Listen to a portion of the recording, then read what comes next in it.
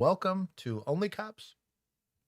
This is our one stream for this week. Normally, this is our Tuesday stream where we do law enforcement adjacent or law enforcement related stories.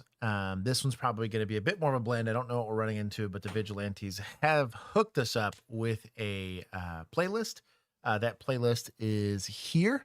I have not pre-watched any of this. There's always a chance that I've seen something, but I always try to watch these without the bias of pre-knowledge in these. So just to give the officers a benefit of the doubt, we're going to armchair quarterback it a little bit, but the goal for that armchair quarterbacking one is, and Bill, we got a Bill back. I'm back. The purpose for looking at and evaluating these videos and situations is so that we can learn something from them. Somebody gets hurt, a bad arrest happens, somebody walks free, and if we don't learn anything from it, it was all for naught. So that is kind of the goal of the exercise for this. Bill and I have been victimized by this a few times. We've watched people get victimized for this. And Juan's just going to do the rest of it like this. Just it's guest starring Nolan. I need a Nolan soundboard to keep this going. That would be incredible. But anyways, the beginning, we always say hello to everybody. That's the best.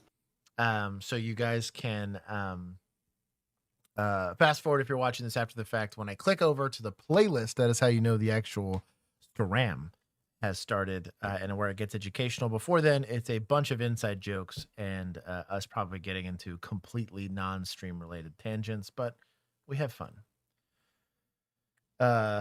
Bill, how was your adventure? It was incredible. Oh yeah. It was probably the most exhausting yet motivated thing I've ever done. Hell yeah. Well, that's exciting. That was a lot there was a lot of moving without a vehicle that was going on. I was like, yeah. It was, so I went out Saturday. Yeah, I went to Phoenix Saturday. We stayed in Airbnb Saturday, Sunday. Race started 5 a.m. Monday. We got my coach going. We went back to the Airbnb, slept, checked out, and then we were in a Ford Expedition and a Sprinter van that was turned into a RV, like one of those. It had a pop-up tent on the top, and then it had a mattress in the back. And then we put a little twin air mattress in the Expedition in the back.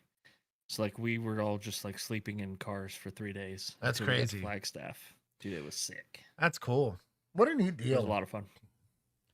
Honestly, if you're gonna do something like that, at least you get to do it as a group. So it's not just like those hyper races where you're just kind of pulling a Forrest Gump and just kind of running. Yeah. You know what I mean? It's a very different, it was a very different experience. And everyone was so cool. Not that they're not cool in other forms of running, but everybody was cool. Dude, the difference in I was talking to one of the people on our Discord about training groups, and I was like, dude, when everybody's cool, my crisis intervention class is a 40-hour class. That's a week of having to sit in the same room with the same 18 people, but everybody was super cool. The instructor was cool. The instructor assistant was cool, and so it really didn't feel like the beating that it could have been.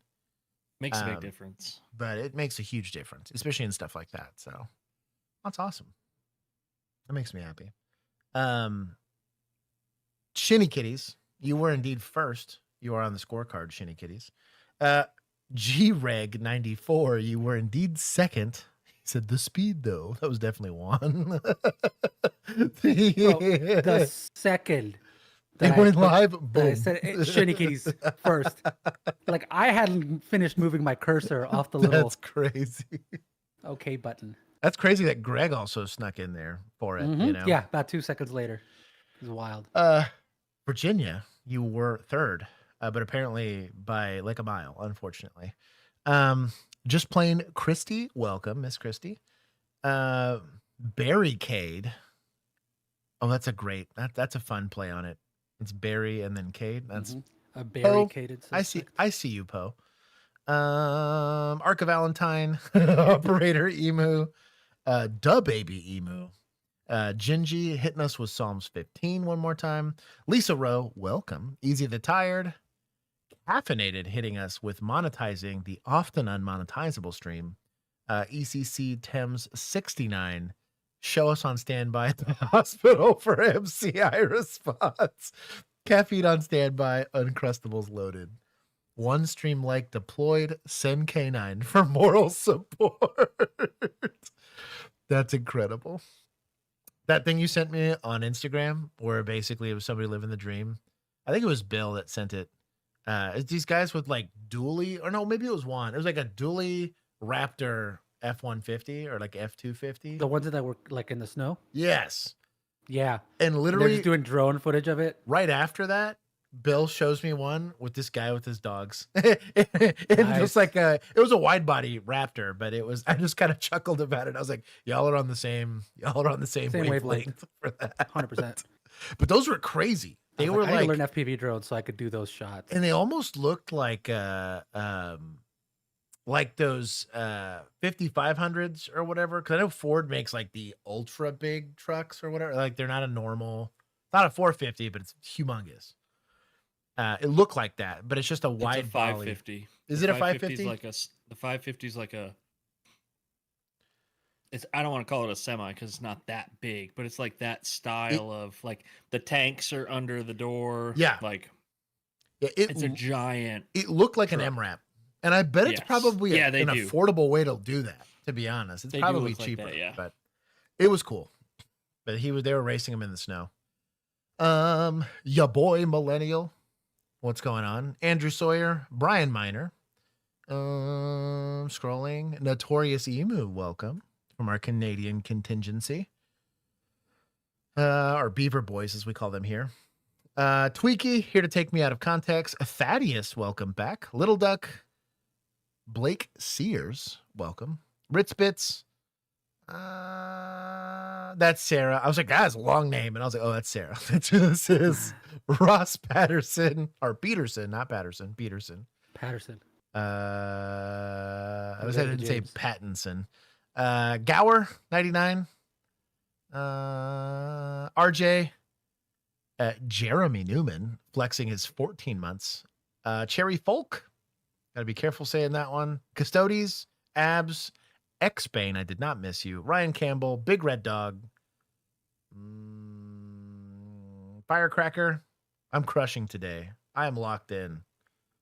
Dude, I did a fast. I did like I was almost like a 38-hour fast on Sunday. I had to go to the Ren Fair, which was a terrible time to line up fasting, and go to the Ren Fair was a horrible idea. Bad idea. At least the weather was decent. I was hydrated, but I was struggling. Oh no, I went Saturday. Sorry, I went Saturday. No, it was the shit day for weather because it was hot and humid. Oh. And like every pretzel and every like roasted nut and every like steak on a stick that I passed looked gourmet as hell. Cause by the time we were like walking around, I was like 22 hours in, and I would just like randomly drool while I was there. It was a good time. I went with the wife. Piwoo, Brave Django hitting us with the bowler wrap. The emojis. I don't know why I couldn't think of what that word was. Andrew Sawyer hitting us with the Beaver Boys emoji. Bill here in both spirit and in person. Wow, you finally saw me. It only took 3 weeks. It took 3 weeks. Look at that chat. He really does read. The Grim, welcome. Dude, you're about to be proud of me. I'm gonna spend probably like the better part of 48 hours in the sun this week, which is gonna suck. But it's gonna be a good time. I'm getting to take vehicle extraction. It's like a 4-hour block. I'm taking breaching, like an entire class on kinetic and I guess less kinetic breaching. Vehicle like pinning. They have like a whole class on how to pin vehicles. There's like a science to it, I guess. And then there's going to be a like practical shooting course. There's also some stuff on some emergency medicine stuff, which I think is pretty cool. Only thing is that one class is that emergency medical class is the only one inside. The rest of them, F you, it's a 4-hour Outdoors. block outside in the sun. So near the border. Is We'll this see. is this that place? it's at the ranch, yeah. The ranch? Yeah. I get to get this guy's name. So I got to have like a Zoom call with him. We were discussing some stuff on some of the software they're going to be sharing for like anti-child trafficking stuff. The guy's Kerr County. He's their ICAC investigator. Guy's name's Mike Slaughter. And I'm like, what a rad name. What a name. One, you're my hero because you're an ICAC Yeah. investigator and like you go after the people that Jim Caviezel and everyone else fakes going to go after, right? He's doing the Lord's work. But I was like, bro, you were anointed. You mean at birth. Satan? Yeah, you mean Satan. Yeah, exactly. Exactly.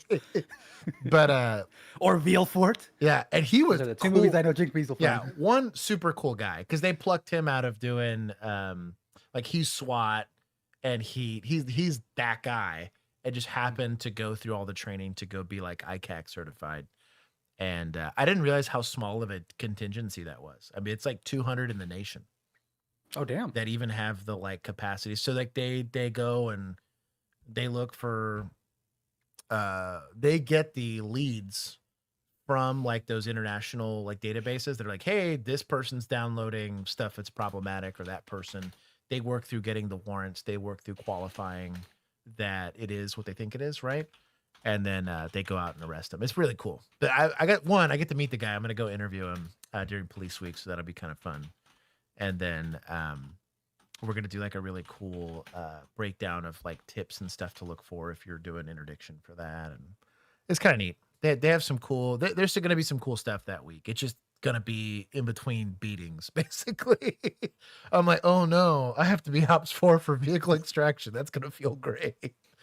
I'm gonna be like old retired man. It's gonna be Keith with the sap. I'm like, no, not old retired man, not old retired man. Give me de-escalation, rookie.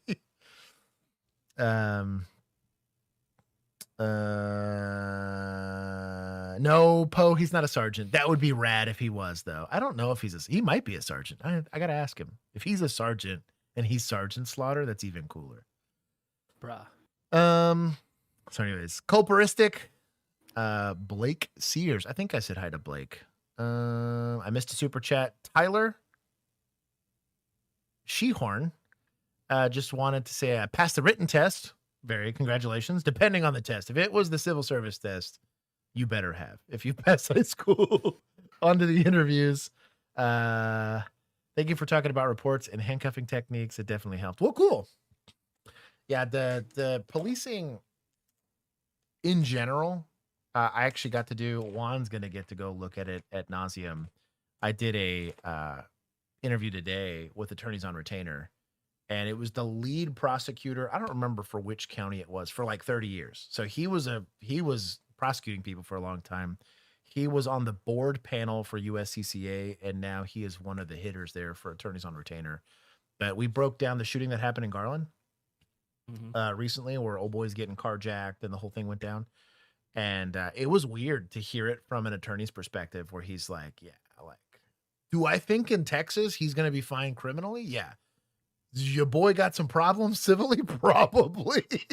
He's like, yo, like, make this easier on your attorney to get you out of. He's like, I can build you a ladder. You just don't want it to be a tall one, is what he's saying. It was great. It was a good conversation. But that's totally the case. You see the new one with the dude on the bridge? Bro, that's happened here? No, I don't think it was here. Are you talking about the guy that was shooting? the guy that was shooting at everybody randomly on a bridge. Dude, retired Marine and a trooper took the guy into custody, which is crazy work. But we're gonna cover that one next week, which will be fun. So, but I just saw it because that dropped like today, like some of the updates. That was. Yeah. But that one's on the to-do list. Alfu, I literally haven't left the like 5-foot radius of this chair for more than like an hour today. Massachusetts, that's what it was. That's Massachusetts. Right. It's Katie Bugs. Welcome. Bird I kept Force. seeing mass, and I was like, we don't do that at my church.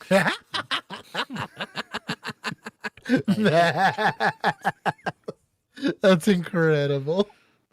Oh, it's a good time. That is not how you get the blood of Christ. To No, it is not.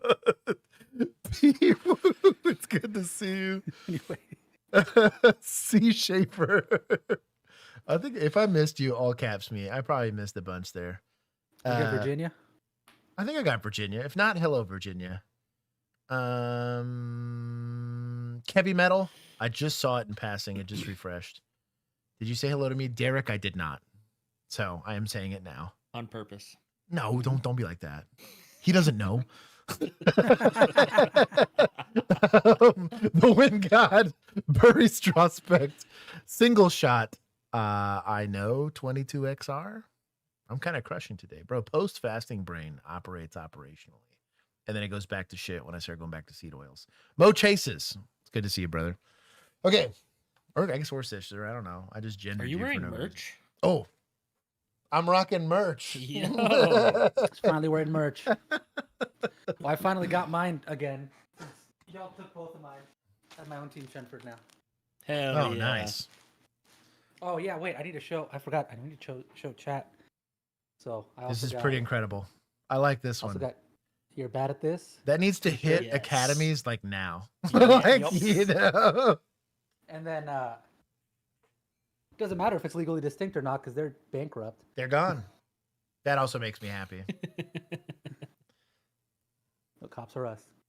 Josh, don't forget Bury. I already said hi to Bury. No. I said hi to Bury Strospect. He can shove it. I said hi to him. If not, I did now.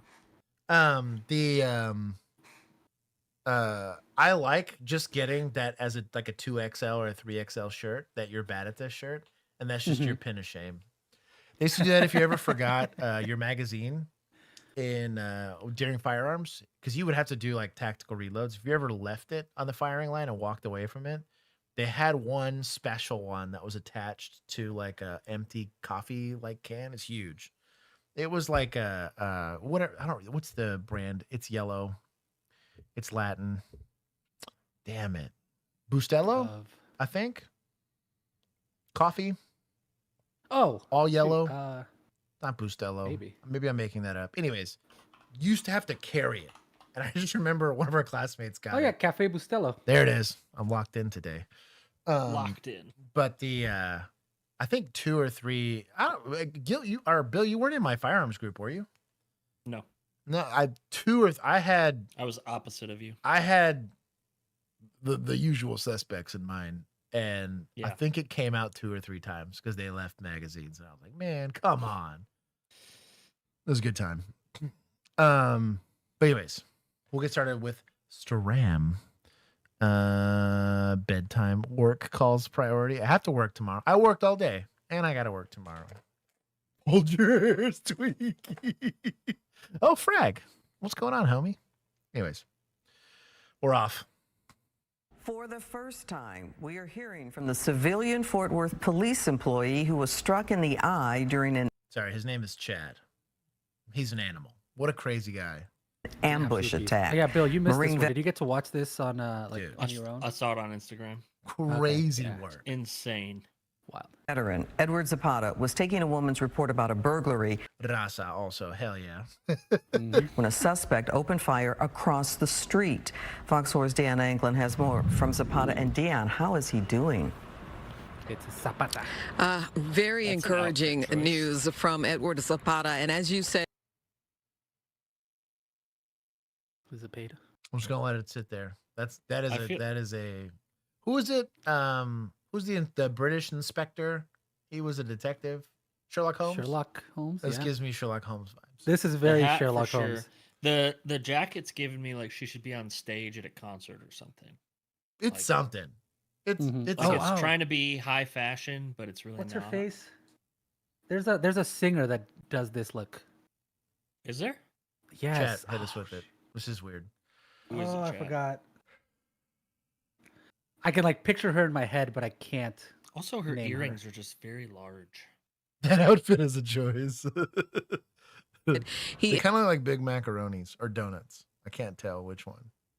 is speaking out for the first time since the shooting about what he went through and survived. If I can get back out and serve after healing and doing that, that's my goal. That's the hope. It's been just Somebody get this man a solid snake eye patch. No kidding. Oh, What is this? dude. I'm sure it's meant for a medical reason, but Yeah, damn. but still. Over a week since a random and bizarre ambush shooting. Drop the gun!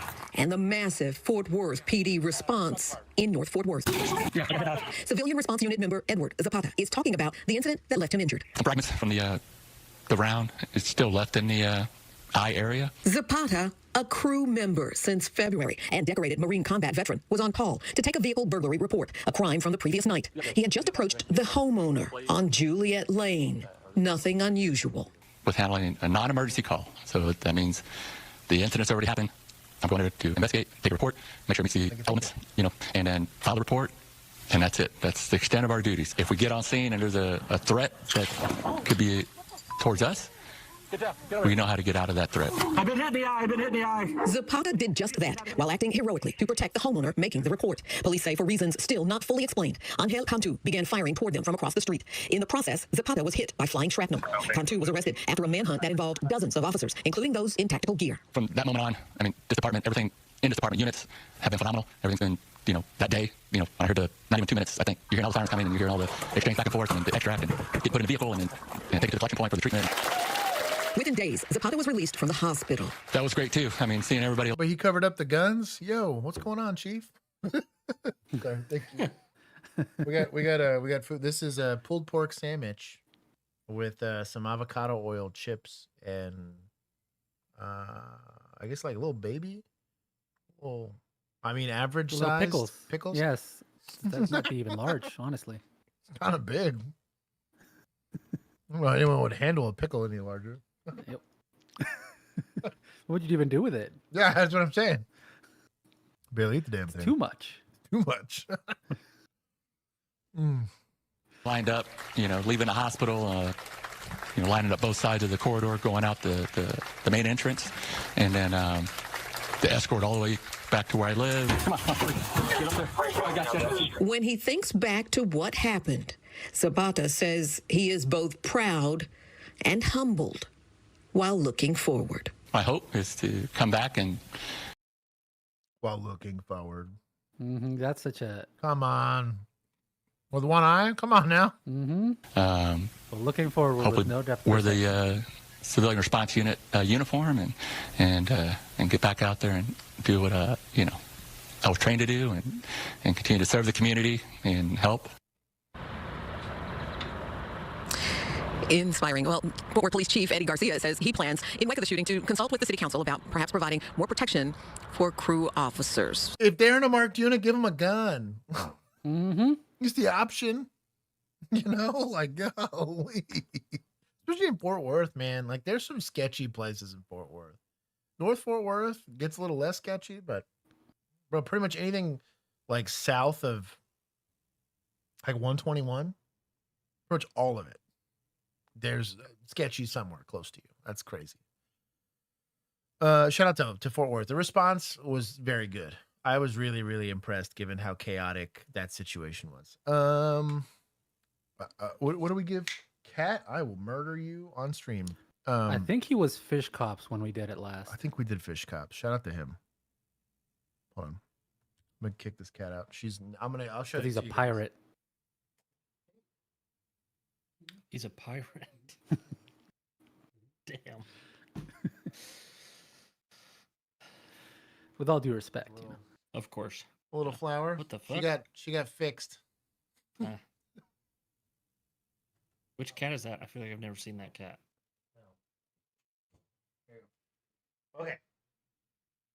Okay. I'm locked in. It's got cat. Okay, I'm back.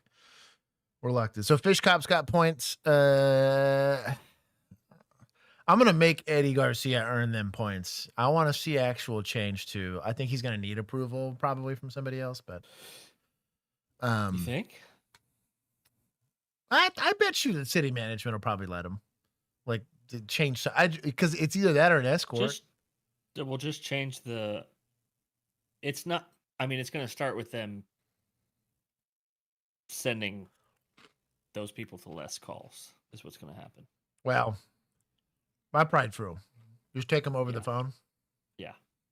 Yes. And to think, Is there a reason, like a civil rights reason or something, why they couldn't take that report inside the house? physical evidence. Okay. So that's probably most of it is they're going to want to dust for prints and take pictures of the actual, because of vehicle burglary, right? Mm-hmm. You at least want to inspect to see like if there was like what specifically was missing. A lot of times too with the affidavits, I think a lot of them still require them to be hand signed, which is stupid. Because I don't know why that can't be digital now. But my guess is going to be evidence. If there's something we can find of evidentiary value, I'm pretty sure their crew people can do that. And if not, then why are they answering a vehicle burglary call? That would be the expectation for us. I dusted for prints probably like 1 out of every like 4 or 5 vehicle burglary calls that I had. But like if it had just rained, like that's not really helping me. Unless I could see something inside of the car or maybe I'd get something, but you get lucky. Like it springs, there's like pollen everywhere. It's a dirty car and you're like, oh, that's going to be a solid print. And you go and you work it, but. Attempting a stop on the ambulance. Back door is open. Oh, not the box. We copy the digit. A couple of sticks. spikes. Nice and easy. Hands up! Hands up! You got less lethal? Hands up! Hands up, bud. Walk to me, walk to me, walk to me. Walk to me, bud. I know it's a lot. Come to me. Come to me. Wait, is this an arrest plan? We just want to get this figured out. Come to me. I was going to ask the same thing. I was like, Is yo. this one person giving instructions and everybody else? I know it's a shutting lot. up? Come to me. That's kind of crazy. Come to me. I know Wild. it's a lot. Took them all Also, half a second to figure it out. this is what de-escalation looks like. If he decides to F around and find out, there's a very immediate response to that. We have a contingency for that. But because I have provided safety, I'm allowed to be nice to the guy. Yeah. I'm like, look at me. The tatted guy over there with the M14. Oh, look at him. Look at me. You look at him a little too much, he's going to think you're reaching for something. You keep looking at me, homie. I'm your only way out of this, not in a bag. You Okay? got something in those pajama pants, boy? Exactly. Hands up, hands on your head. It's okay. Hey, come to me, hands on your head. Don't. Hey, bud, we're not trying to hurt you. Settle down. I know you're having an episode. I know. Settle down. Hey, settle down. Somebody with cuffs back here.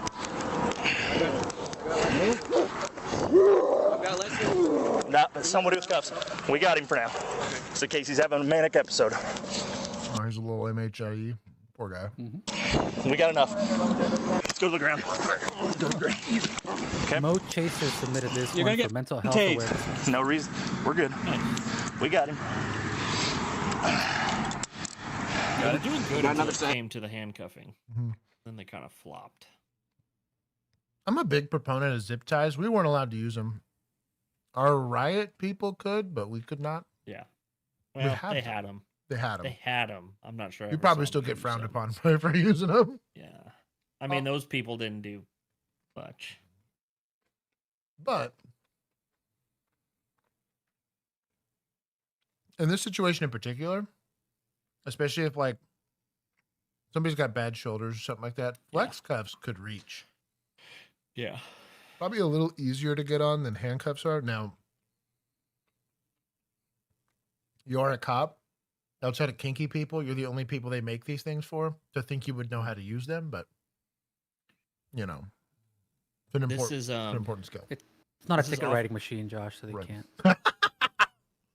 this is off topic, but I see old LT, whatever his name is there. Did you see our favorite sergeant got promoted?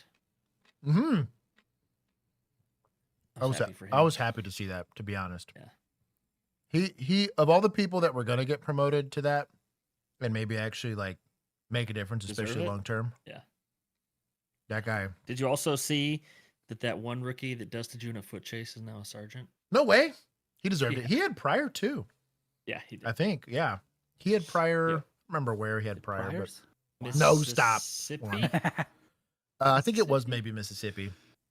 Something We get a like that, call. right? It's like a domestic, and couldn't find the victim, which is the weird spot. But we got a good description of the suspect. find the guy later on in the parking lot. And as we're approaching him, like, I could kind of feel it. He could kind of feel it. And then the third officer, as he's running up, we're like, oh, he's coming in hot. Guy kind of looks at me, 1,000-yard stairs. I was like, damn, it's going to be a foot chase. And we're not close enough to him to go hands-on yet. Grab him, yeah. Dude just rabbits. So I start running. I was much closer to him than this. He was a rookie at the time. Well, a rookie at our department. For us. So I'm running, and I'm at best. My fastest 40 time was definitely in the 5-second range. Like, I was never a fast person, right? And so I'm running, and I literally felt like a car went by me. This guy blows the doors off me. And I was like, well, or A train. I'm not catching that. It's like, I cut him off. I was like, well, I just gotta do the L, right? Like, they're having to go all the way around this apartment building. At least I can cut him off.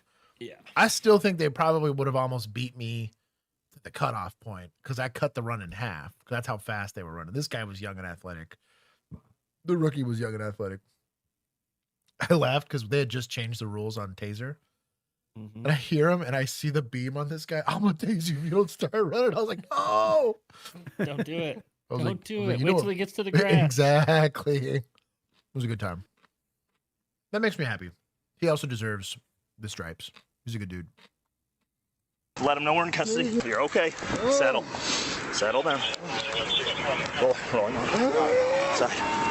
Hey, you're okay. Settle down. Do you know your name? All right. Give me a minute. I'm going to set you up, okay? I'm going to search you real quick. Do you have any weapons on you?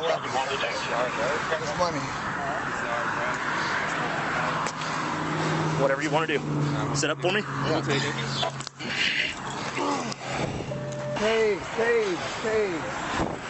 Save up.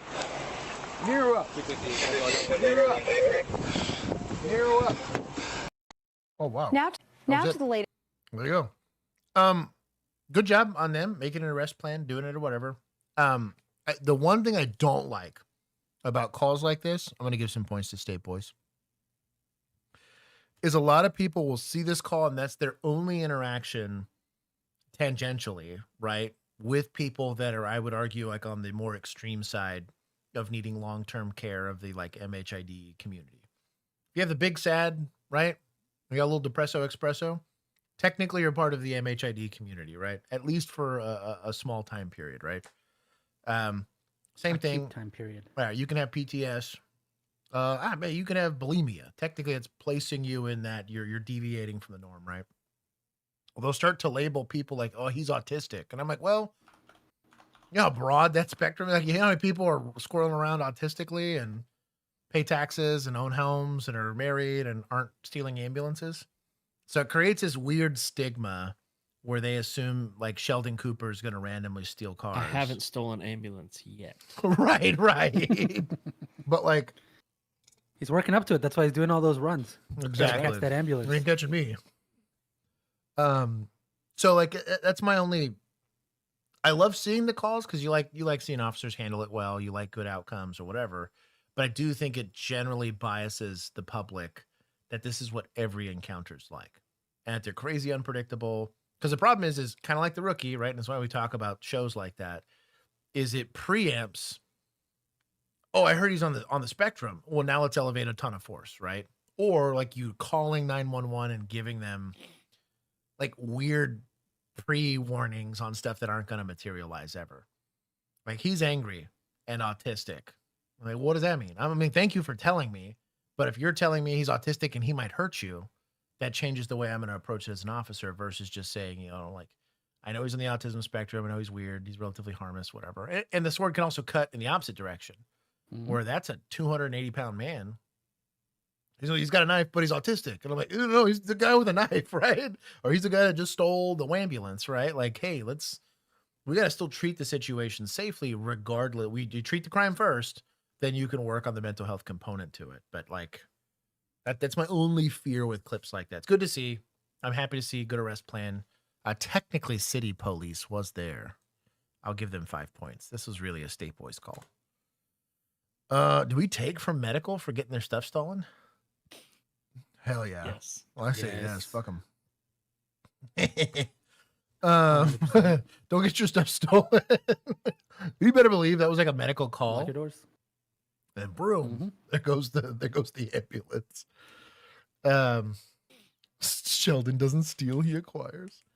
Yeah, just be careful about bias. Ambulance in is this. just a small train. My favorite kind of train. Yeah, just be careful with that. Portable. Now to the latest on that chaos that erupted Oh, there in it is. Cambridge, That's what it is. Massachusetts. Memorial Drive back open today, but it was closed for hours after that shootout between a man armed with a rifle and law enforcement. 2 drivers hit by gunfire are still in the hospital fighting for their lives. That shooter is in police custody, recovering in the hospital as well. We're also learning disturbing new details about his criminal past. We have team coverage to break down what we're learning. We begin with Manoj Kungwari for the Not to be the fashion police, but I have mixed feelings about this too. Yeah.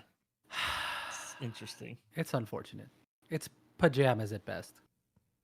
It's a great color on her, Yeah. but Unless she's doing the weather, that's disappearing. oh, that's true. I didn't think about that. But these are pajamas. This is looks a- weird too. Anything that you can't comfortably go to the bathroom in without getting fully naked, I'm out. Yeah. latest on the case. This was an absolute. This guy looks sharp. It's probably cold up there. This is acceptable. Look at my guy. He does kind of look like straight out of you remember 90s fancy? Yeah. You know what I mean? These like turtlenecks were totally a thing in the 90s. He's 90s fancy. Turtleneck with blazer. Absolutely chaotic situation, and to understand it all, I want to paint the picture for you. We are right alongside the Charles River, about 1.5 miles away from MIT, about 1.5 miles away from Harvard Square in the other direction, and of course this is a busy stretch of road here in Cambridge. So it is clear that the 46-year-old Tyler Brown of Boston wreaked havoc on this community. Take a look for yourself, because these images are... So just to put you into like my frame of mind, every time I see one of these cell phone videos where they're like in an apartment and something like this goes down, I get mad. This would be over already. I would sit there, I'd be like, oh, of all the serendipitous situations where I could happen to be on a window, like from, I would argue like 23 years old to now. GG, right here, if I get this perspective. Randomly, he's just with Jesus after this. Yep. Jarring. This is happening just after 1 o'clock in the afternoon. You can see Brown there walking in the middle of this. Rate that gun. 3. This is an unregistered SBR. That's a pistol. Calm down. No, look. Is this a ghost gun? Yo. Yes, it's a ghost. I kind of want to give him a 5 out of 10 for the audacity. I'm here for it. Man, how come the ATF was there for that Lane in one both guy direction last road, week? holding not an this assault guy? rifle and acting erratically. Oh, yeah. All in all, Crazy. he would fire off 50 to 60 rounds. Using Maybe it is a brace because he's not using it. In the manner of its use, it's a pistol. that gun, aiming at vehicles. This all while people are literally leaving their cars, sprinting in every direction away from the perceived danger. Unfortunately, 2 men, a driver for The Ride, which is an MBTA service, and a man in his personal sedan, who were just sitting in their cars, no relation or connection to Brown whatsoever, they ended up being shot, taken to a Boston hospital where they remained this morning with life-threatening injuries. Here's a witness we spoke to. He hit it with the gun. He didn't shoot it. Dude, for a half second, I'm like, are they talking to the suspect right now? Like, yo. Right? He starts walking up. Now that's when I'm on the phone with the cop, when I'm walking. What's going on? What's going on? He's walking around, he's shooting. You can hear the shots. I think you can hear the shots while I'm on the phone with it. He's letting it go. There's more car pulling up on the back. He starts shooting those cars. At least 2-3 shots. All the bullets is flying. Bah, bah, bah, bah, bah. I was hitting everything. When something happens like that, you feel me, your mind just draws a blank and you just try to duck for cover. And again, here back on Memorial Drive, this is where everything ended. A state police trooper and a former Marine working in tandem. That former Marine was actually stuck in traffic while all of this was going on. The pair were able to work together to eventually bring Brown down. Brown was shot in his extremities, and we believe he is still being treated this he got morning. Nolaned? But he's in. Yep. Bro shot him in the Bro. arm. That's wild work. What would John Nolan do? Stop. You know something to think about here. If Send him a you're mug. if you're getting shot at while you're driving down the road, it might be scary, but you're in a very heavy object, let's say, A weapon. that you might use. Jacob. And Mac. how can I say this without getting us dinged here? Mac. You might use that thing that takes you from one place to another to drive through said threat to get to another place, right?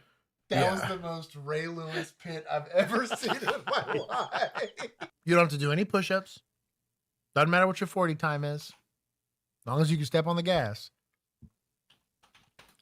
This has got the equivalent of like a horse. Yeah. To hit this dude. Even in the most blue of states, you're not unarmed. Exactly. Shout out to them. I guess, who do I give points to?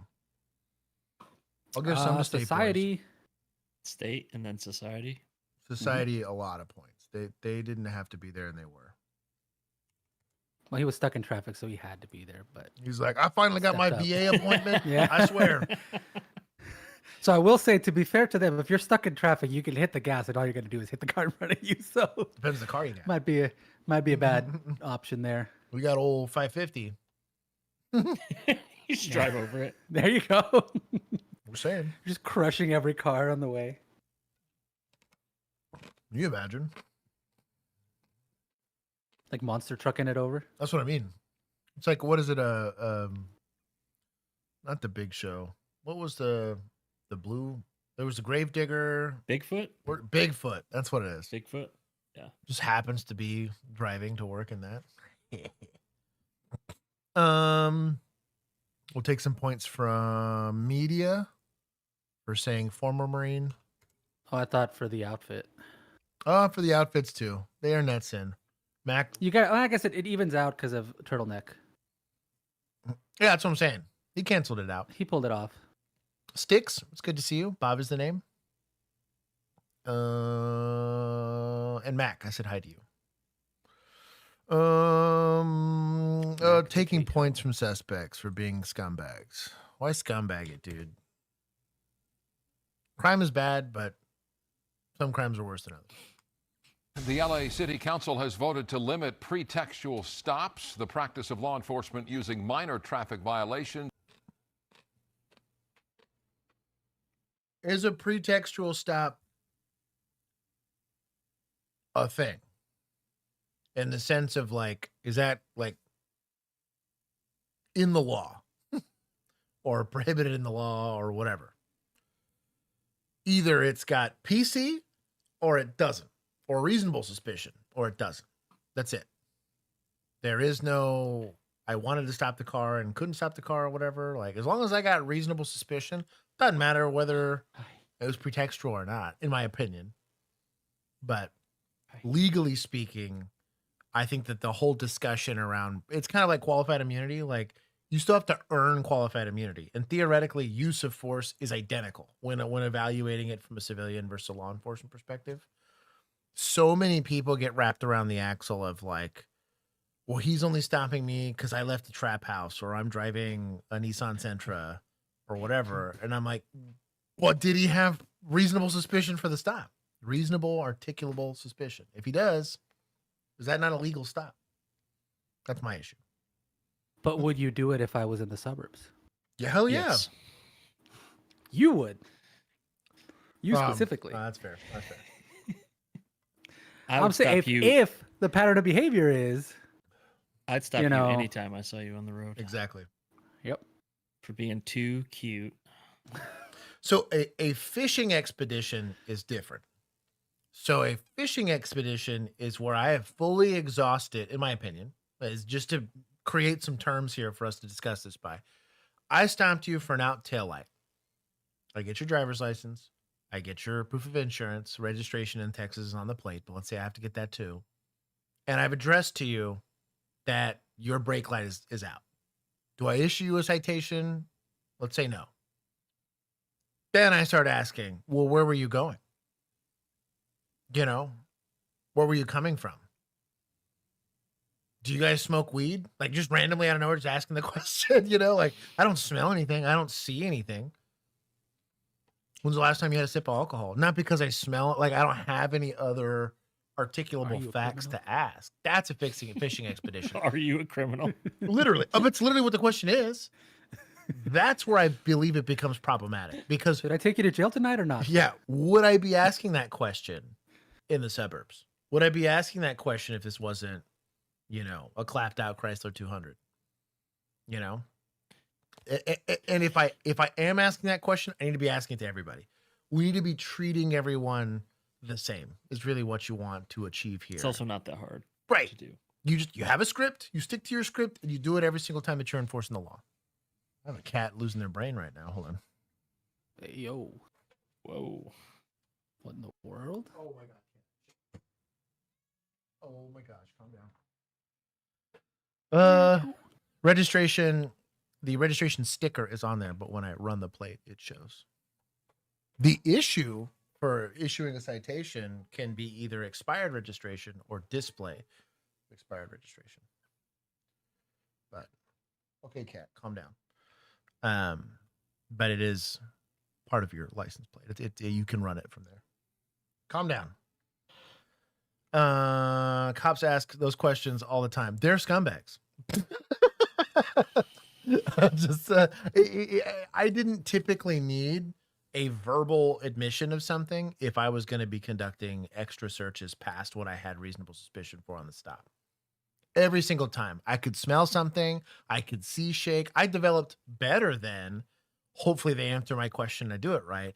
I would see something, smell something tangible, which gave me probable cause to actually go and conduct a deeper investigation. You run them and they got warrants, you know? Oh, cool. Now I can jack with this car if I really wanted to, but like that whole, why aren't you asking? You know, why are you being so standoffish? Why are you so nervous? Why are you nervous? Those questions, yeah, I could see being problematic.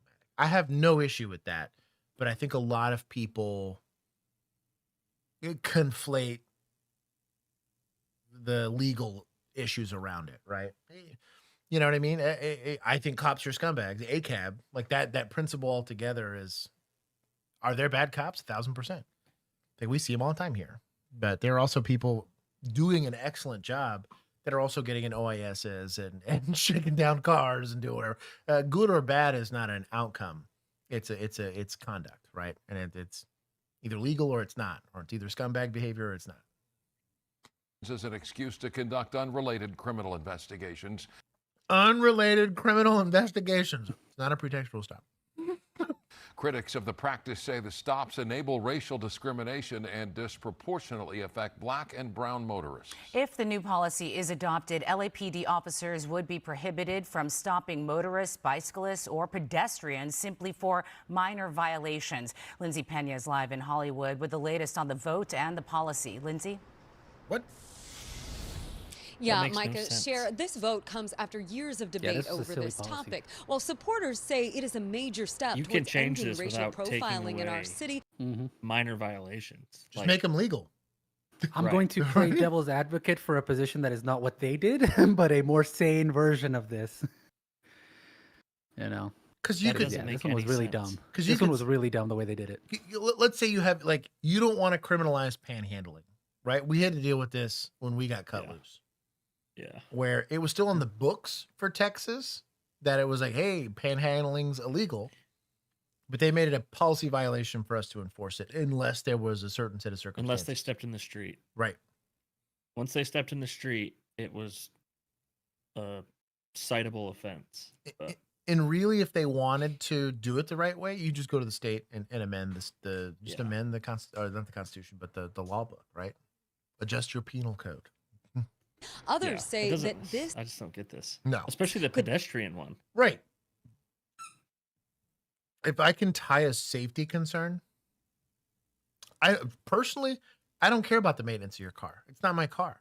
But when your lack of maintenance becomes dangerous to everybody else, you have no headlights. Yeah. And it is No nighttime. lights, no blinkers. Right. No brake lights. That's what I mean. So we can't stop for that. We can't stop to tell you. That's always crazy. Now, like speed for me. I was a little biased on this. Speed's dumb. Speed to me in general was dumb. I just wanted to see people driving because you can speed and not tailgate. Yeah. You can speed and still use your blinker, and so you can use due regard as a speeder. I didn't have a hard on for stopping for speed. I was looking unless it was like if you they're were doing flying this all over through, the road. That's what I'm getting at. If you were flying through a neighborhood, I'm probably going to stop you. But other than that, if you were flying up and down Cooper, I don't care. Right. Especially at the times that we worked. Right. Like if there's 3 cars on the road and you're zooming up Cooper in the left of 3 lanes, I don't care. Who cares? But like if I could tie a safety concern to it, I cared. And I think it's worthwhile morally and ethically to deal with that stuff or change the behavior. What is this poll? Fashion police trip. Yeah, fashion police. Negatively impact public safety. We don't comment on crimes, just outfits. Reform pretextual stops. Yes. In a unanimous vote Wednesday, the LA City Council. Oh, what is this? I'm telling you, dude. Like he looks pretty good. Yeah. This is classy. It's a little relaxed. I think. I would want to see a tie. City council. I want to see a tie, but this at least is this. He's a cool city councilor. This is. Oh yeah, of course. That's approved a proposal. The green is that green or yellow? It's green. Like greenish. It's like a limeish. It's like a mucus. It's like a mucus green. Yeah, it's phlegm green. Choice. Yeah. That's a choice for sure. Calling on the LAPD it to can end work, the not on her practice though. of Bro, this bright red on this chick. The bright red is. I like the tie. My guy with the tie. He's on it. This is solid. This is She's solid. Good. Yeah, that's good. This looks good. This good is color red. This is not the right red. Floral professional, and it looks floral nice. dress over her shoulder though. Yeah, this is not taking that. Suspect. Textual stops. No. That's where officers pull someone Also, over or homegirl was stop. asleep. I don't know if you saw that. Yeah, she was asleep. She's like Unanimous vote Wednesday, the LA City Council approved a proposal calling on the LAPD to end the practice of pretextual stops. Oh, she's straight gone, yo. That's great asleep, dog. Yeah. That's where officers pull someone over or stop them for a minor violation as a way to investigators search for evidence of a more serious crime. That's called interdiction. Oh. Sorry, I'm mad. In her what? Stop. So, if I don't know, man. This is an interesting. If I here's my rationale, right? So if my primary concern in my beat, and Bill and I, we shared a sector for a little while. Our primary concern was shootings. We had too many of them. So we accounted for more shootings in our little sector than whole parts of the rest of the city, damn near in DFW for certain situations, right? Yeah. And so our primary goal was there was 2 things that led to shootings. One was obviously there was guns, but 2 was weed. Weed was the precursor to like the vast, like I would argue 80 to 90% of our shootings. The rest of them were like these weird one-off domestics or whatever. Well, the 2 really bad shootings we had were both dope rips. Like dope rips, bad dope rips, right? Yeah. And so if I knew there were areas where we were getting a lot of marijuana arrests or just marijuana, I'd stop a car, they'd have a grinder. I'd stop another car out of there, they had weed, right? It wasn't a usable amount. We're totally not throwing this on the floor and whatever, but I mean, if I'm having to scrape it off your floorboard, it's not enough. No. We've seen that. Right. Use their police ID to scrape the carpet on the floorboard to get enough shake to like somehow claim it's a usable amount. But for some odd reason, within 2 square blocks, right, I have one apartment complex where damn near every single car I stop at least reeks of weed. Yeah. And the other one where it's not a problem. Do you think I'm going to concentrate my traffic enforcement in the area that's got a lot of weed or like arrests or action going on, right? I'm also getting a lot of domestics. I'm also seeing a lot of like randomly odd, expensive cars coming out of this area. Oh, I might have organized crime. I'm going to leverage something like you not having a license plate light or you not having a brake light because you're following all the rest of the rules. And that's going to lead me to more serious potential crimes, right? And the amount of times we stopped a car like that and there's a Draco in the back seat and one of them old 6-shooter weed maker things, you know what I mean? Like, bro, that thing was so cool. I was impressed, to be honest. That thing was so cool. I was like, this is a commercially available thing. Like, your doobie maker here is legit. It's like sweet. The KitchenAid ninja of making rolling fatties. Like, it was incredible. But it was like a name brand too, which is what shook me about it. I was like, where did you buy this? I wish I could remember what it was called. I think it was called a 6-shooter because it made more. It had something. It had something like goofy to do with weed, though. Where's Django when you need him?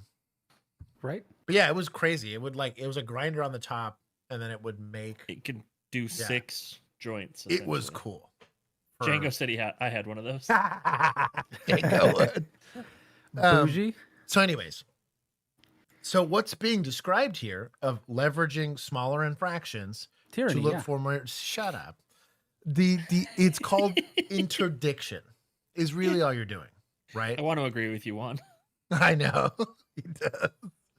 I want to so bad. And my rationale behind it, the reason why I'm arguing for it, is let's say I don't do it, and I only wait for major crimes when major crimes happen. What you have is reactive law enforcement. And when you have reactive law enforcement, guess what happens to crime? Especially serious crime. It goes up. Could we stop them all? Hell no. I don't want to live in a world where law enforcement's capable of stopping all crime. Because that's, as Juan described, tyranny.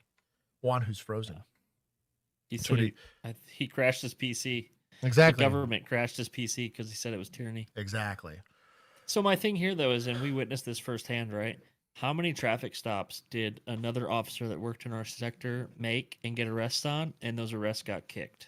Oh, done. So instead of changing the policy or changing the law, why aren't we holding officers accountable for their stops and then therefore enforcement act? Like, when are we going to get to there? Instead of trying to be so reactive with policy and with laws and all this stupid shit, start holding the officers accountable to their actual numbers. Because I guarantee you with certainty that if you made a policy that said if you get more than 10%. Three a month. Yeah. Well, 3 a month. That even better. But if you 3 of your arrests kicked in a month, you get put on probation. It happens again during a 6-month or 1 year like probation. Then you're gone. Yeah. You would see those numbers where you feel like, you know, a certain minority group or poor people or whatever are being targeted more often. You would see all that go away overnight. And it would be done in a way that doesn't compromise public safety, in my opinion. Well, and also then you're changing behavior. Mm-hmm. You're not just changing a policy that they're just going to skirt around. They're just going to make up they're just going to find something else. Yep. Like changing this policy is not going to do anything. They're just going to find something else. Yeah. So that's my only issue with this is like they're what they're not going to enjoy about implementing something like that is you're just going to get rid of interdiction altogether. And if you do that, because now a lot of these stops that normally would lead you to better investigations, right? Dude, like homicide rate, I'm not saying it's going to double, but it's going to go up. You wouldn't know unless you've done it before. Laquan Hunt says it's happened to him many times. 40 stops, 2 tickets. You're getting pulled over for something else. He also says his father isn't. 40 stops is a lot of stops. That's crazy work. That's also something you can look into. I'm not saying he's lying. No. I don't think so at all.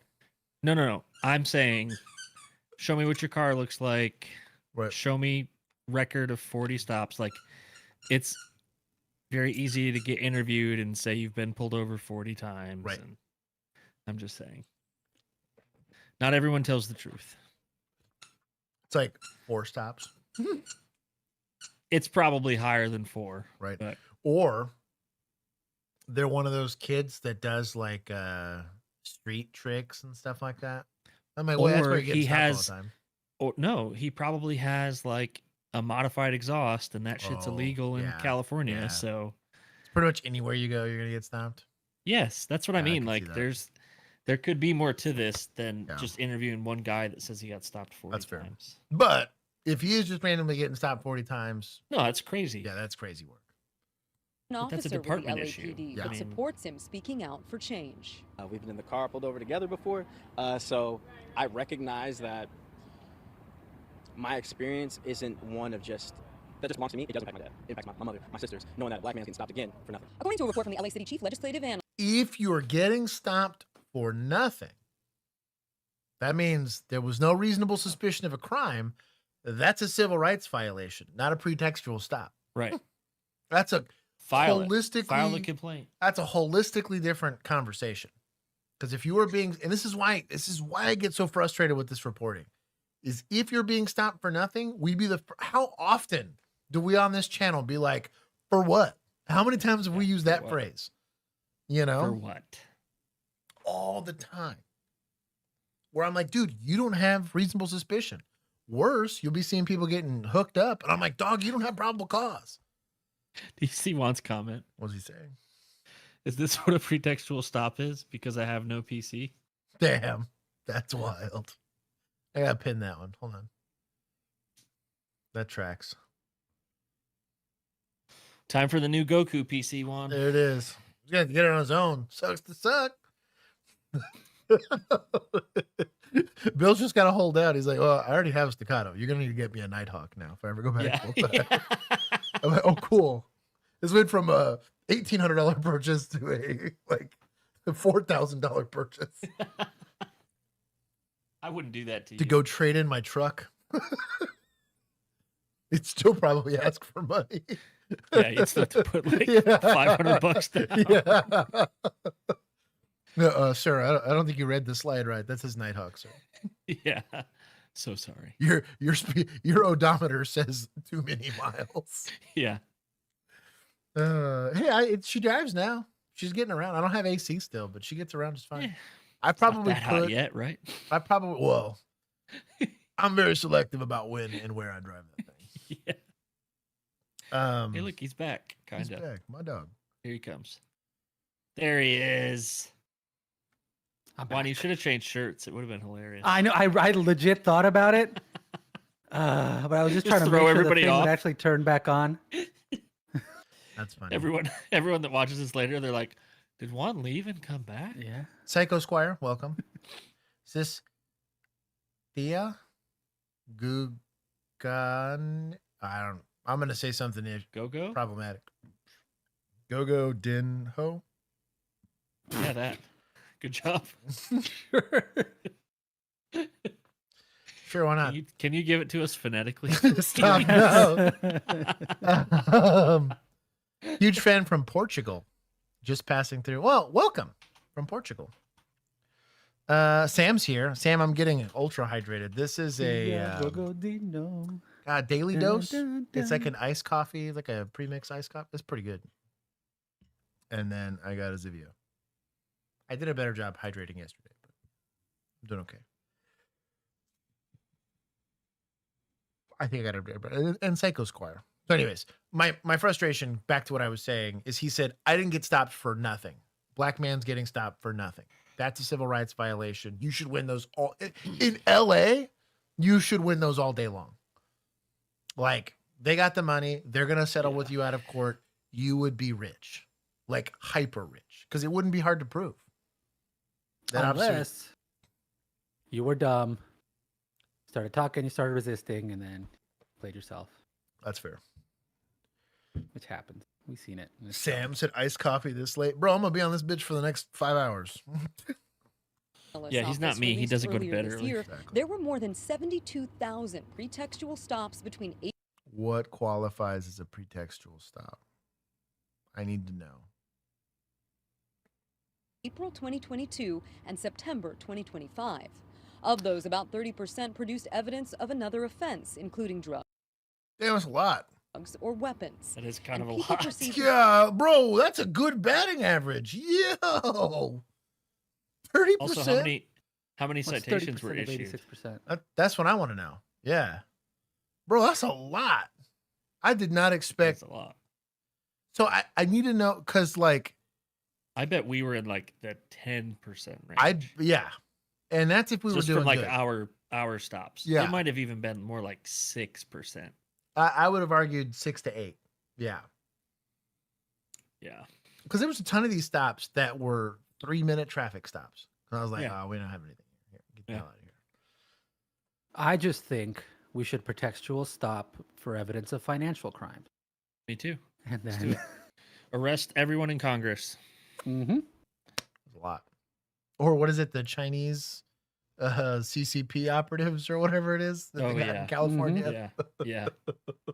Be Black or Latino accounted for roughly 86% of all pretextual stops. Because the reality for Black and brown Angelenos is that going about our everyday activities can turn into life or death What's situations. the population breakdown look like in LA? I'd want to see that. So they made a I'm genuinely curious. They made a similar claim. Shout out to Arlington Urban. In our old area of policing. And I was like, yo, bro, look at the demographics breakdown. Like, yeah, the majority of. So it's going to be 47% Hispanic or Latino, 29% white, 12% Asian, 8% Black.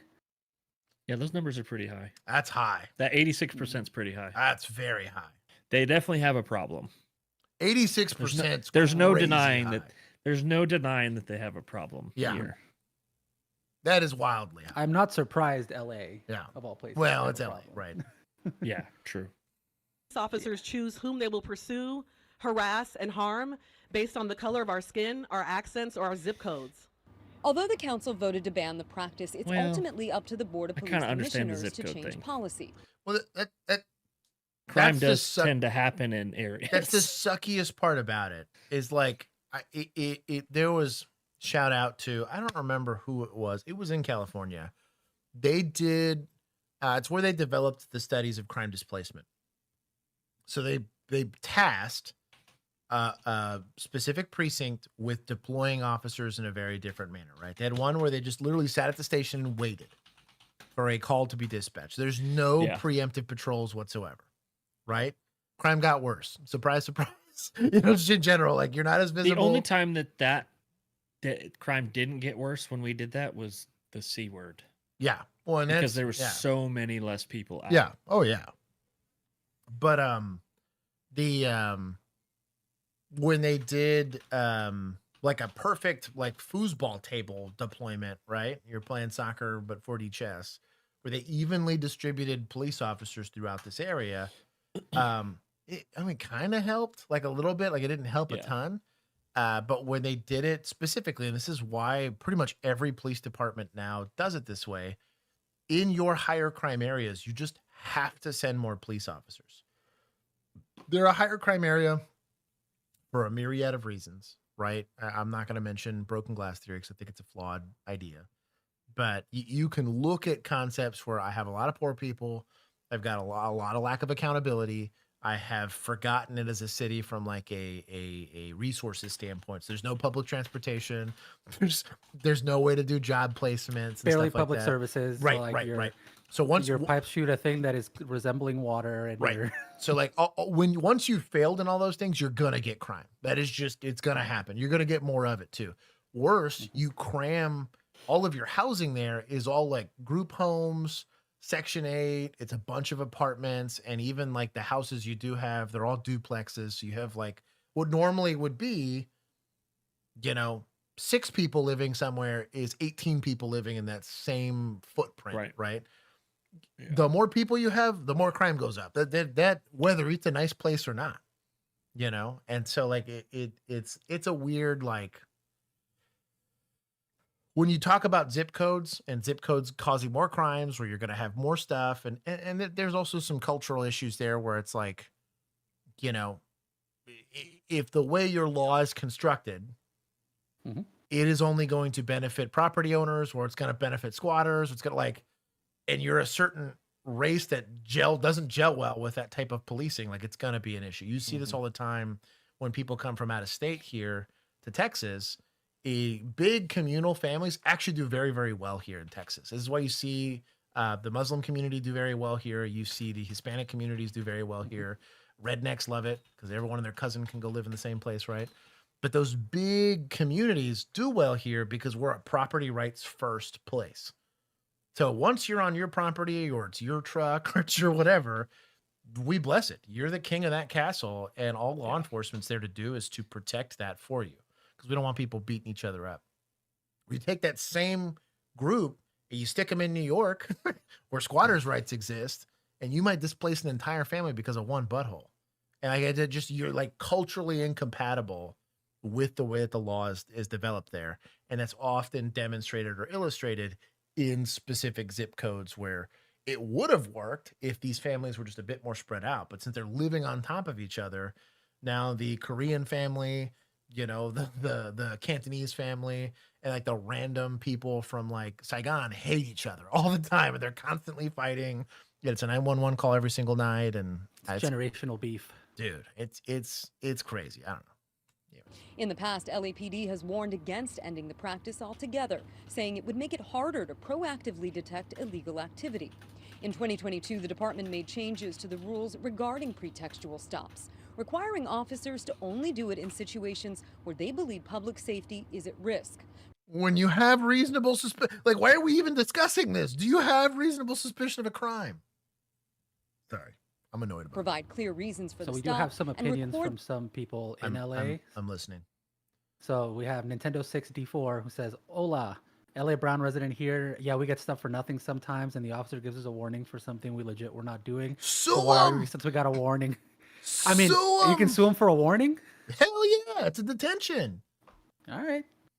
Hell yeah, you can sue for that. If they're wearing body cameras and that's truly how the stop went down, and they can't articulate to you what violation or like penal code that you broke, that's a civil rights violation. So the second I detain you, the second I use my authority as a police officer to stop you and seize you, the burden of evidence of why I did it is on me, not you.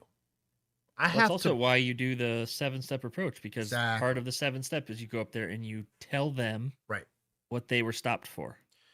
If you tell them what law they broke or what, you know, what offense it was. If I they don't. I'm sure they don't. stopped you. Yeah, I'm sure they don't. Exactly. But if and I've had I'm dyslexic. I read a plate wrong. I walk up and I'm like, whoa, this is not the car I ran, right? And I ran it again. I have on multiple occasions. Right. I have on multiple. It was happened three times. Yeah. Stopped a car, ran the plate.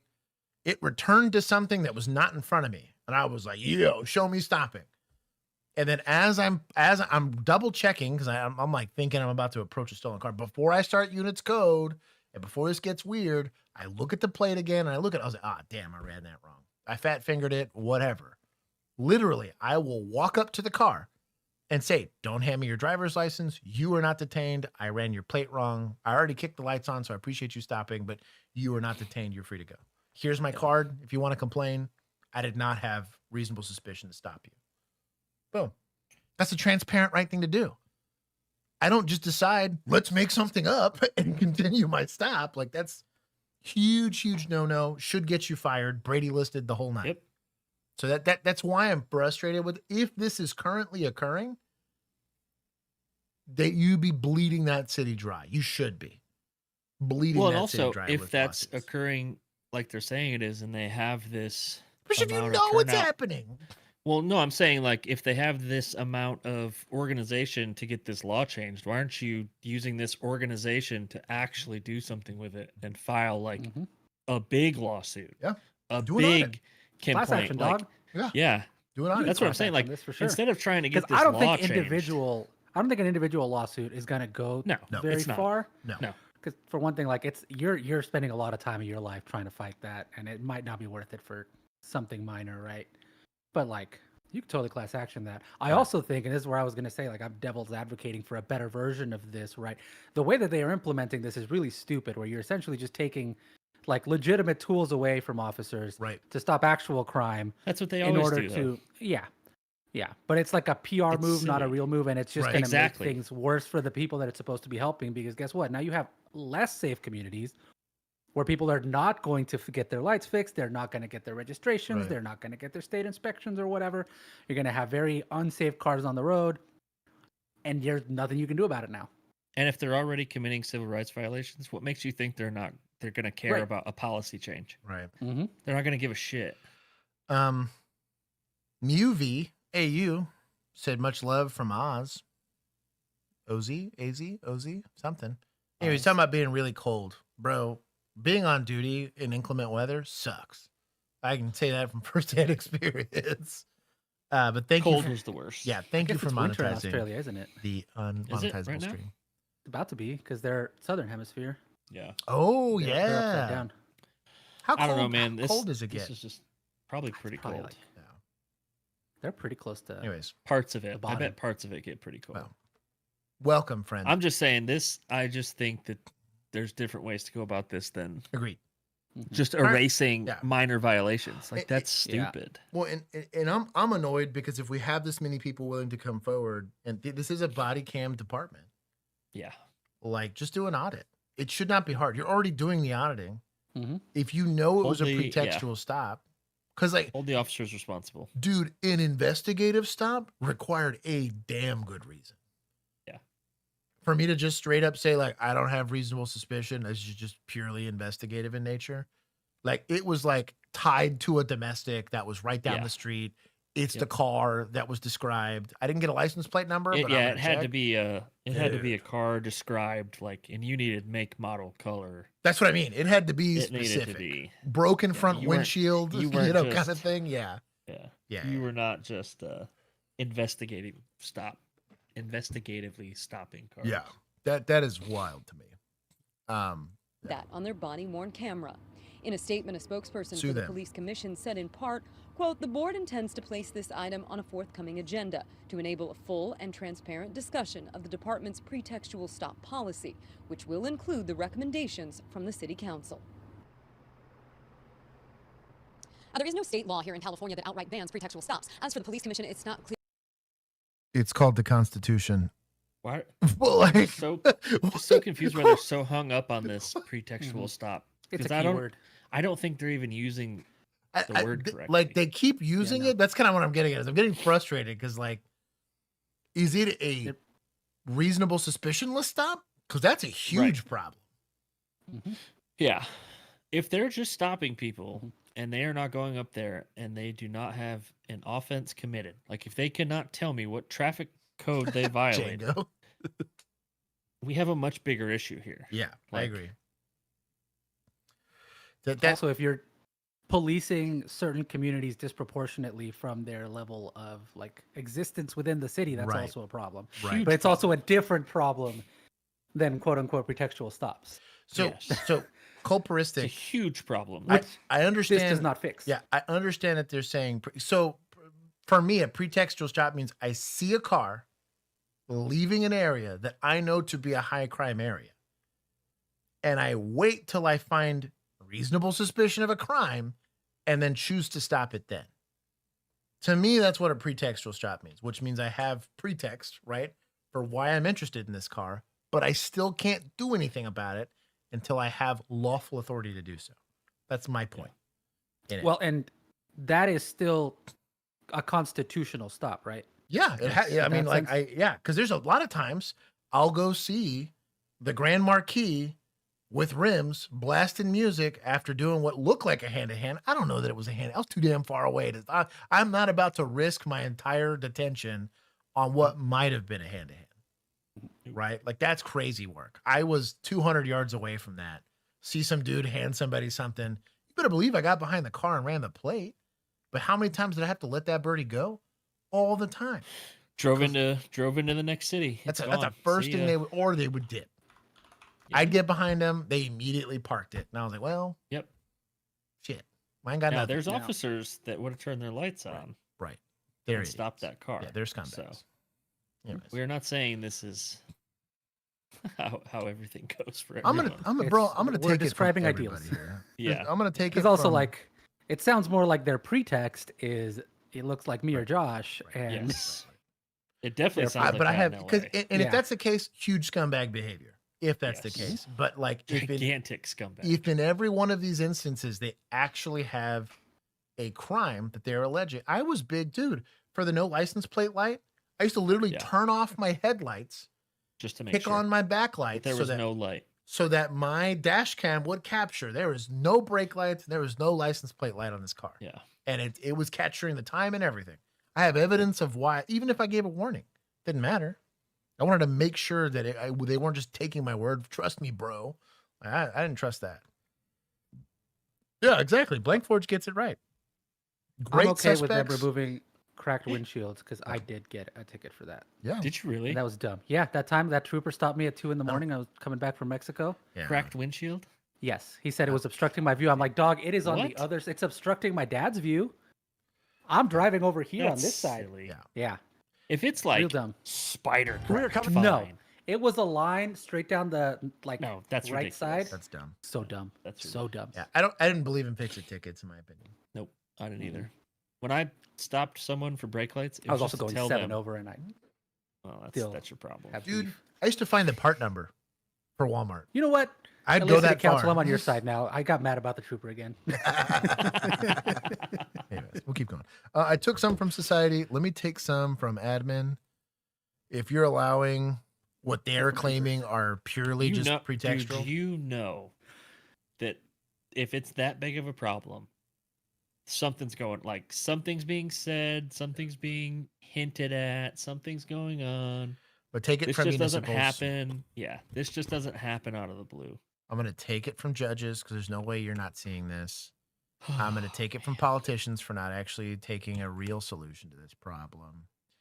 And I'm going to say prosecutors too probably deserve something. There you go. That's a system Peter made of wide lead. failure. It's a condition. Yeah. Take from politicians. Django, I got you, homie. You did. Ivana, it's good to see you. In Colorado first on CBS News Colorado at 6, an activist and frequent police critic is in jail tonight after a Denver judge sentenced her for violating Colorado's anti-doxing law. Prosecutors look at say that, Regan Michaela. Benson revealed the home That's a cool address way of to a spell Denver police Michaela. commander during a live You think it's Michaelia? Is it Michaelia? I don't know. I want to hear it. stream, then It encouraged could her be Michaela. followers Did to they say it? Sentenced her for you might be violating right. Colorado's Colorado first on CBS News Colorado at 6. An activist Oh, they and didn't say their frequent names, damn police it. critic is in jail tonight 'cause after a Michael Denver can't say her judge name. sentenced her for violating. Michael did the intro. He's like, Bro, skip it. imagine they're both Michael. That would be crazy. Also, shout out to who's this CBS? Mm-hmm. Yeah. He looks great. She looks great. Yeah. Yeah. Solid. Crushing. Both of them. This is professional Nice and attire. simple. in Colorado's It's anti-doxing PC. law. It's professional prosecutors clothing. say Regan Benson revealed the home address of a Denver police commander during a live stream, then encouraged her followers to target him. Her investigator Brian Moss was in court for today's sentencing. Not just a TOS violation on YouTube. That's also a crime in a lot of places. Brian, some people may hear this case and wonder whether or not jail time is too severe for speech. Definitely a fair question, and her supporters and her lawyer do feel like the judge went too far in this case. A Denver County Court judge did sentence Benson to 60 days in jail and 2 years probation for what Benson maintains was protected free speech. So, this to me, well, this kind of shows you it's attorney's job to argue on your behalf and whatever. But what is the difference between this and criminal conspiracy to commit a crime? Very little. That's free speech. Yeah. You know what I mean? I'm allowed to make plans to go do XYZ that I'm not going to say on the internet because I'm not stupid. But like, yes, you are allowed to say it. That doesn't necessarily absolve you of the consequences. It's what I used to always tell people. We had a lot of protests. You remember the guys? We had a church group that was renting out their parking lot to people during Cowboys games because they're like, we do Sunday service in the morning. This is an evening game. We might as well make some money. We got a parking lot, right? And there was a weird group. I don't think they were JW. I'm trying to remember who they were. But they used to come out and protest this church, allowing for people, like charging for parking for these Cowboys games, right? And anyways, we would come out there and do whatever. And it wasn't often an issue, but we'd have to go out there. And the 2 times I had to go, the first time they were pretty cool, but the second time they were really salty about it. One of our favorite supervisors came out there with me. And guy pulls me to the side, and he's like, "Look, man, like, I know my rights." He led with that, which already like lowered the bar, right? He's like, "I know I can say whatever I want, and they can't stop me." I said, "I completely agree. God bless it. We live in America, and you can do that." I said, "And they're probably not going to do anything about it, but this game's going to let out in about an hour and a half, and when it does." And if they lose, and let's be honest, it's the Cowboys. They're going to lose. Like, probably. They're going to be mad. And if you were yelling at these people that are already pissed off about the Cowboys losing, they're maybe a little drunk. Should they be driving? No, but I can only catch so many of them, right? Yep. I can't protect you from what they're going to do. I can take a report, but I ain't going to be here, and I can't be your armed witness. It's like, just walk with that in mind. Walk with your life and the idea that you might create circumstances unnecessarily for yourself. Say what you want, but there are at times consequences for it. So just. But there are also at times legal consequences, right? So like if you are doing that and actively inciting people to like come and beat you up, causing reasonable fear. In this instance, you can get their into, like, law breach of straight up peace says or you are sharing private information, or you're encouraging people to go to somebody's house. If that's specifically codified within the law to be prohibited, get wrecked. Good luck in the appeals court. That's the best I can tell you, because the state's going to charge you no matter what. If it's on the books, even if it's unconstitutional, you can look at gun laws as a great example of that. The myriad of laws surrounding something that the Constitution specifically has an amendment for, but what would give you a high five in Texas probably gets you 10 years in prison in New York. Does that change the reality of the circumstances for you on the ground? Nope. I wish you the best of luck in your appeals process, but you know what I mean? It's you against the state. Do you really feel like, I don't know, right or dying it for that cause? That's my live where you will work best is kind of my argument for people.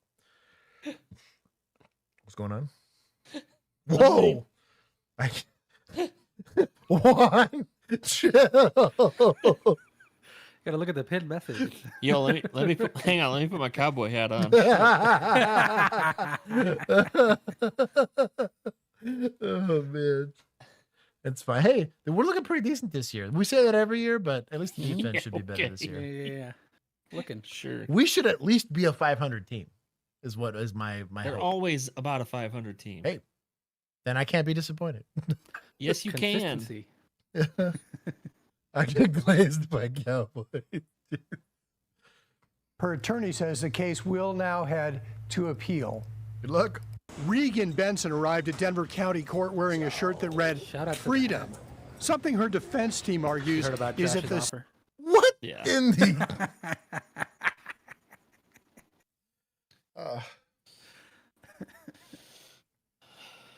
Not to be the fashion police, but we're going to court. Bro, Come this on now. is Get fashion it together. police stream now. Get it together. I'm gonna add a category. Center of this case. I want the police to feel. The case stems from this live stream Benson recorded last year outside a Denver police station. During that stream, Benson asked her YouTube followers to identify the home address of a Denver police commander. Viewers provided the address, and Benson repeated it on the stream, while also saying there should be a pig roast at the commander's.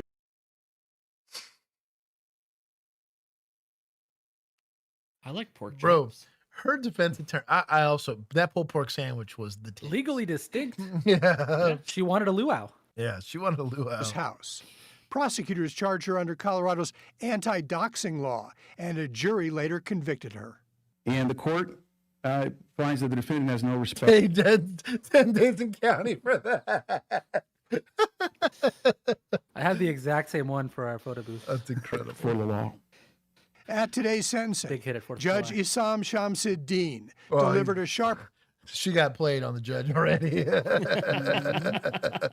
rebuke of Benson's conduct. But there's no accountability whatsoever coming from this defendant. And everyone else Is that a knowledge or intelligence deficit? The judge said the sentence was also meant to deter both Benson and her roughly 20,000 YouTube followers from similar behavior. If the court doesn't deter them, they may be encouraged to commit the same act or a similar act. The judge initially sentenced Benson to 90 days in jail and 2 years probation until prosecutors advised the judge that the sentence exceeded the legal maximum. The maximum amount of jail that the court could sentence her to as a condition of that probation. Damn. When the prosecution's like, whoa there, homie. Like, I ain't trying to get myself kicked, okay? Chill, daddy, chill. 60 days. The judge then reduced the jail term to 60 days. I know what she does is protected by the First Amendment. Benson's attorney says the conviction will be appealed on First Amendment grounds, arguing her client's comments did not rise to the level of an imminent threat. You can't punish people for what they believe. And that's exactly what the judge is doing here. Not necessarily true, because, like, you know, if you look at, well, there's people out there that believe that the age of consent shouldn't be a thing. Well, Right. you still meet the elements of the offense for a crime. Does this meet the elements of the offense for the crime of doxing that they have within the state? Now, the argument for the constitutionality of that's going to happen in the appeals court, and this is an excellent case for that. If that was her goal, great job. That's how a lot of stuff gets overthrown. Someone decides to go die on that hill, and God bless them for it, right? But your rights are defended by the worst people. Right. That's kind of what I'm. They're the ones that push the boundaries. Seriously though, yeah. I mean, I gave this history lesson to somebody about constitutional carry in Texas.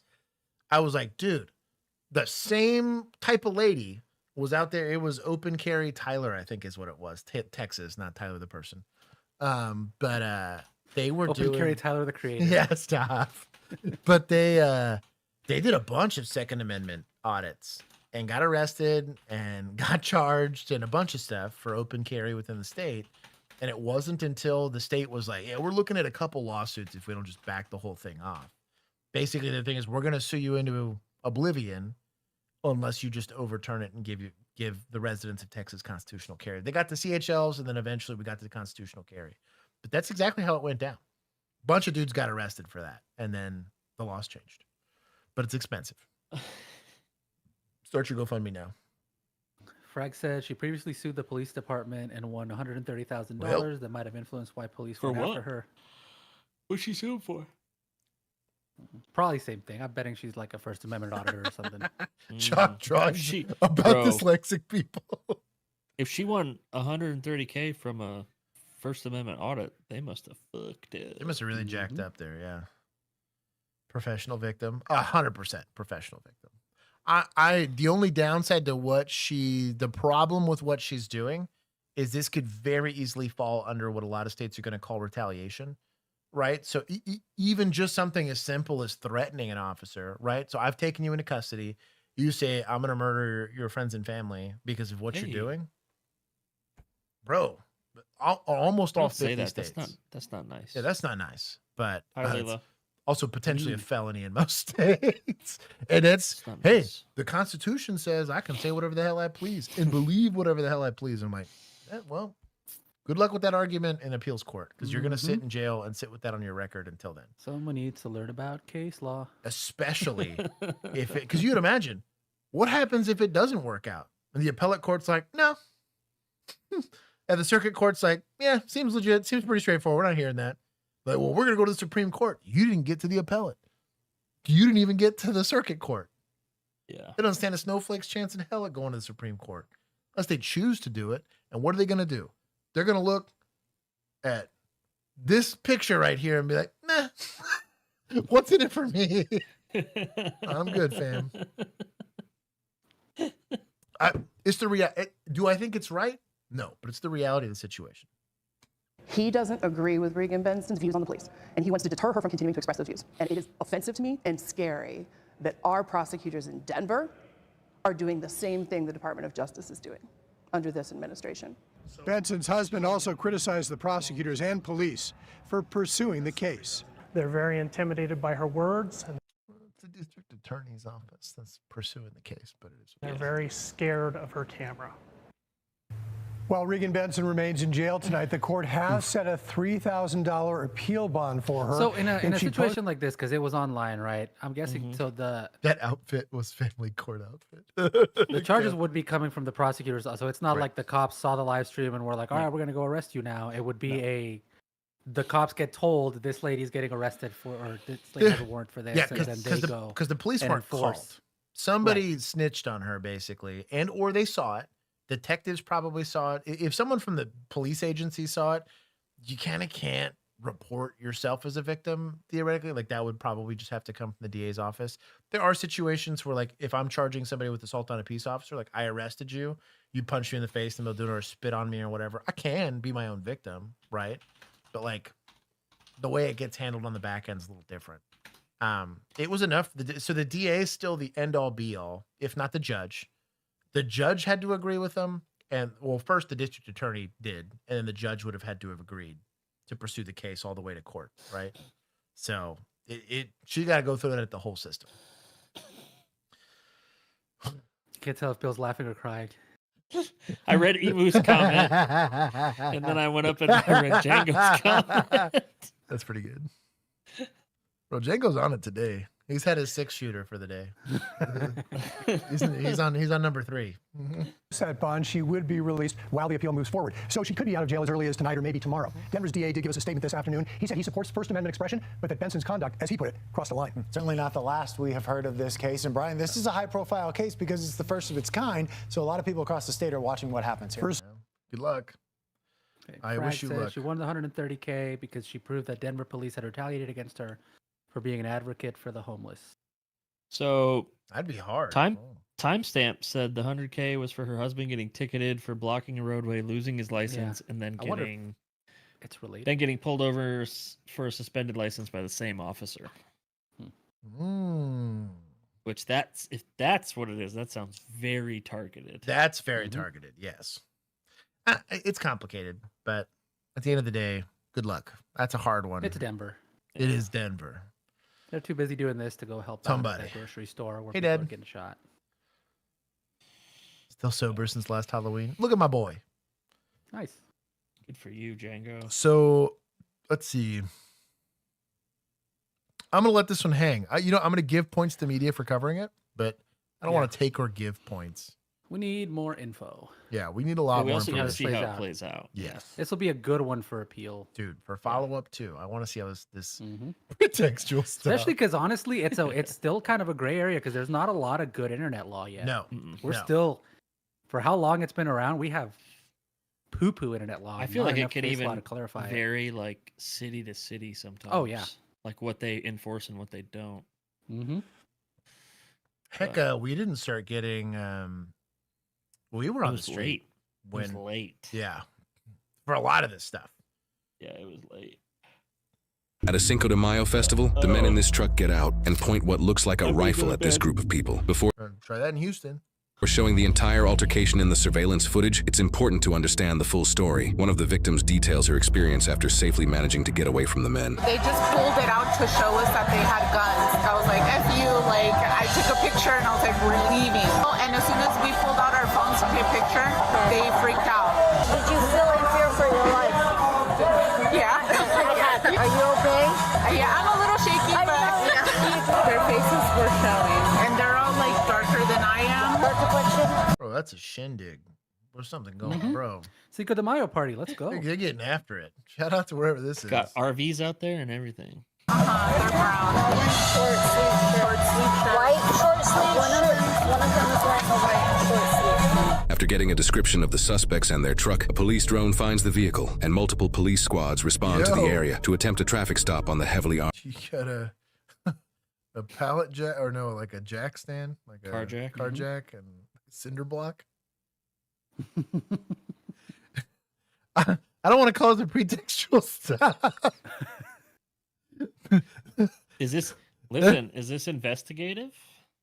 It would be.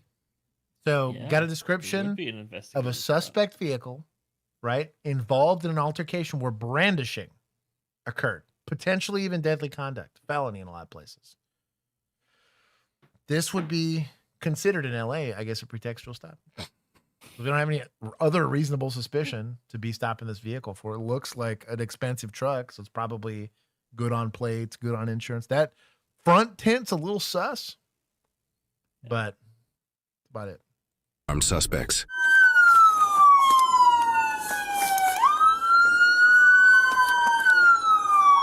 Still moving on 6. Driver, this is Sunnyside Police. You need to stop. Sunnyside Police is the least Named hard after the sounding daycare. PD. Yeah. Oh,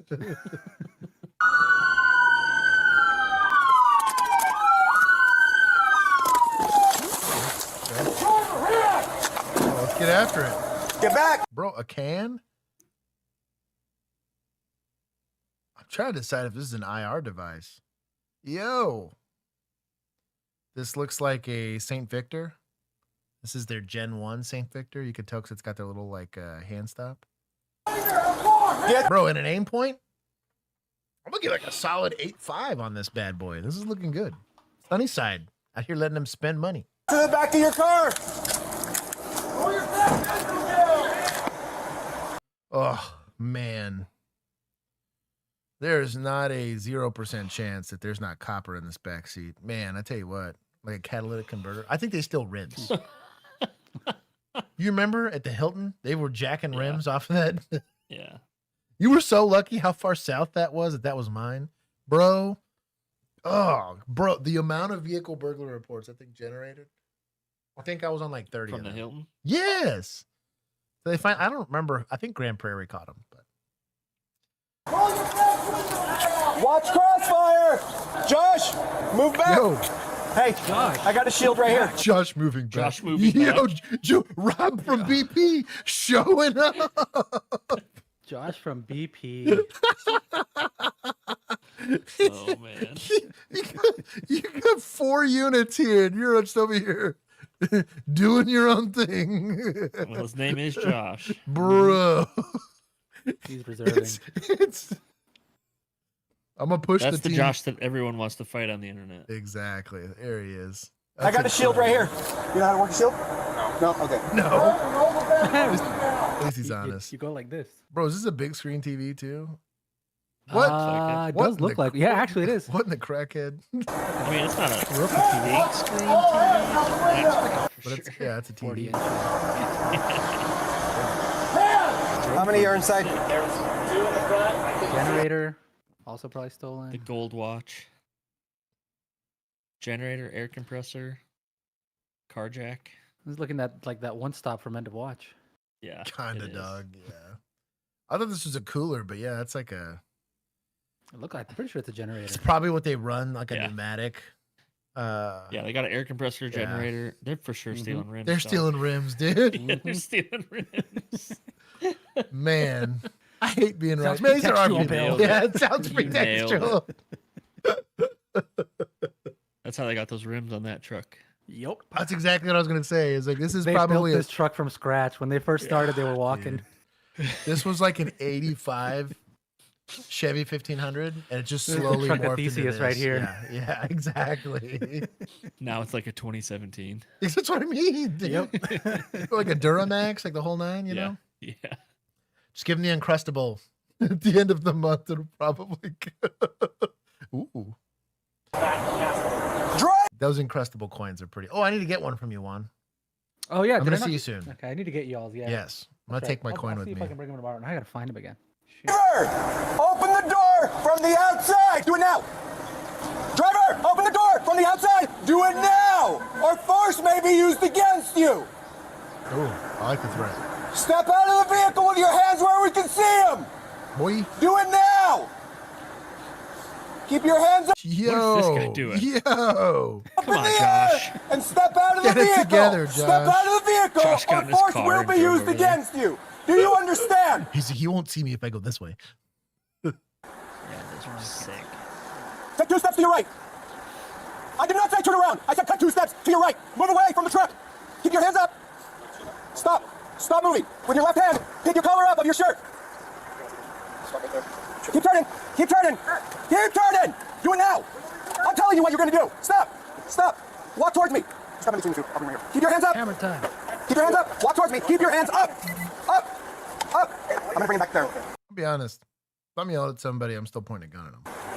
Okay. Stop. Turn around, face away. Walk back. Get on your knees.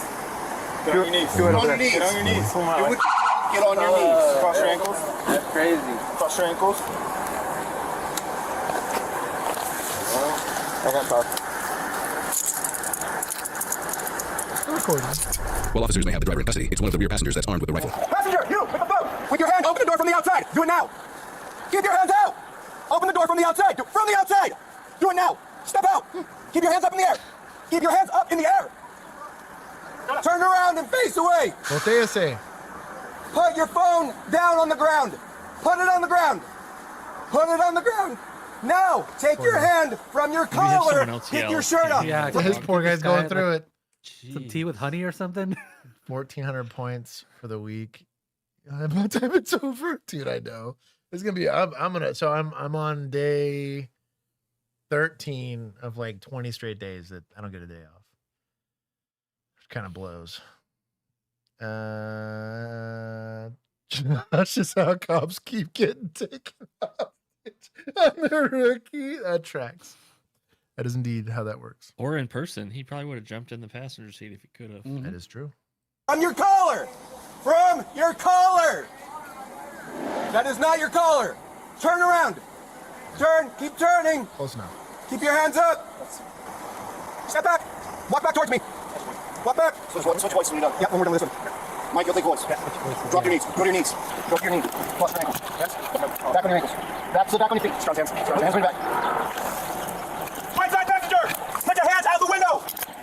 Right side passenger. Put your hands out the window. Do it now. How many more inside? Hey. Both hands. 2 more inside. Nice. No, I don't have nothing. I'm gonna go wide so I can see in from that side. Open the door. Don't hands. Right, we still have one in the front seat, one in the back seat. Right side passenger. Open the door. Close your hand. Close your hand. Both hands. Both hands. Stay back now. Get back. Back. Get back. How are you doing? Get back. Just at least step back behind more towards the vehicle. Pare allí.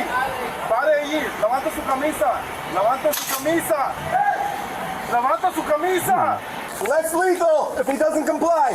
Comply with our command. Do what you're told. Do what you're told or you're going to be hit with less lethal rounds. Esta no es una camisa, es una playera.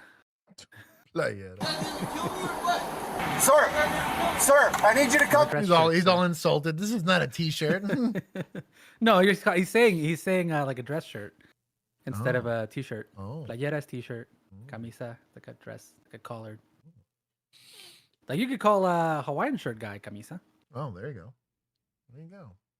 He's like, this isn't that serious. Juan, I think we need Hawaiian shirts. We should get some. I wish our shop thingy made them, but we'll figure it out. We need to get a supplier. We could have like handcuffs and batons and badges on them. It'd be sick. I'll design it and we'll find somebody. Come help me work. MCI's the interstate. But today in the hospital. Bro. That's a bad time. That's a long shift. We're going to have a team that goes hands. Hit him with less lethal. We got a passenger in there. The rear passenger in the back is the one with that had the rifle. Walk back towards us. Come this way. Come this way. You understand me? Come this way. Those are additional. Yes. I love this guy. This is Spanish for I consent to less lethals. Those are additional charges. Come back this way. Found out there's a store in Italy. You're under. So you can actually go. So when they tell you, when they say "Vete a la verga," you gotta fly to Italy. That's for obstructing. Get back here. Do it now. You're under arrest. You need to come back. You are under arrest.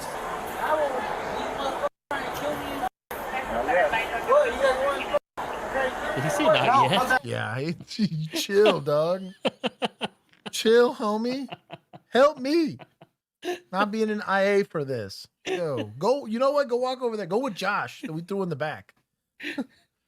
Be rear guard. Be saying shit like that while we're here. Back here, please, sir. Sir, please come back here. If you use less lethal, have a hand steam ready and I'll cover this passenger. Guys, move. Move. The last passenger's in the back seat. If anything goes, I will have priority of fire. As the drone runs out of battery, officers are forced to use less lethal on the suspect who won't comply. I got cover. I got cover. Hey, get the shield. Hands. Hands. Luis, go hands. Luis. Luis, go hands. Bro. What's the point of the shield if no one's behind it? So when you have an arrest plan, they were doing good. Early, they were doing good. But if nobody's hands, you did not have an arrest plan, right? Technically, somebody should be on the arrest MT. Bro, Emu flexing 23 months. Yo. Yeah, let's go. I'm so mad we didn't get to see it. Next month you get a new little emoji, I think, Emu. Really? That's some bullshit, dude. At 2 years, yeah. They have body cameras on. Show me the tase. Yeah. Oh, yeah. Just relax. We're okay. We're not gonna go crazy. We're not going crazy. We're just relaxed. Was he crying now? Tough guy's crying. Yo, where are you pointing that gun? Oh, stop crying, mijito. There it is. That was a little wild. Yeah, a little wild. Also, does having the shots fired affect your ability to fire when you got your sleeves like halfway up your hands? Oh, yeah. It might. 100%. Feels like the grip's not going to be as good. It's probably not. We're okay. We're not gonna go crazy. We're not going crazy. We're just relaxed. Be cool. Be cool. Dude, get a jacket. Come that on. fits. Oh, it's 1,000% affecting your grip. Oh, yeah, look where that gun's pointing too. Yeah. Oh, what are we doing, babe girl? Go back. Some real Keep going. Chelsea energy. Keep going. Keep going. Keep Híjole. going. It's worse. No, it's Híjole. worse. Keep going back. So bad. Keep going back. Right there. Oh yeah. Also, Sewell. Could take out two of them at once. Yeah. I bet you Yeah. the path Yes, of this thing. dude. She does a little better here, but not by much. Sewell is the death of firearm safety. She's wearing a sweatshirt. I think it's what I'm it so is. confused. I think it is, yeah. Is incidental sweeping going to likely happen when you're getting after it? Yes. But that was a calm walk to a position where you could be productive. If you were not actively running or getting shot at or something crazy, there really shouldn't be any muzzle issues. In a frantic OS, we just kicked the door and we're going through it, it's going to happen. There's no way it doesn't happen there. There's a lot of moving parts to that, right? But even in like a deliberate search of a building, zero reason to have Shouldn't muzzle discipline issues. Shouldn't happen. Shots fired. I'm going down. Once he's up, move back. Okay. Back up with him, and we'll do him from the back as well. Do him from the back. Whoa. Stand him up, get him out of here. He's playing dead weight. That's fine. Move. Stand back. Back on the car? That's why you should be in shape. As soon as he's secure, let's have someone new take over on voice for that last passenger. Rear passenger, exit the vehicle. Do it now. Both hands. Let me see both hands. Exit the vehicle. Manos, okay, mires. Raise your hands up high. Turn away from me. Grab the back of your collar. Pull your shirts up. Higher. Turn around. Keep going. Keep turning. Take 2 steps to your right. Get onto the sidewalk. One more. Back up. Back. Back up. You're such a rebel Back with your up. middle fingers. and- Back up. Move forward. A little bit for me. Trying to see if this is a staged tourniquet or not. Not staged. It looks staged. Yeah, it's staged. Clear front. Back trunk. Hey, my boy with the suspenders.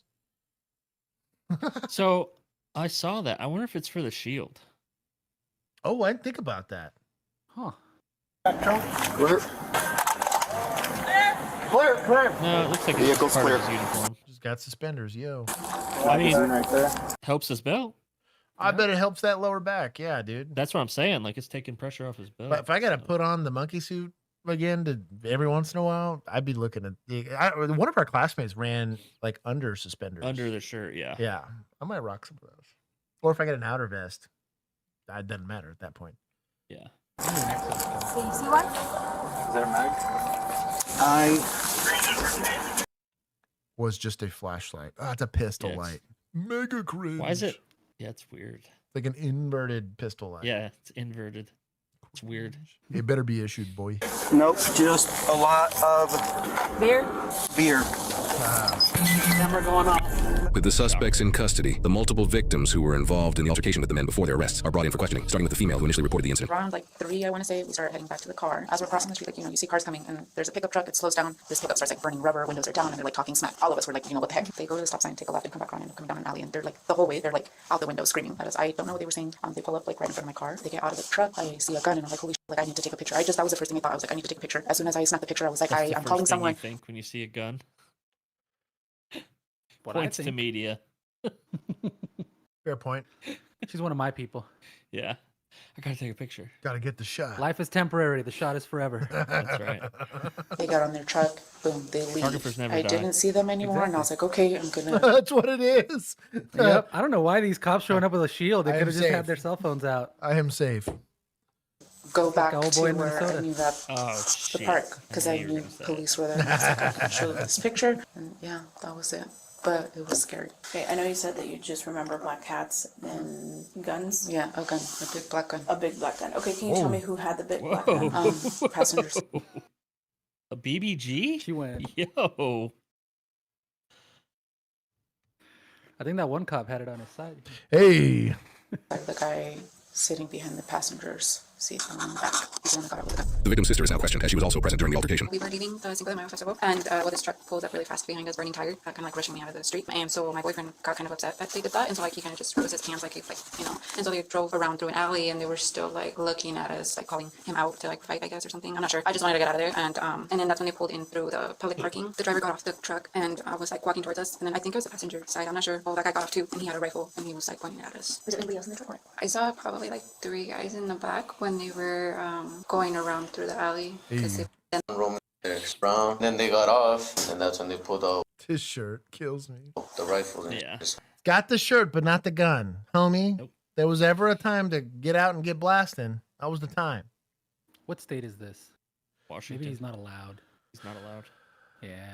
I didn't do nothing. I just stayed quiet, and I was not gonna put my wife and my 2 sister-in-laws in danger right there. So, like I told my girl, it's, being a man is not always fucking sticking up to your stuff, but it's always, you gotta learn when to back out or whatever.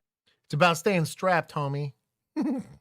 Or knowing when to leave and do the safe thing, to be fair. But Yeah. he did the in jail right. with him right now. If He did the He probably would have got arrested Well, had let's he be honest. Yeah. pulled his And then gun. they would have beat him up in jail, and that would have been. a Yeah, bad time. probably. He did the right thing. Yeah. Edgarito did the right thing here. I'm not mad at him. Look at these photographs, and if you can identify says, "The some world is suspect mine from your tomorrow." case But he's got a New York Yankees hat on. Did he do the right thing? today is in here. Okay, so this isn't You think his everybody last name's that. Garcia? Oh man, there's a 45% chance it is.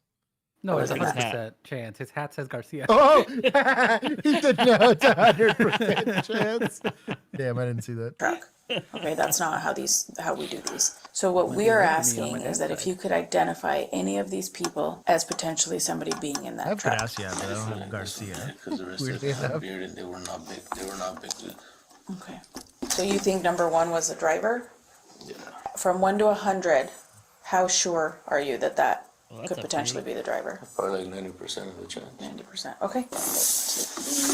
Walking towards their vehicles to leave the festival when a Chevy pickup truck speeds past them. The victims then stand there confused as the truck circles back around and returns to the parking lot next to them. The driver of the truck parks and exits the vehicle, followed by the right back seat passenger, who gets out with what looks like a rifle, which he racks, indicating he's ready to open fire. Words are exchanged between the two groups, and then the 2 men get back inside the truck as they continue yelling at the victims. They then speed off with the other 2 passengers never being seen, explaining why the victims could only identify 2 suspects. The 4 men included a father named Jeffrey, his juvenile son in the seat behind him, also named Jeffrey, and 2 of their friends, Uriel, who was in the front passenger seat, and Jose, who was in the back right passenger seat, and also the one carrying the firearm. After obtaining a search warrant, multiple open containers of alcohol were found inside the truck, as well as a folded-up dollar bill that tested positive for cocaine, 2 loaded handguns, and a loaded AR pistol, which very closely resembles a rifle, were also found inside the truck and seized. The juvenile son of the driver, as well as Uriel, the man in the front passenger seat, had no charges filed against them. Jeffrey, the driver, was charged with felony second-degree assault and felony unlawful possession of a firearm. He took a plea deal, pleading guilty to unlawful possession of a firearm while the assault charge was dropped. He was sentenced to 4 total days in jail and was released back into the public. Jose, the man who threatened the victims with the firearm, was charged with 3 counts of felony second-degree assault. He took a plea deal, pleading guilty to all 3 charges in exchange for a...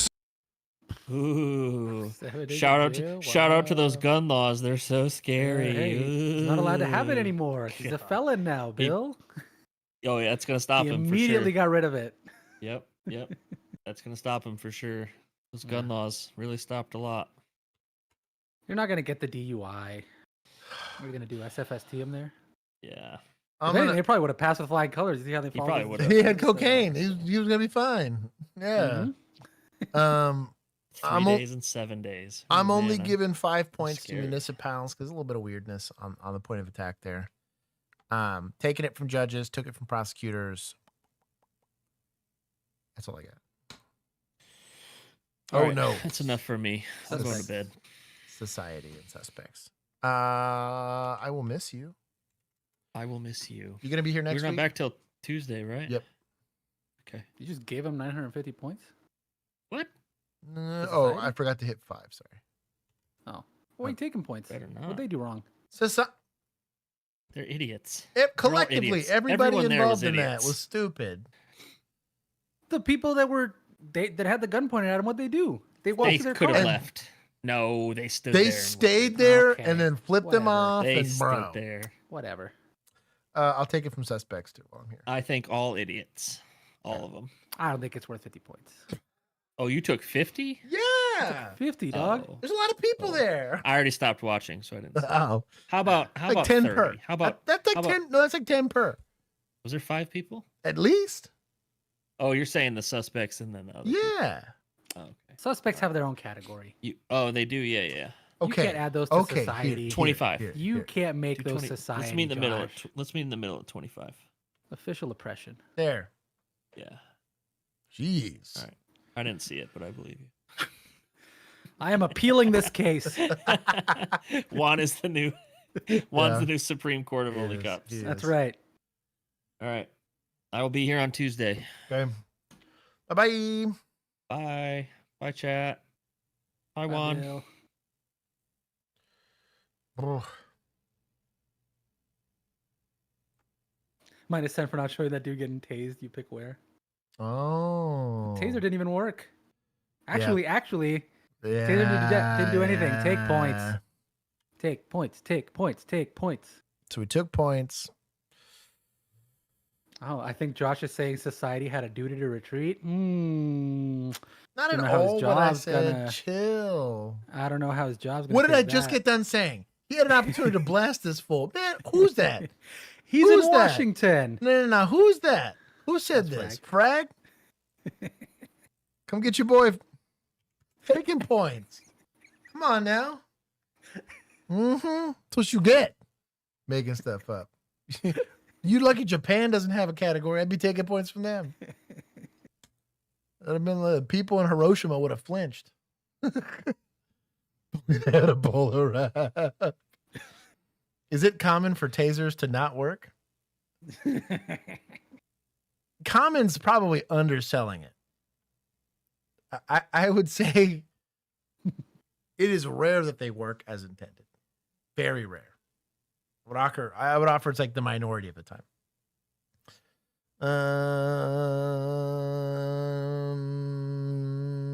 Okay, anyways, we'll keep going. A new release dramatic video shows police in Jacksonville, Florida, helping rescue a man in crisis on a bridge earlier this month. Why? Bro, trying to control, delete, and slides? Come on now. Yeah. Whatever you're going through, man, you can get through it. No, listen, man, listen. So these are hard, man. Like So that I was having a discussion with somebody during a crisis intervention class, and we talked about you have to approach these not worried about the outcome, because you're gonna say there's nothing you can do to say or intervene in these situations to change it. I would argue that the ship sailed on this event likely weeks ago, if not days ago, potentially even years ago, right? But you can, at the very minimum, divert. Because that person ultimately not ending up, let's say you're successful, right? Let's say you successfully intercede in this situation, you get them out. What doesn't put them back here the very next day? What doesn't put them back here in 5 months, whatever, if they're not choosing to work on the things that got them there, right? As a law enforcement officer, you're going to run into this a lot, depending on the activity in your city or whatever. I worked about, I think, 5 successful suicides and probably 30 total, varying from doing it for attention to legitimate attempts, right? That sounds insensitive, but it is what it is. I'm jaded. Forgive me for it. But in these situations, IPC skills aren't going to cut it, because you're never really having this conversation. Where do you get to practice this conversation? Because it's not a kid throwing a temper tantrum. These are often times, and often these aren't also MHID people. It's not like somebody that's severely mentally diminished. Oftentimes you're dealing with a very sober individual that is very committed to what they do. Now, they might be in a state of acute stress, right, or depression, but this is not there's some magical words. You're cutting through what's likely a lifetime of self-loathing and a bunch of other stuff that's going on.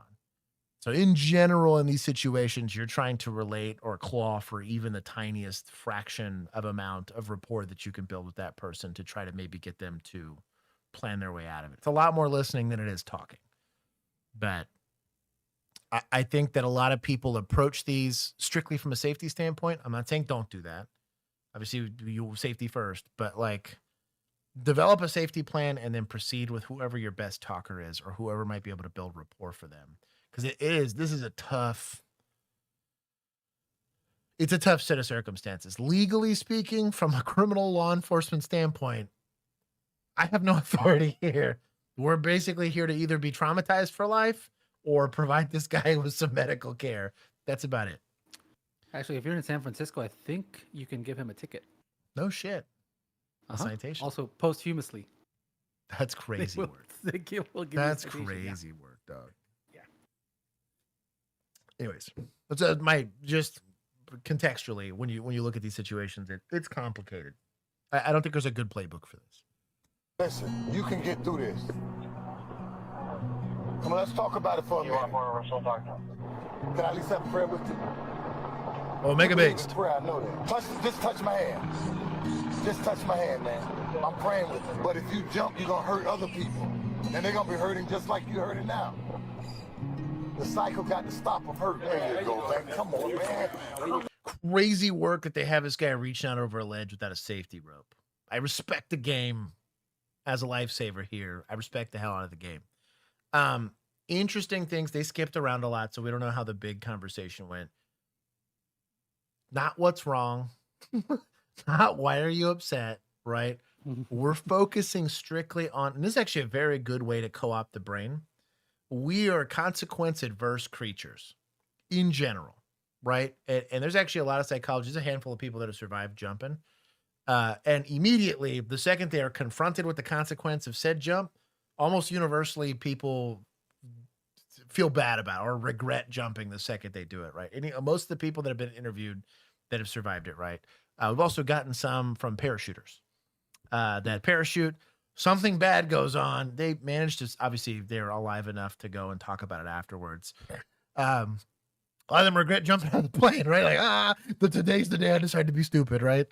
So in a lot of those interviews, if I can get the brain to be consequence focused, to seem unappealing, I'm at least buying myself time. I'm probably not talking them out of it unless I'm giving them a realistic future plan for tomorrow. But I think you need to narrow. A lot of people do in these situations. I've seen a lot of these negotiations fail because they're reaching for 5-year plans. or 10-year plans, like this guy's a college student, or like this guy's working on a self-help thing for working out. You just want this guy to see tomorrow.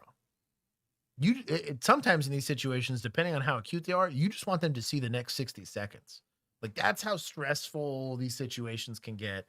And there's a lot of psychology around that, but I do like that he put the he already doesn't care, or he wouldn't be on this bridge for him suffering a consequence, or at least he's motivated enough to believe not feeling anymore is more valuable. But when he humanized that experience for other people, him feeling bad about making other people feel the way that he currently feels is actually a very good train of thought. Now, the only downside is if they're doing this in spite of somebody, right, that can get a little problematic. Oftentimes you're going to be confronted with, well, nobody cares about me and I can't really prove otherwise outside of me, first responder, standing there. Well, you were paid to be here. I've been in those conversations before. So all of it's a bit of a social gamble anyways, but I think it's wise to stay away from, what about your family? They'll hate me. They're the reason I'm up here. Like, what about your significant other? Well, they just dumped me. They told me to be up here, you know, like that kind of stuff is like, you just really need to be careful with that. Likely, especially because he's a man, likely not the last time this will happen if it wasn't the first time this happened, right? Without proper follow through on treatment and stuff like that. This is a complicated situation, but good on them. It was a good story. Oh, man. There you go. Come on, bro. There you go. Come on, man. Wow. That Jacksonville officer who helped that man in crisis is Officer Antonio Richardson. He joins us now. Wow. What a fantastic job. Mega-based. You clearly saved that man. Not to diminish young people, but the older you get, the better you get at this. Weirdly enough, I've almost universally seen like crusty, horribly jaded cops that normally are like anti-rapport builders actually do a very good job of these specific type of calls. Also like convincing victims to go and do a statement. Because it's, I don't know what it is about age that makes it do this way. And maybe it's a perspective thing. They tend to generally do a lot better with finding something to reach into, or at least just having more Trauma life bonding. experience. Oh, trauma bonding, right? This Trauma is the rapport 18th building. time. Yeah. Yeah.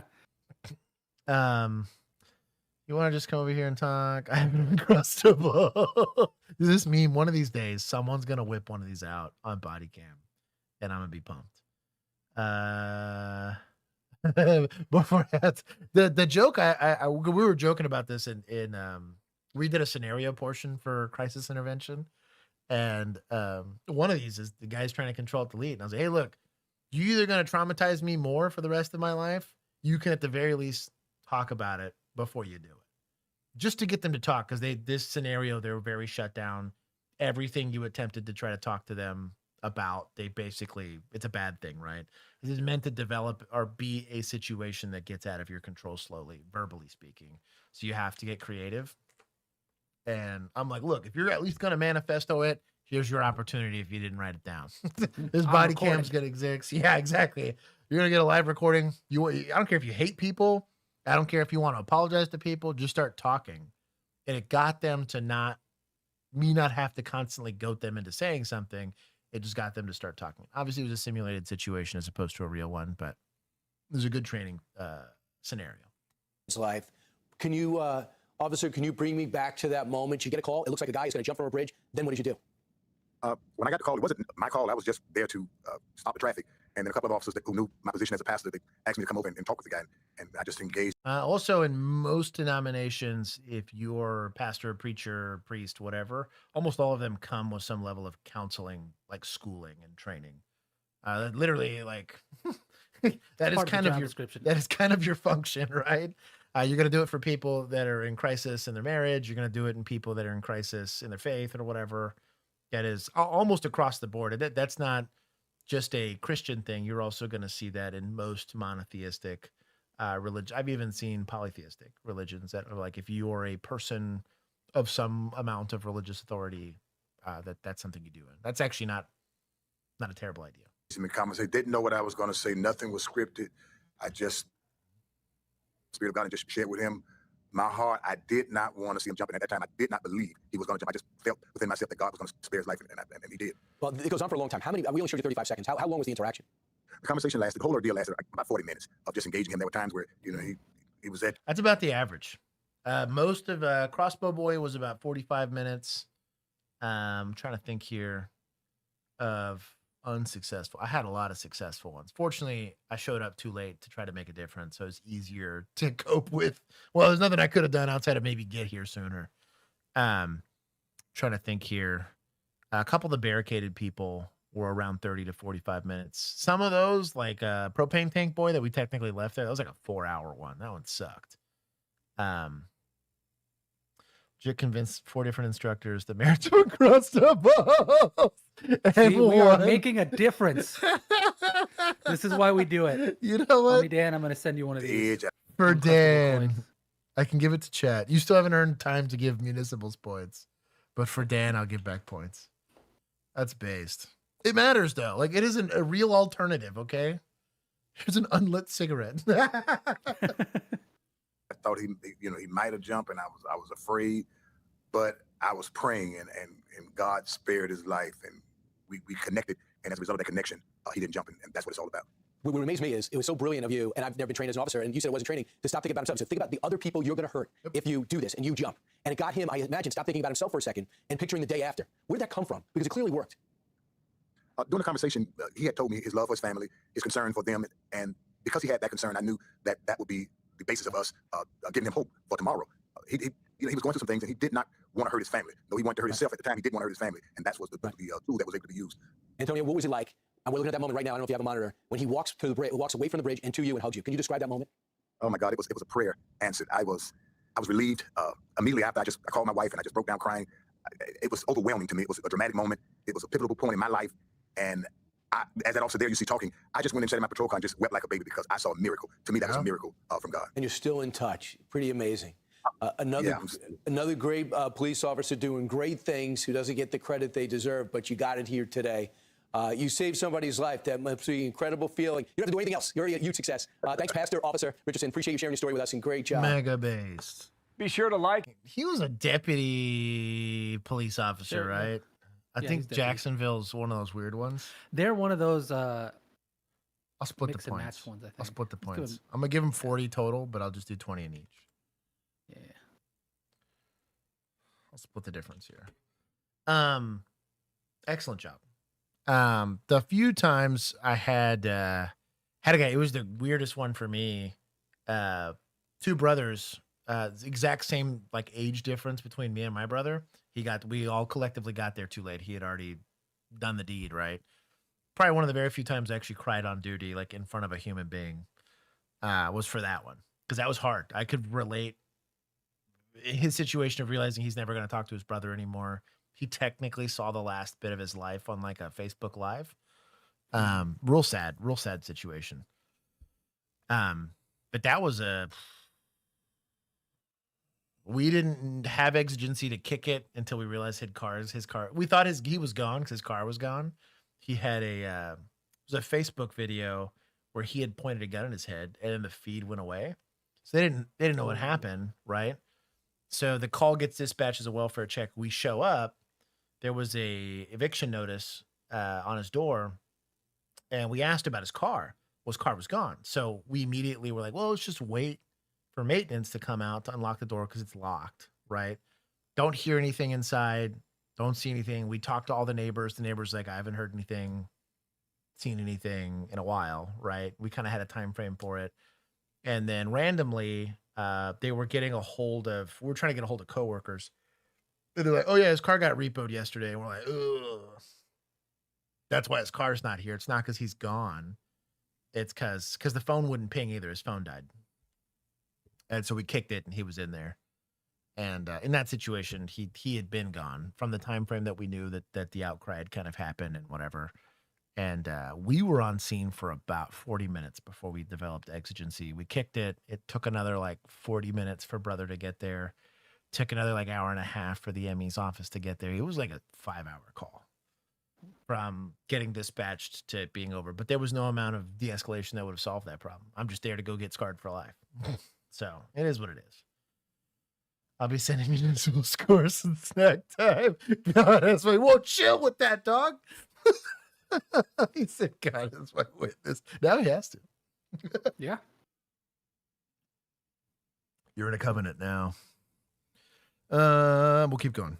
On Nightcast, Fort Wayne Police Department launching a new pilot program using AI-powered audio detection technology aimed to improve response times. The new system, called Flock Safety Raven, uses sensors to detect sounds linked to gunfire, fireworks, street takeovers, and other possible public safety threats. Police say when an alarming sound is detected, officers can get an alert in an approximate location even if no one has called 911. The technology will work alongside the department's existing Flock license plate reader cameras. Fort Wayne police say the system does not record conversations and only works after detecting threat-related sounds.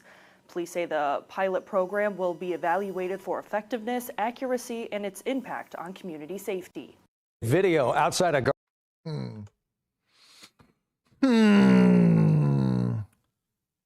Shot detectors have been a real mixed bag. That tech is not new. LPRs, or license plate readers, are not new. There are more analog. This is still digital, but like they're more straightforward algorithms that it's like, hey, this license plate I ran is stolen. Weird. Or hey, there was a sound indication here that is within our envelope or catalog or decibel level for us to believe that something might have happened, right? Let's kick on the camera, see if dispatch can see anything. That doesn't require an AI component. I am not anti-total AI. I think there's certain things like folding laundry and stuff that it could really crush at that we are not stuff that nobody's making it for. Right, exactly. Stuff that would be actually useful to humanity. My frustration is we're eating AI bandwidth on something like that, where it's like the code already exists for this loud of thing fires off this response. Like that's a very straightforward. That's not burning a cup of water every time that process gets ran. Or developing false negatives, because if somebody's gonna have to verify it anyways, right? And also the issue is, from what we've seen several times, that like the verification from the human is usually like, well, the AI said so. Right. And it's not particular. It's a lot of outsourcing the brain power as opposed to actually. Dan, we promise it doesn't record conversations. Yeah, dude. Yeah, I totally believe that. Oddly specific. Yeah, we promise it doesn't face detect you and track you all over town. I'm just gonna take points. I'm gonna take some from Flock for being kind of sus, and then I'm gonna take it from admin. Because rather than hiring another employee, non-sworn or otherwise, or funding a pilot program for interns or anything more useful, we're just gonna give it to whichever this tech startup is that's running this algorithm that leverages this technology. Like, we should take it from them. Yeah. For scumbagging it. I don't have an issue with any one of the individual technologies, right? Like they can be helpful in certain circumstances, but I still prefer, just like a Ring camera, it gives me an indicator, I check it. That's it. You don't need anything more sophisticated than that. It saves you bandwidth, saves you money. Also don't need it connected to like Skynet and building whole surveillance systems. Yeah, dude. I don't like that. Yeah, Palantir. I like my Ring camera where it shows me who's at my door and I can go get off my lawn. And that's it. That's a great use of not even AI. That's just software. That's just an app. Yeah. With a camera attached to it. Yeah. Technically. And then if police want to see it against my will, they can get a warrant. Right. Yeah. It's at least weird. have a judge who doesn't have AI telling him what to think. Hopefully. Either tomorrow or the next day. It might be the next day, just because of how long that edit might be. And I set realistic timelines for, I was like, I just hit them with like a 45-minute interview on top of another 6-minute. Oh, you didn't warn me that. Yeah. Well, no, I warned Paul that I was like, this might not be a tomorrow release. This might take another day. Like, you're lucky I got my stuff moved from tomorrow to Thursday. Yeah, that's what I'm saying. Yeah. We had some rescheduling. Yeah. Holy crap, I didn't realize that. Yeah. It's pretty straightforward. Do I have to charge more for it? Well, I mean, I can't tell you no. That's like 5 regular episodes, dog. Yeah, we'll see. We'll see depending on how it performs. If it's worthwhile, we might just move to those. But if we move to those, you got to restructure that, right, from a time standpoint. I think they're going to be fine. We're doing good. I think that's fine. Not that it's Dude, related the to amount of streaming. shorts I could pull from that though, Excellent. could be pretty damn good. Excellent. Those are the ones that we did. The last two that I did doing pretty well. Yeah. Sorry, we're talking decent. about work. Yeah, we're talking about work. It's Get fine. wrecked. Imagine we're talking about OnlyCops because Yeah. it's kind of the same thing. It's kind of the same thing. Do Those one shorts also did well. hears my voice and sees my face probably a little more than my wife does. Like 18 hours a day. Yeah. Probably. It's crazy work. But we sold out. Hollow Sun's going to be a sponsor through like September. Ooh, that's cool. So we got Haro Sun. Is there any controversy we need to worry about there? A little bit. Yeah. They're 1,000% tied to the CCP, but Oh, sweet. what are we going to do? They pay in money. Yeah. And they're also getting used like all over the place. Those are like one of the most prolific optics companies now to date. Anyways, Garland store shows anyways, that discussion was about this. us the moments that lead up to a deadly attempted carjacking on Sunday afternoon. And there are children still in the car at this moment. I'm going to be real candid with you. It's heart-stopping. I'm Doug Dunbar. Good afternoon. Police tell us this was not this carjacker's first attempt of the day either. Marissa Armas to get us underway in Garland with all the details. The shooting happened here off of Dairy Road in Highway 66. Police say the driver who fired that gun stayed here at the scene and is This is a cute sweater. She's doing good. It's fine. fully cooperating with police. Today we were able to gather surveillance video leading up Yeah, exactly. to that deadly shooting.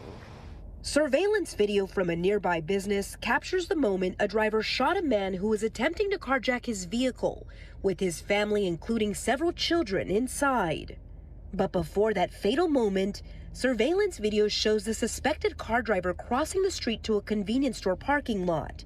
He approaches a white Impala and walks directly to the driver's side, appearing to raise his arm. At that moment, the driver jumps out, apparently holding a gun. He tries to pull the man away from the vehicle, and the two begin to... We talked about muzzle discipline before. Just bringing up the point. That here you're still probably pointing it at someone, just not... She needs to get online with him. Right. This is 1,000%. If this is a 320, right? You're asking a lot out of the stop. One, you need to show. I made the joke. I guess I can't be mad at it. You brought it up. I was being good. This is a pretty sus angle here. The two begin to fight. The video shows a young boy running from the car, shout out to Trigger along Discipline. with several women and children, as the driver continues to struggle with the suspected carjacker. Once the family is out of the vehicle, the driver moves away from the car with his gun drawn, circling the vehicle before firing and killing him. Yeah, as of right now, we're looking at this as self-defense. Garland police say before the shooting... Wait, go back. Garland is based for that, but... Show me that guy again.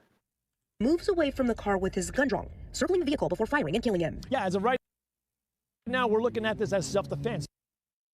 I think this guy's given me a warning before, so shout out to Hey! They gave He me was my chill. second to last citation ever. You know, I haven't been pulled over since 2013. Really? Yeah. But my I've been ticket doing to real getting pulled good. over ratio is like 100%. I'd been doing real good. And then it was like twice in 2 years. That's rough. Garland police say before the shooting, the suspect had crashed nearby and hit two other vehicles. Investigators say he then went to a gas station and tried to forcefully steal other cars, but was unsuccessful. We have to look at the totality of circumstances. There's 3 incidents total that occurred during this shooting. Taylor Stanfield, who has lived in the area for 13 years and saw the aftermath, says the situation was too close to home. So, a real fun discussion. I'll have it here with you guys. And I guess the work audience is going to get it in a day or two. From a use of force decision, it is not the totality of the circumstances. It is at the moment it happens, was it reasonable for you to draw that gun and fire it? In almost all circumstances relating to civilian use of force, this is the reason you don't really have a duty to intervene. You're not dispatched to emergency calls. You're not forced to investigate stuff. You're just supposed to mind your business. That's not enshrined in the Constitution, but life, liberty, and the pursuit of happiness implies mind your business, right? Law enforcement officers are not allowed to do that. We have to go and intervene and investigate or whatever So we do brandish guns from time to time, even if it's not necessarily merited yet, right? And not in the sense of like, I'm not allowed to draw my gun. It's I'm not allowed to shoot, but I ain't about to try to get in this gunfight from the holster, right? I'm walking into what's possibly an ambush or someone waiting for me to get closer to them. I am allowed to preempt preparation for that gunfight if I know that there's a high likelihood. There's going to be high risk traffic stops, vehicle searches, shootings in progress, all that kind of stuff, right? If the shooting had not occurred, right, and this is all I got. Attempting to carjack his vehicle with his family, including several children, inside the store parking lot. He approaches a white. So this guy had no idea what was happening across the street. No car accidents. No, he attempted to jack everybody else's vehicle. My boy is just chilling in his car. Whole family's in the car, right? So this just a discussion point. Do I think the shooting was likely justified? Yes. In the state of Texas, it's real hard to screw it up. Although this kind of fits more in the prevention of theft as opposed to, or intervening in a felony.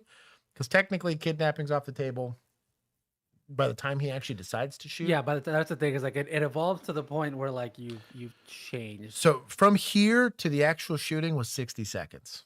It was a long time. He approaches a white Impala. This is brandishing. Some might say too long, honestly. Right. That's what I'm getting at, right?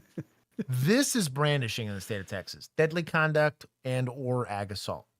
This is a clearly unarmed person who's walking up to you, right? Could be walking through the parking lot, but he walked up to you, you open the door, whatever. And walks directly to the driver's. Would this right here be justified? 1000% all day long. I think he pulls the trigger right here and he dusts this guy. I'd argue probably like right there. Like you can clearly show his intent is to get in this car and either assault somebody in it or take off in it, right? Which is kidnapping.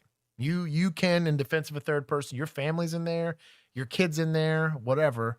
This guy's showing intent on a car that's clearly not his, and you didn't just like preemptively give him the authority to do it.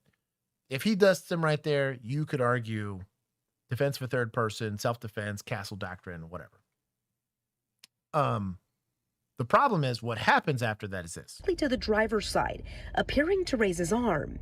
At that moment, we're going to scuffle with this guy a lot. I would even argue potentially here, where you tried to get him out without hurting him, or failed to do so, and there's still people in this car, maybe you do it. Now, tactically, is this a great idea? Hell no.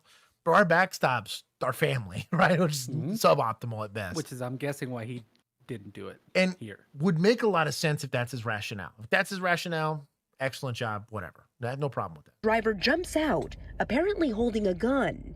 He tries to pull the man away from the vehicle, and the two begin. I don't hate the idea of him at least having the gun out from a retention standpoint. You don't want to get disarmed, but we have already complained about this part. To fight. The video shows a young boy running from the car, along with. Dude, the only kid with like self-preservation. This is the highest IQ in that entire place there. This kid, he's going to make it. He's going places. Along with several women and children, as the driver continues to struggle with the suspected carjacker. Once the family is out of the vehicle, the driver moves away from the car with his gun drawn, circling the vehicle before. Homegirl, I don't know why she's running back into the car. Right.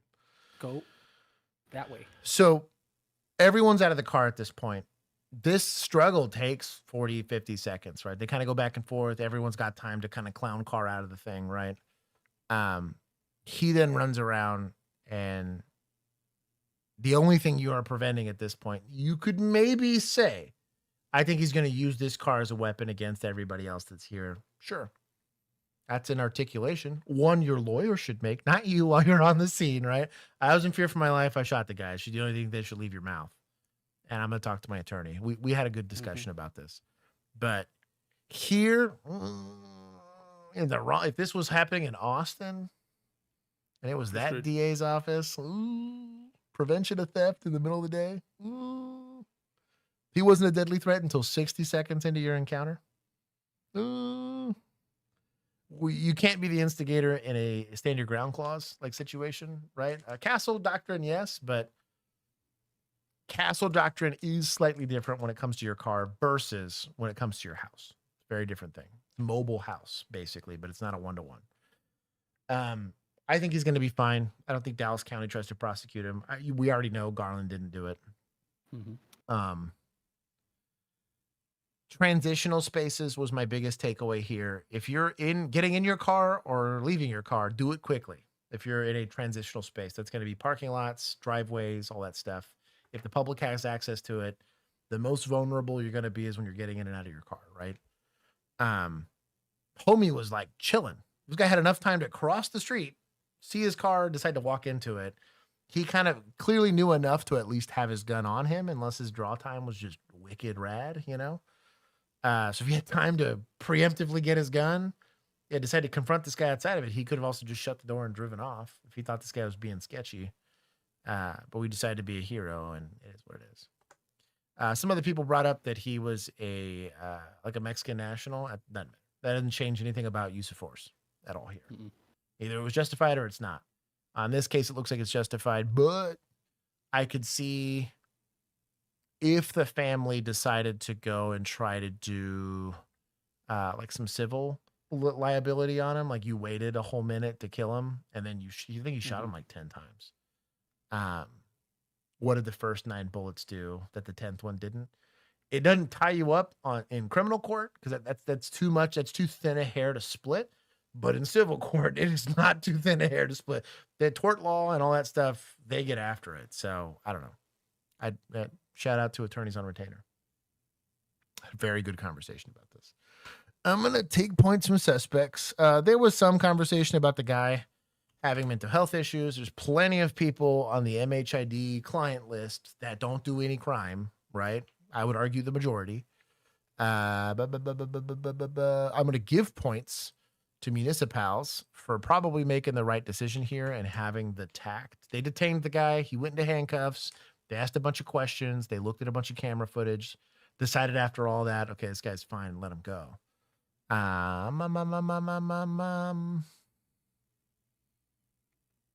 all I can think of for this one. Go on then. Where's she at? Oh. He's in that. Where's your daughter at? She's in the house. Whoa, wait, whoa. Whoa. Sus. I'm going to do society for assisting.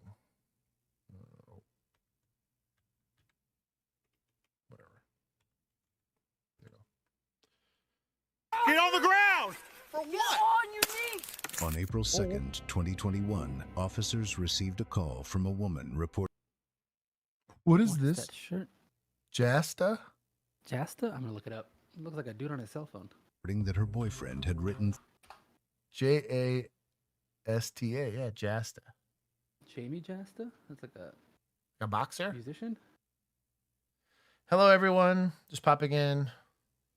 Wait, why are there only 69 likes? There's almost 150 viewers. Like the stream.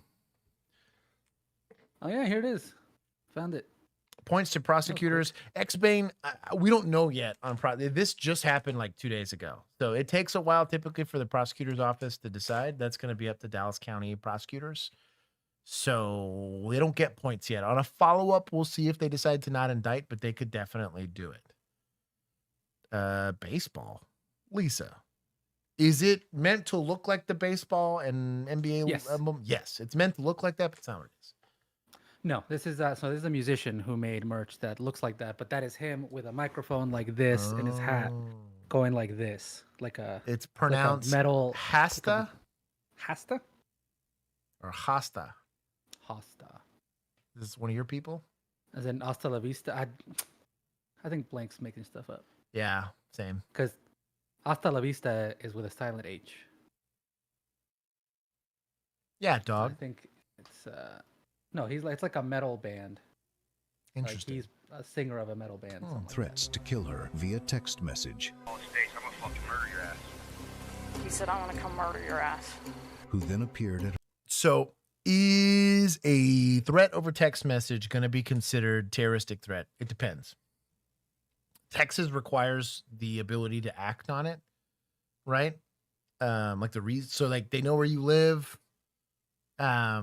They know your like work schedule and they're making a threat. We could argue terroristic threat, if not like harassment. We have threat harassment under kind of like an umbrella offense here. Some states probably treat that a little differently. The First Amendment, right? Lets me say whatever I want. Well, it's not most of the time.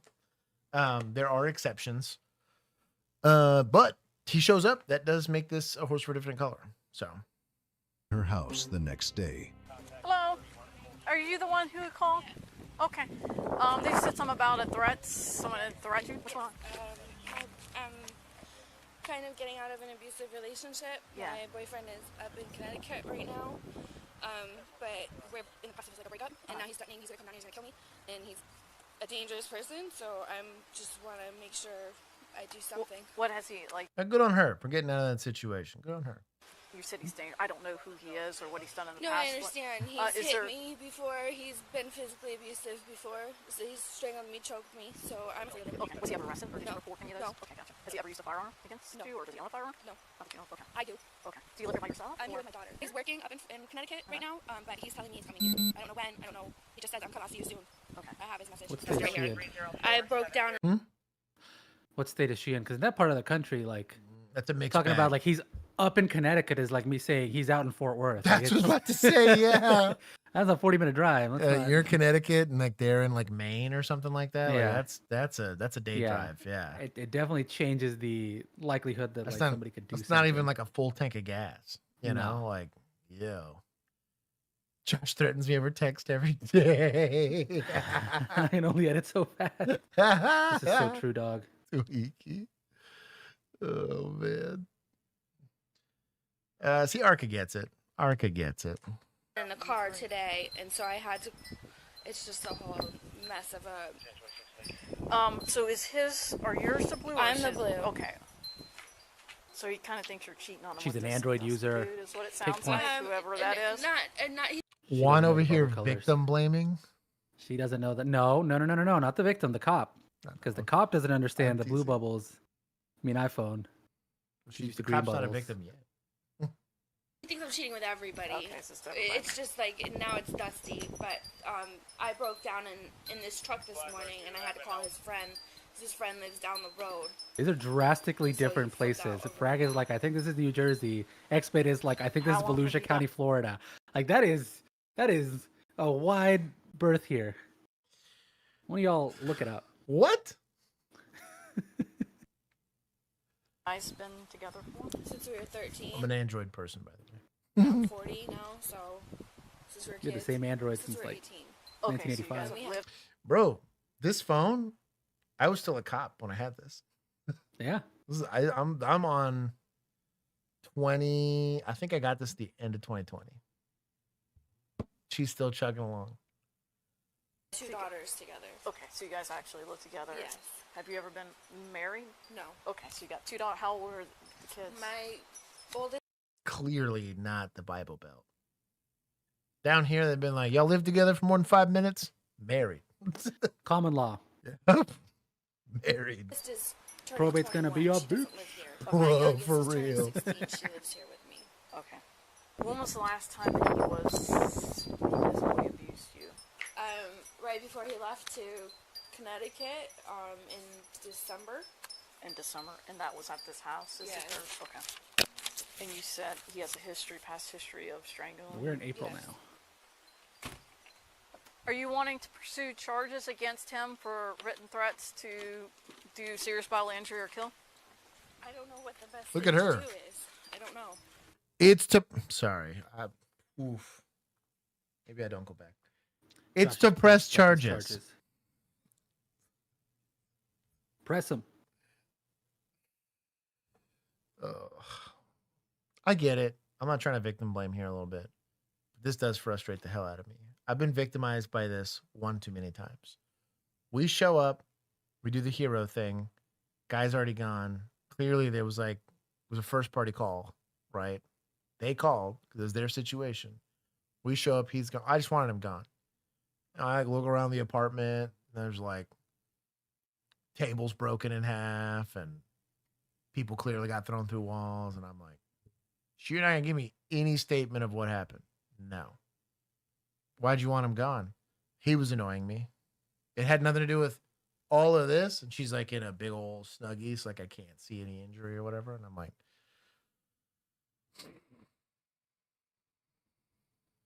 you're lucky you don't have kids. I've said that before. I was like, because CPS would be all over this place. And I'd be going after something entirely different. Look, I'm not charging you with abuse in 911. Only because I know you're probably my victim. But this, like, help me. I don't want to have to work in murder. That's all I'm saying. No. Chill. No. Y'all be victimizing me. I tell you what. These videos be heinous. That's all I'm saying. Press charges on chat. Times I treated heinous injuries. So, bro. Or it's the one thing I like is if I can see BI, I don't care. And oftentimes, and I am this scumbag, I have been like, oh, it's fine. If you don't want to press charges, it's fine. I just need to know who all is here so that I don't get in trouble at work. Get the guy ID'd, and then I'm like, yeah, we're writing a warrant for that scumbag. Like, I don't tell her anything. And I'm like, well, she thinks I'm being cool and totally want us to keep them together. And we're just like, hey, can we get a cell phone ping on this guy? This is a felony strangulation call. We're going to go serve this now. That's why we don't let those be up to you. Exactly.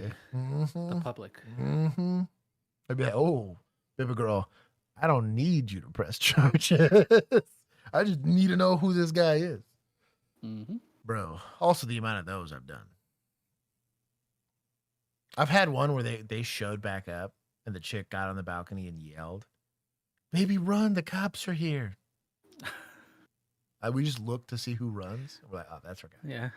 Look back and go, you called him. Yeah, that's what I mean. I'm like, bro, people kill me. She's wanted a show after dinner. Ugh. Yeah, I don't know, man. It's weird. Maybe it's a kink, but it was frustrating. There's cameras on the house. Can we just pull over here? Oh yeah, does he have access to them? Oh, okay. Here's a couple things. Obviously, this is a domestic violence situation because you guys have kids in common, have resided in the past as a family, and even if you hadn't, because you have kids, it's domestic violence. Usually with domestic violence incidents, you really don't have a choice if a crime is committed. It's not whether, if you want to put your charge, not the state picks it up, but there is a loophole with the written threats to kill part of the statute, which is third-degree felony. And you cannot, now he could say over the phone and not be close to you and have an immediate, way to do it. He could say, but once it's wrote, whether it's text message, a letter, or whatever, it makes it a third-degree felony. He could be arrested for. Look at her on the law and everything. Look at that. Look at her crushing. That was a convenient as heck. It's a third-degree felony. It's written. The other option I'm going to have also throw out there, not an option, it's a choice you can also make, is to get an injunction for protection against him. Now, what happens if they let me stay here and he tries coming here? Like, how do I stop him from coming here? Give him the Smith and lesson. You said you had one. Yeah, I'm saying. Dust it, friend. It's your only option, girl. Yeah. You don't want to press charges or do nothing about it? Right. So the thing is, absent of an injunction saying that he can't be here, we cannot tell him he can't be here. But if you go to the courthouse... Does he live here? I think so, because he lived there, and the kids are his. So I think since she hasn't reported anything, there's no... They're his kids too. Like, he can have access to the kid. They're probably... He has lived there. I think potentially he might still live there, because she said he was in Connecticut for work, but that doesn't mean he moved out. Yeah. As far as I can tell. And the sooner you go, the better. You can go down there today and the judge grants that injunction. So we were also big advocates for victim services coming out. So we would take the report. This was a civilian basically that would come out, and they would get them either hooked up in like the women's shelter, which the kids could come with them, or we had some really cool city programs where we encouraged certain apartment complexes and duplexes to keep units open as part of like the occupancy. I think they got like a tax cut or something like a property tax relief thing. Like they could file our paperwork with the county and the county would give them an exemption if they would let us do stuff like that. There was also some churches that had programs like that where they had people that would volunteer to take in people like that. Also, a couple nonprofits too. That it wouldn't necessarily be, especially if the women's shelter ever got full, which happened. I worked in a pretty crummy area, or it was just something I didn't feel comfortable with because they had like kids with special needs and they might not have like the facilities to help them with it, and then like there's like a secondary issue of like the kids kind of need a certain kind of supervision or whatever. Like there was some times where they would qualify for something else, but out immediately. We wouldn't even leave scene. We would wait for victim services to come out, talk to them, basically do like a civil standby as protection until everybody could get extradited out of the area. We're going to have the injunction on hand. And if he shows up, then we serve it to him. If the judge says he can't be here, then we're discounting. It'll be too late if he comes here. So I probably have to get out of here.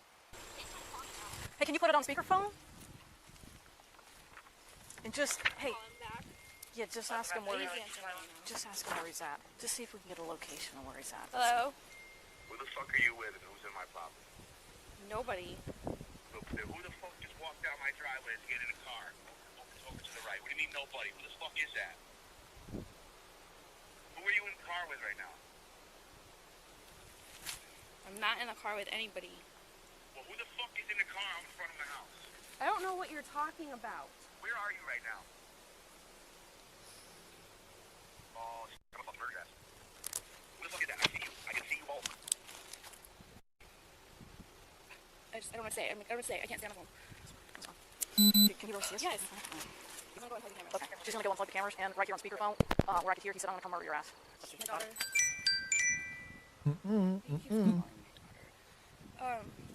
Just turn off your phone, hon. Just turn off your phone. He's just going to say whatever he's going to say because he knows something's happening. So just turn your phone off. It's okay. Well, we're going to continue to do extra security checks and patrols through this area. Well, give us a call if you need anything else, all right? Okay, take care. Troy, we're coming on to you about 10 seconds. Yay, baby girl came stacked and ready. Bro, I love this cop. She a deputy? Set up a sting? I think so. I'm here for it. Where's she at? Are you in the house? He's in that, where's your daughter at? High ready or port arms is a thing for a reason, right? Yeah, a little bit of... Right about cheer. Whoopsie. Now, the safety is on. We got a finger off the trigger. So we're at least doing 2 of them, right? But it's taught for a reason. Me, I trust it when there's only 2. Right. Right. Port arms. Easiest way to do it, what we actually teach is, see her buttocks extended here? Tuck it right under your armpit. And you got all the leverage you needed just to keep it pointed up. You can kind of lower it and raise it, but you got a lot more leverage. This is heavy. So I'm going to give her a little bit of a pass here. But so this is Florida. So homeboy is committed. Yeah. He's coming from Connecticut. He's in that, where's your daughter at? She's in the house too. So, question. Do we both go in or does somebody sit with the victim here? I would argue, not knowing what we're running into, that I leave one person back. Are you asking for more units? Yes. But are you having to push the envelope and get after it? Unfortunately, yes. Welcome to policing. You're going to do tactically stupid shit. But I don't feel good abandoning one of my victims, right? While I go and try to secure the guy, unless we think he's by himself. Maybe something important to ask while you're running. Is he by himself? Is there more people here or whatever? Because he could have a stupid work friend that's just as dumb as he is. And they're both red-pilled or whatever. And here you are. Points to me for calling Florida X-Pay. Over here trying to X-Pay knows his people. Game. I was about to say, hey, that doesn't count because you're a local. Stay by our cars. Good job staging, though.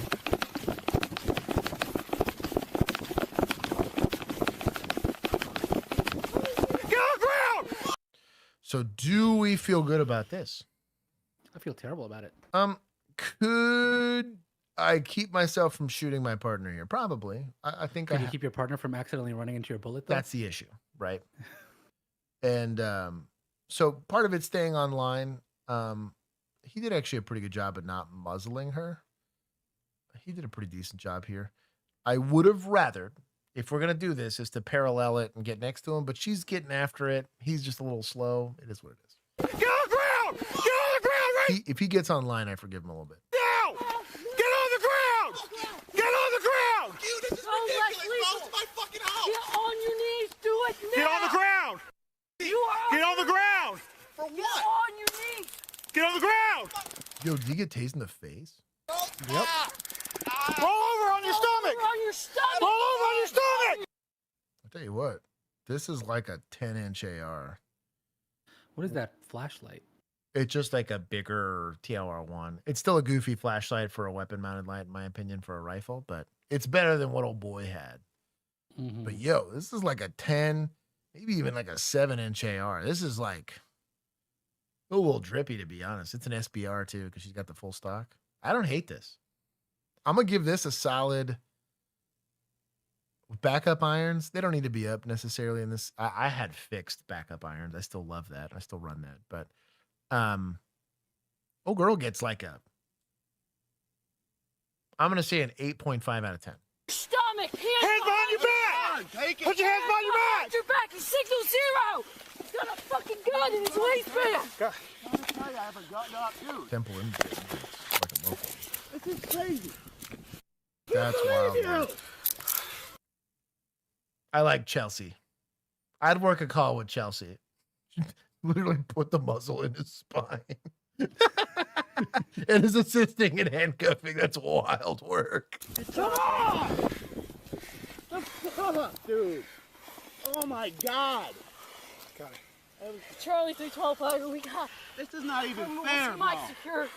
This kind of Oh, what a goofy handguard. Oh, he's wearing the same band. So that guy's the shirt that she was wearing. He's the lead singer of this band, Hatebreed. Is he really? So he's wearing the band shirt of the guy that she was wearing in the other body cam. Star-crossed lovers, man. Oh man, what a time! What's the same body cam? Hasta or whatever it is. Yeah, but it's a different day, isn't it? Unbelievable. Yeah, but it's the next day at the same location. Right. Unreal, dude. I did nothing but come I got home. Charlie 312 Tiger, What the fuck? Where's Mike secured? Yeah, signal 0 1 4. I'm clear, my dear. Boy. Disarm is What full. the fuck? I love you. I can't hear for you. Yo. I can't fucking hurt you ever. Well, that's not true. I can't believe you. What the fuck? Wow, bro. That's I do love the green. This is such a nice color. Mm-hmm.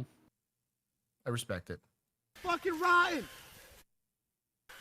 Is there any other firearms on you? No, man. Just have it still staged. I don't know as far as victims go. If we got anything. Everybody appears simple this time. Good radio traffic. Right? Go check on the road. I got him. Okay. Flagler County Sheriff's Office in Florida. They did good. He's in the house, dude. Don't move. I'm not gonna move, man. I'm not. You got. Why is the taser still out? Not even right, bro. I just drove the whole fucking day to come see you because I love you. Mm-hmm. What the fuck, dude? Bro, I'm not gonna move. I'm not gonna move. I'm not gonna try to move. It's a little bit of sass, but it's a little merited here. That was a stressful encounter. Can I talk to my girlfriend? No, you can't. Oh my God. They warrant for your arrest. For what? Written threats to kill. I'm not. Being a scumbag. Oh my God. Legally. This is fucking ridiculous. This is. Alright, we need another unit up to the house. We're just keeping him controlled on the ground. Get a third unit up here. Dude, man, hey, what the fuck? No, this ain't even right, bro. I live here. This is my home. That's my old lady. It's my daughter, bro. They're here on. I work every day so they can fucking live and eat. You have accomplished the bare minimum of Good masculinity. I am proud. Here's a gold stick. Also, what a waste of your work life if you're gonna kill him. That's what I mean. Sorry. Did that moving on that is free. That like complaint used to always like kill me from time to time. I work real hard so they can. Oh, cool. I'm very proud of you. You have done what men have done for millennia. Good job. So proud. Unbelievable.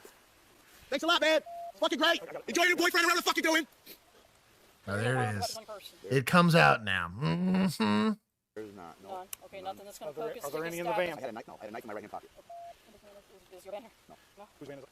My friend's. Is your friend? Is he where you got it? I'm sorry? Is he where you got it? Oh, yes, she is. Dude, this is not even right. Just relax. I'm trying, but my shoulder's fucked up. Okay. Well, you should comply like I asked you to. Multiple times. Yeah. I'm not a threat. I'm not a threat. There's no problem. I'm not here to hurt anybody. I'm here to try to fucking make up with my girlfriend that I fucking spent my whole life fucking taking care of. I love her. Last I saw, she's fucking leaving on camera, and fucking, and then fucking no communication, dude. Taking my daughter. I don't know what the fuck. Listen to me. Roll you up and sit on your butt. Please. I'm not gonna do anything. Roll over. Watch out for the shark. 20. Ready? Thank you. right, we're gonna walk back here. Get this thing, don't step on that. You're okay. You get the fucking hug him, bro. I've never fucking hurt them. I give them everything, man. This is not right. Are you okay? You're not injured. Let's just say I know, like mentally and like emotionally, you're an absolute wreck. He was gonna shoot me. I saw him coming running. You were running at the road, and he was coming running behind you. Yes. Okay, where did that gun come from? My room. It's my gun. He was loading it in yeah, down. Bro, like, I'm not trying to victim blame, but like, rule number one, if you have a gun, is to be the only one with one. And if you have a gun, don't lose your gun to the person you got a gun for in the first place. That's all I'm saying. Like, our economic situation's complicated. Yes. Especially domestic related ones. Yes. But from a survivability standpoint, hard rules, right? He's the one that got Tango deployed. She says she's fine. All right. Just can you run down kind of like from the very beginning of how this went down? I was putting in the kitchen and I see him on the cameras, the cameras on, but not on where you can see him, just so I see it. One. And she said, you're gonna kill me. And he's, are you serious? Are you kidding me? He goes into my bedroom and I knew the gun was in the bedroom. So I ran outside. I just ran. Does he know where the firearm is? Right now? I mean, like, he obviously knows I where keep it next to the bed. Okay. So he went and he grabbed the gun. I just talked to my daughter. While I was running, I knew he was going to get the gun. So that's why I ran out of the house. So whenever he came into the house, where were you at? I was in the kitchen, in the kitchen. And then I went into the living room. He kind of circled me out of the island, like circled me around, and then he went into the bedroom and I ran out the door. And that's when we showed up and you were running down the street. Yes. And then like I saw him he busted that corner on us. Like, yes, he was coming after me. And he had the gun. He was loading it in the bedroom. My daughter saw him. She saw him loading the gun. He said, I love you, and then was coming out to get me. I knew this was gonna happen. That's why I was trying to get you to the safe house. I know. But hey, hey. You knew this was gonna happen. Why didn't you just take your gun with you? That's why I was trying to get you to the safe house.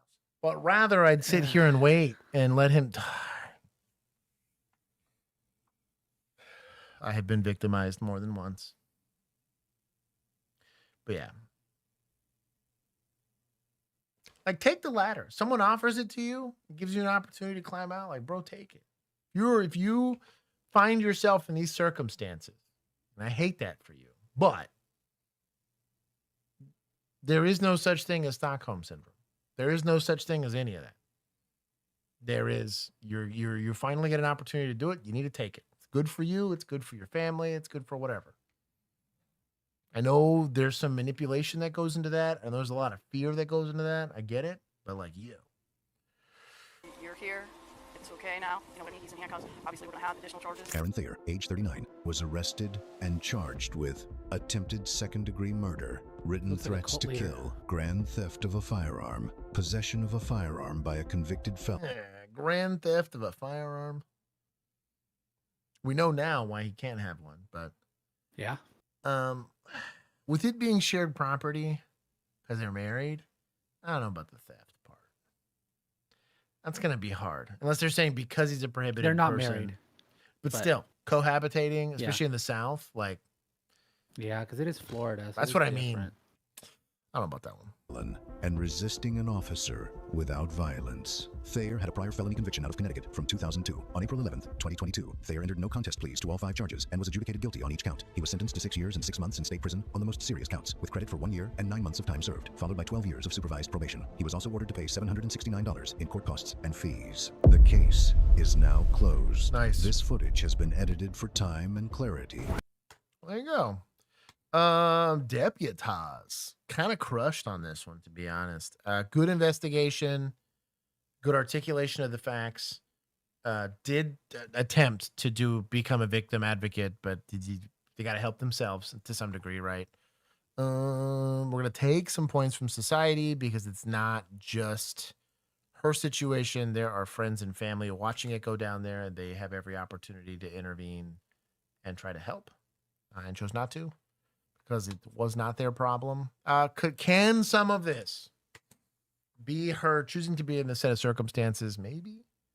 But I would argue most of the time, because of the way society is currently set up, we don't have multi-generational homes. So a lot of times these situations happen in isolation. And once you're like tied to someone financially, economically, and all that stuff, it gets complicated. Right? Like moving or leaving the situation is hard. So I give them a little bit of leeway when it comes to that. I just get frustrated when you're finally there. You're like, hey, I can not only make sure this doesn't happen again, I can get you out of this situation regardless of your financial circumstances and get you some help. And they tell you to shove it. That's frustrating. X-Bane said I've had reports. grand theft in Florida is $750, so that's a decent gun. It was a Glock, like it was like a Gen 3, Gen 4, like Expensive. Glock 26. Like you might have paid. Yeah, but that. this was what 2020 something, 2021. Still, it was more expensive back then, bro. No, because of the Rona. Hell no. Also, like that, like Bill. What in the Hispanic Bill is going on here? Bill looks like Why is he a cholo? Like the typical early 2000s cholo. Like all it's missing is He like the looks face tat. He looks like the guy that shoots that one cop in the first episode of Southland. Yes. That's what he looks like. I look like sag paneer is my favorite type of food. Mhm. You look like you're catering. 1,000%. Reports of a couple of gents in the forest peddling spice. We don't know what you're talking about, officer.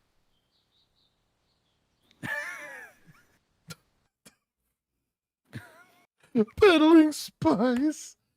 I'll give points to vigilantes. You guys are, that one's kind of funny. Or the spicy part of stream. You've been warned. Back up! Bro, that's not what Italians look like. Mm-mm. Where are you from? That you believe that's Italian? What? Pulling me over for a tinted windshield. I don't know who Gomez Adams is. From the Adams family? I don't think I look like that. You don't That look looks like Italian. Gomez Adams was my non-Chase video. Oh, this is Mo Chase. This is him. Yo, hey, your watch. Shout out. Your watch time's about to go up. Here, I'm gonna hit him with it. Yo, it was Raul Julia. He was Puerto Rican. Emu says you look Puerto Rican. You gonna take that from her? I thought we were friends. Hold on. Stand by. She can come back in a minute. Accusing me of being Puerto Rican. Bro. I'm mega hurt. Shit. Man, that's rough. Come out! Back the up! Come out! Come out now! Come out! Shotgun? It's like a less lethal shotgun, I think. Now! I'll kill her, Brad. She's right in front of the door. I'll kill her, man. Come out now! I'll kill her, man. Come out now! So we know we have a hostage, right? If we know we have a hostage and we're armed and time is a ticking, what you got is a hostage rescue situation. I would argue modern policing techniques and studies would say the longer I leave her in there, the more likely she is to be deceased, right? He can spool up, realize that a situation... Is there a situation where you can de-escalate your way out of this? Maybe. If you're that guy. I would argue you got to kick the door and get after it. Because he's either going to do it or he's not. What we don't want to do is leave her at the mercy of said person. Is it identical to the Uvalde situation? No, but we are allowing for continued victimization of somebody. We know she's being victimized. We could hear it. This is not, doesn't take a rocket scientist, right? Not in person in the video. Someone is a sensitive snowflake.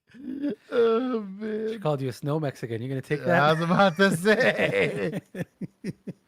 Oh, man. But my point being is that though there is not a lot of training on it at the patrol level, kind of your job. SWAT's here. You got all the stuff here. Like, what are we waiting on here? That's my 2 cents on the matter. All right, we'll try. I need a preacher now! We begin tonight with breaking news. Good evening. I'm Brooks. They're doing pretty good. They're yeah. This is solid. This is solid good. anchor clothing. This is good. Fire. And I'm Mark Kiesling. We are following a story tonight out of southeast Missouri. It's an active hostage situation. We were originally told 2 women were being held hostage. 1 has since been released. Right now, 1 suspect is barricaded inside a house. They're said to be armed with a sword and knives. We are going to take a live look at the scene. This is a live look right now. You can see a squad car right there. We're told the SWAT team is on their way. Like a punch in the stomach when you think about how quick it could go bad. It was everything that police in Zenith were trying to avoid during an 8-hour-long hostage situation. It all started Monday afternoon when police were serving a warrant to 24-year-old Kenneth Kende. Police say Kende and others lured a man into an apartment before beating, cutting, and burning him. Police attempted to arrest Kende, but he barricaded himself inside a home with 2 other hostages. He wasn't having nothing of it. Had 2 ladies hostage, wouldn't come out. Threatened to kill him. Zenith Police Chief Omar Carnes said that once they were told Kende had a gun and had the women inside a home on Church Lane, they decided to call for backup. I'm not going to, push him into anything, and I'm not going to get somebody hurt if I can keep from it. So we had negotiators come down and talk to him. We talked to him. Carnes said negotiators talked to Kende over 40 times throughout the night. Sometimes it was minutes, other times it could be over an hour. Carnes threatened the hostages at times. I'll kill her. I'll cut her head off. I'll kill her. I'll kill them both. I'll kill them. I'll kill myself. So we. You heard him say that? Oh yeah. On the phone several times. It was around 8 o'clock when Kende released one of the hostages. It was from her that police learned that Kende didn't have a gun, but he had knives and machetes. He said they knew any misstep could cost the second hostage her life. Finally, he was getting more and more agitated, and you could even hear him clinking the machetes together. And on the phone there, I was talking to him, so we decided to get a SWAT team in. Thanks, bacon.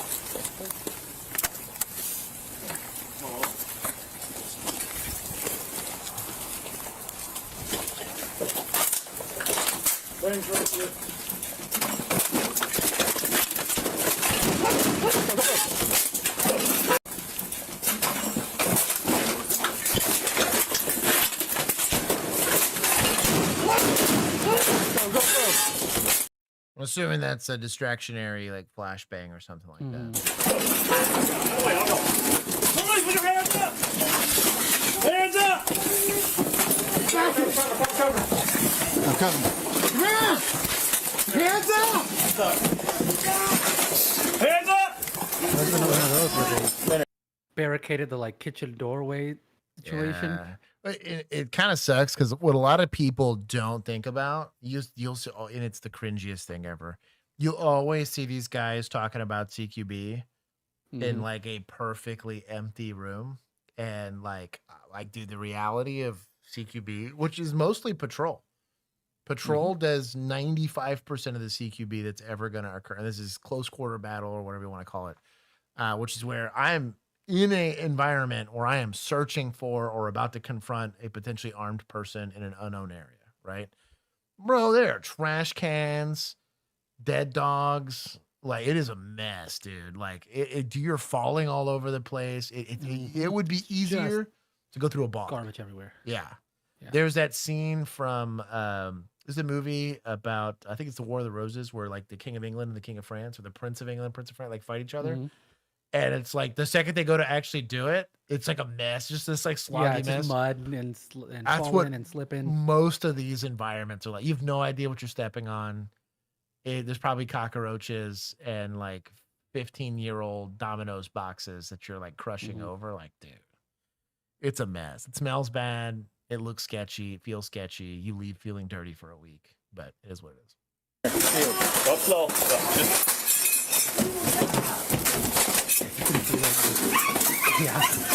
I called it. Bro, dog. Hey, but living dog. Hey, At least it's a living dog, but I did call it on the dog. What's the good voice for surviving whatever the hell this is? Yeah, dude. Hold on. Here it is. Go right here.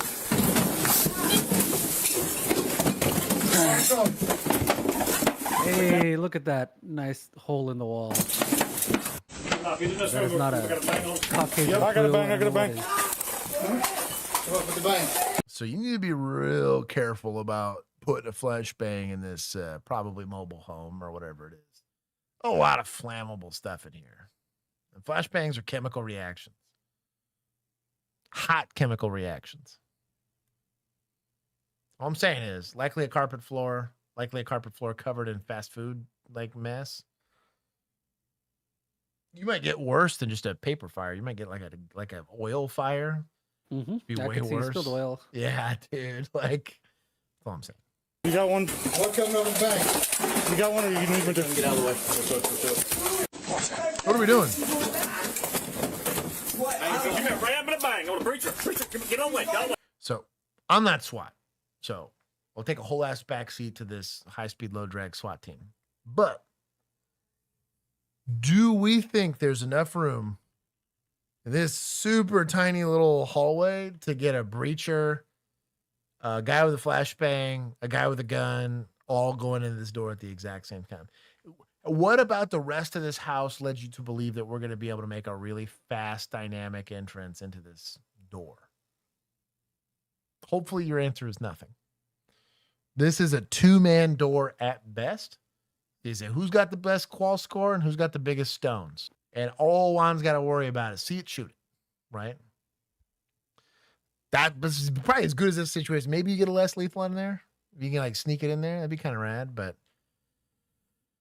I don't know. This is sketchy. Chases said, funny enough, the one that had the bang had already pulled the pin, so he actually went back outside and tossed the bang in the backyard. You know what? He thought about it a little too late, but hey man, we're here for it. He got there. Wait, go away. The door. You need will die. Yes. Go get the cover. Now back up. I will come out. Back the up. Come out. Come out now. Come out. Come out now. I'll kill. So typical normal response, you got one person talking to the guy. Everybody else worry about everything else, right?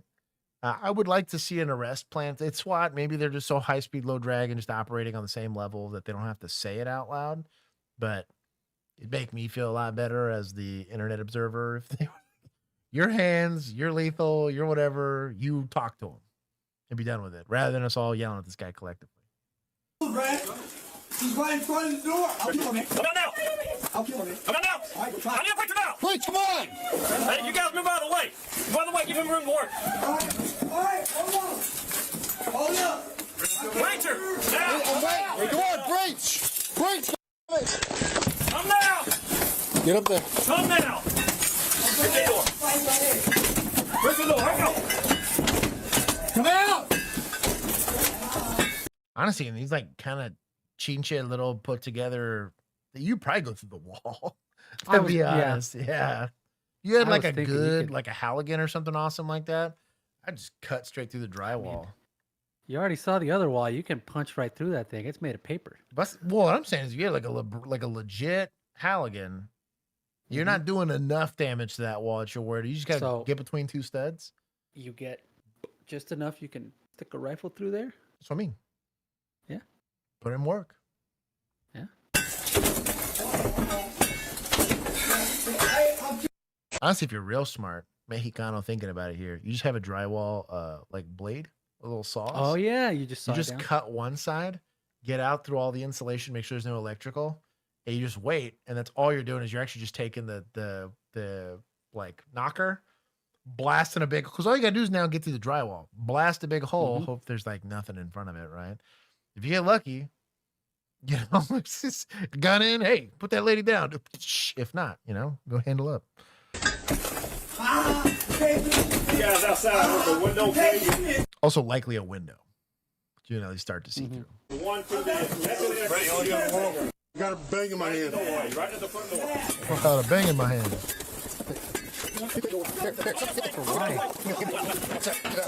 He said, everybody get out of the way. Shoot him, shoot him, shoot him, shoot him, shoot him, shoot him, shoot him. Shoot him.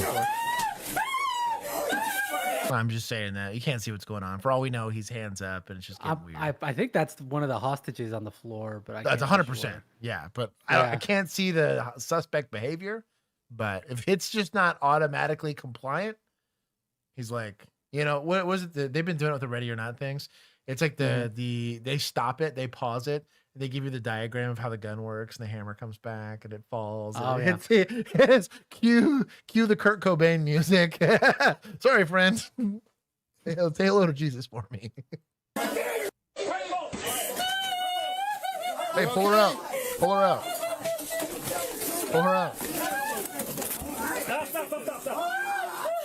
What are we doing?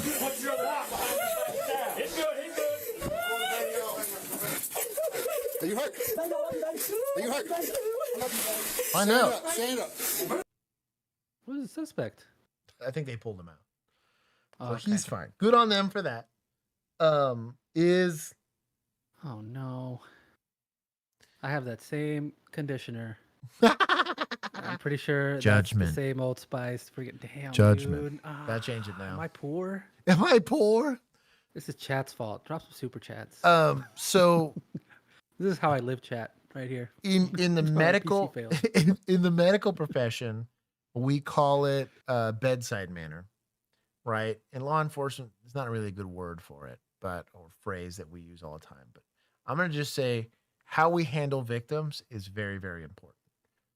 What I want for that victim is that initially that there's no life-threatening things about him. So I'm not gonna ask him if are they injured. I'm gonna check. She might not know. She could have just gotten injured right now. She could have a stab wound that she's bleeding from that we don't currently see. Right? Hey, just tell her, hey, I'm going to check you for injuries. Do you have any that you know of? No. Okay, well, I got to check you because I'd be remiss if I didn't make sure that you were okay. She says no to that and be like, well, I guess die then, right? Or whatever. But you find a nice way to navigate that. She says no to the whole thing. Well, at least got to have EMS check you out, right? Which better be staged, whatever. Get a counsel tool, Halligan. Accept no substitutes. Nice. Me too. Also, Mo Chase has said only 2 SWAT officers had body cams. Gotcha. So why we don't get Stand up.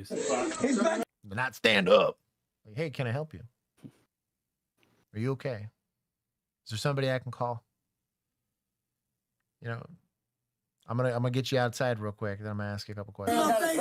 It's back from my family. Keep her. Baby, I love you, baby. I love you, baby. No, I'm gonna play the dog. I'm trying to help you, man. I'm an innocent man. Dog.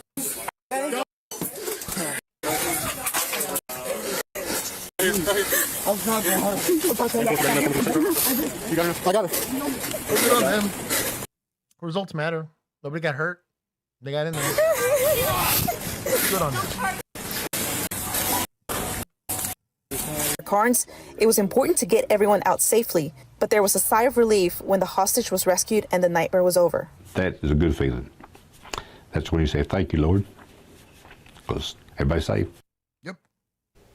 New at 10, a Kenneth man is set to serve more than 100 years behind bars following a standoff. A judge sentenced Kenneth Canday. Man, this did not disappoint. My guy. Like legit ready or not NPC. Mm-hmm. That's wild work. Yo. What in the county is this? Maybe I don't go back. To more than 102 years in prison following his conviction at a November jury trial. Canday was found guilty on 1 count of first-degree robbery, 2 counts of second-degree assault, 5 counts. It's Canday? Like Monsieur Canday? Like Mr. Canday? Yeah.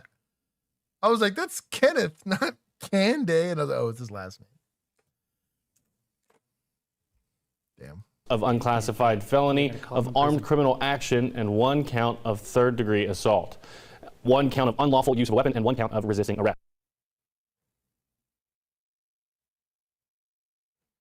Oh, damn. Aw. R.I.P. Dude, that sucks. The Sikeston Department of Public Safety mourns the loss of one of its own. This is a live look at Officer Henry Franklin's vehicle, now sitting in front of DPS headquarters as the flags across the city fly at half staff. This community pays tribute to a public servant who lost his life in the line of duty, assisting a neighboring county in a call that ended in gunfire.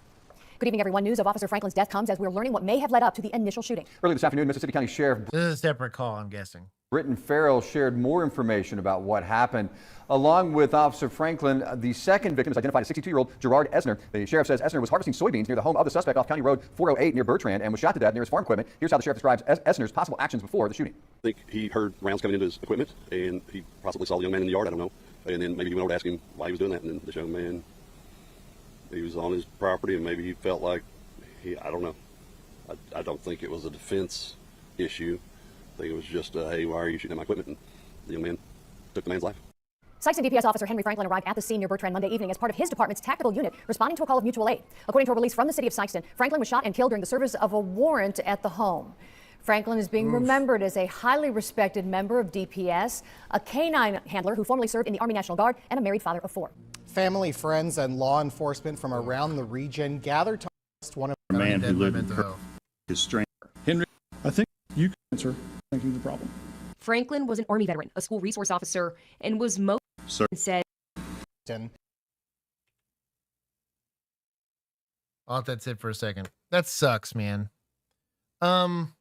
Initial call, that's a win. Results matter. It was messy as hell. Obviously, in that situation, the unfortunate reality is it doesn't matter how good your tactics are. It doesn't matter what your equipment is.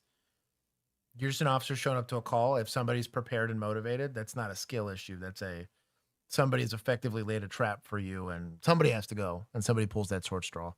We'll get a lot of critiques, we'll call it that, from like the competition shooting community, the military community, a bunch of jackasses on the internet about law enforcement. And they'll say, well, you could do this better or that better. But like the reality that you look at the Dallas 5 situation, no rifles, no like force on force training to that degree. They just ran into a highly motivated person that was just, his only motivation was to go and to blow that, kill some cops. And he had laid a trap and prepared a very good one in that instance, where even one of the most highly regarded SWAT teams on the planet had to resort to bomb drone basically to go get this guy because they didn't feel like it was safe enough to approach him. It's just hard in a lot of those situations. 2020 was particularly rough for this because we had a lot of rookies that were getting shot. It was a bad situation. Anyways, good job, bro. Mo did a good job with this one. I'm gonna give some points to troopers. And I guess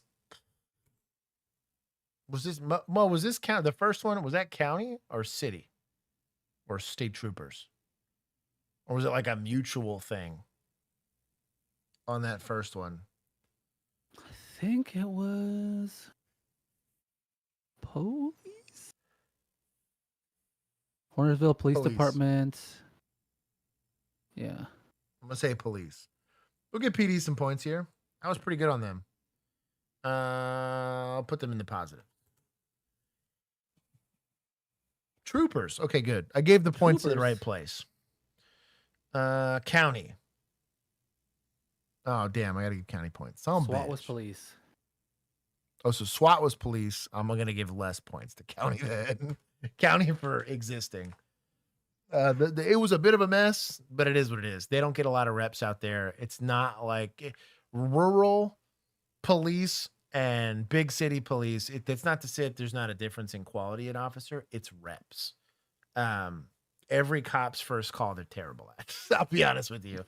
The first time you have to work it, my first shooting was a mess for me. My first pursuit was a mess for me. My first foot chase was a mess for me. Like you have to like stumble. No amount of training makes you good at those things. I was both lucky and unlucky enough to work in an area where we were getting those damn near monthly. And so within the first year and a half, I saw more uses of force and pursuits and shootings and successful control at deletes than most people will in their entire career. Then proceeded to work there for 2 more years like an idiot. Where it didn't slow down, it got worse the longer I was there. So yeah.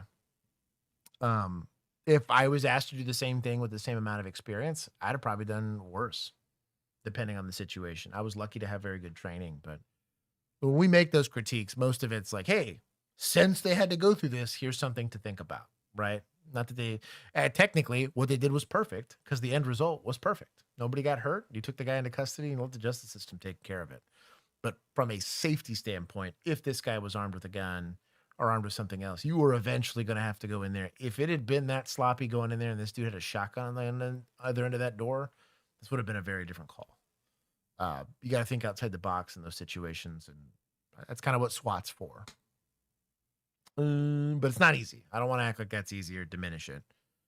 And then on that call, like there's nothing much you can really do about that.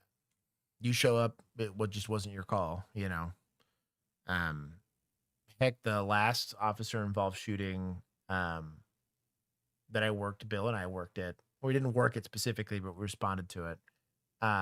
They were just standing there in a parking lot. Some guy just randomly decided to do a drive-by to the cops. And fortunately, I say fortunately, it was only a security guard that got shot. He only got shot in the foot. It was like a very survivable injury, but like nobody gets to pick that. They just happen to be in that place and have a motivated person that try to go and do harm.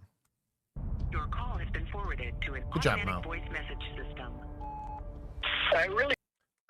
Is Backstoppers like what is it? There's a phone call.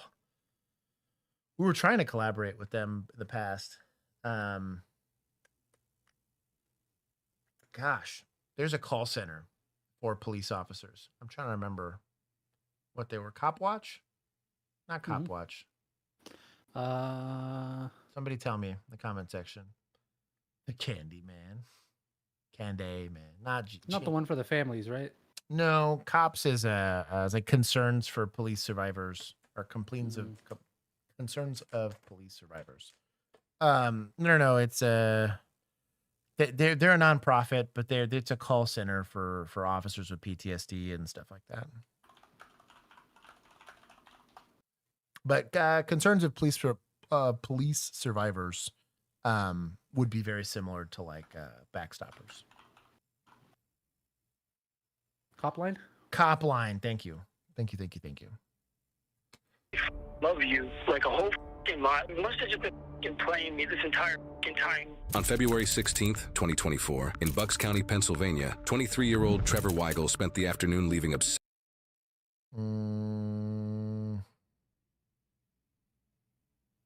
Yeah. So they're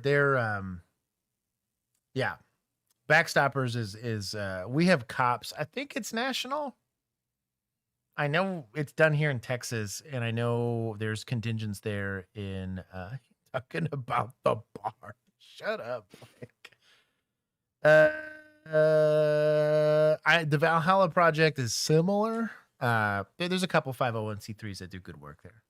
I'm very leery of nonprofits in general, just because I've seen a lot of bad ones, but there's a couple of good ones. I believe Backstoppers to be a good one, and then Copline, and then Cops. It's an acronym, but another good one.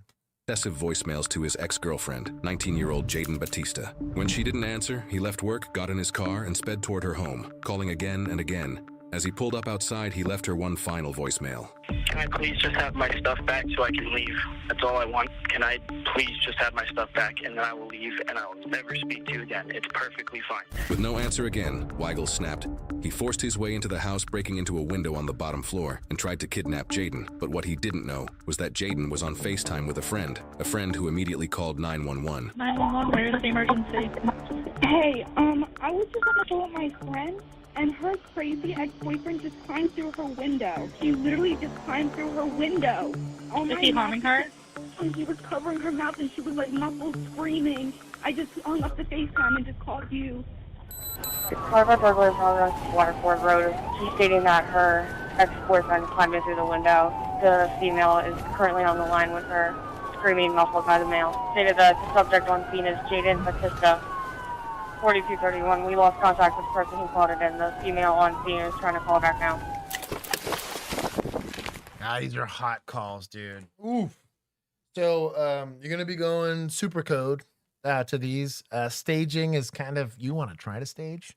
I still recommend, in general, to kill your siren at about a mile out. That's about how far that sound will carry, depending on location and all that stuff. In urban areas, you could probably get close to like half a mile. If I'm going in, gun out, kick door, serious felony style, I want to buy myself as much time that they don't know that I'm going to be there. Now, am I making announcements? Yeah, probably should. I'm doing some sketchy cop stuff, right? You guys already know how I feel about no-knock warrants. This is not a warrant. This is exigent circumstances. So you're going to go in. You have the authority to go and cease victimization, right? There's a lot of case law on this. Be prepared for that. We have not been told that he's armed, but I think it's a good assumption that he could arm himself. In a house, there's knives, baseball bats, poles, whatever.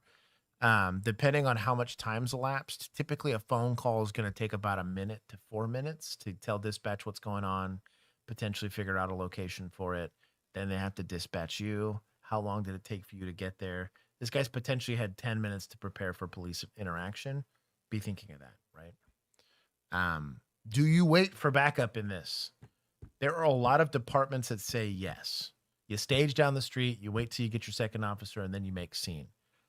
Though I agree that is a good policy, I do not like the idea of waiting for a victim to continue to get victimized until we make scene, unless we have some reason to believe that this is an ambush. That's a staged one. This can happen. This does happen from time to time, right? In that case, it would be better to have a second officer there. My agency would have required that we staged for this unless we could articulate exigency. There was only 2 or 3 times that I ever said, I'm making scene. I don't care. And dispatch is like, wholly give him the channel and everybody shut up because he's doing dumb stuff. There goes Josh being stupid. But fortunately, I got lucky and those situations didn't get worse. 4231, they came in contact with the female that's on scene. What are you doing?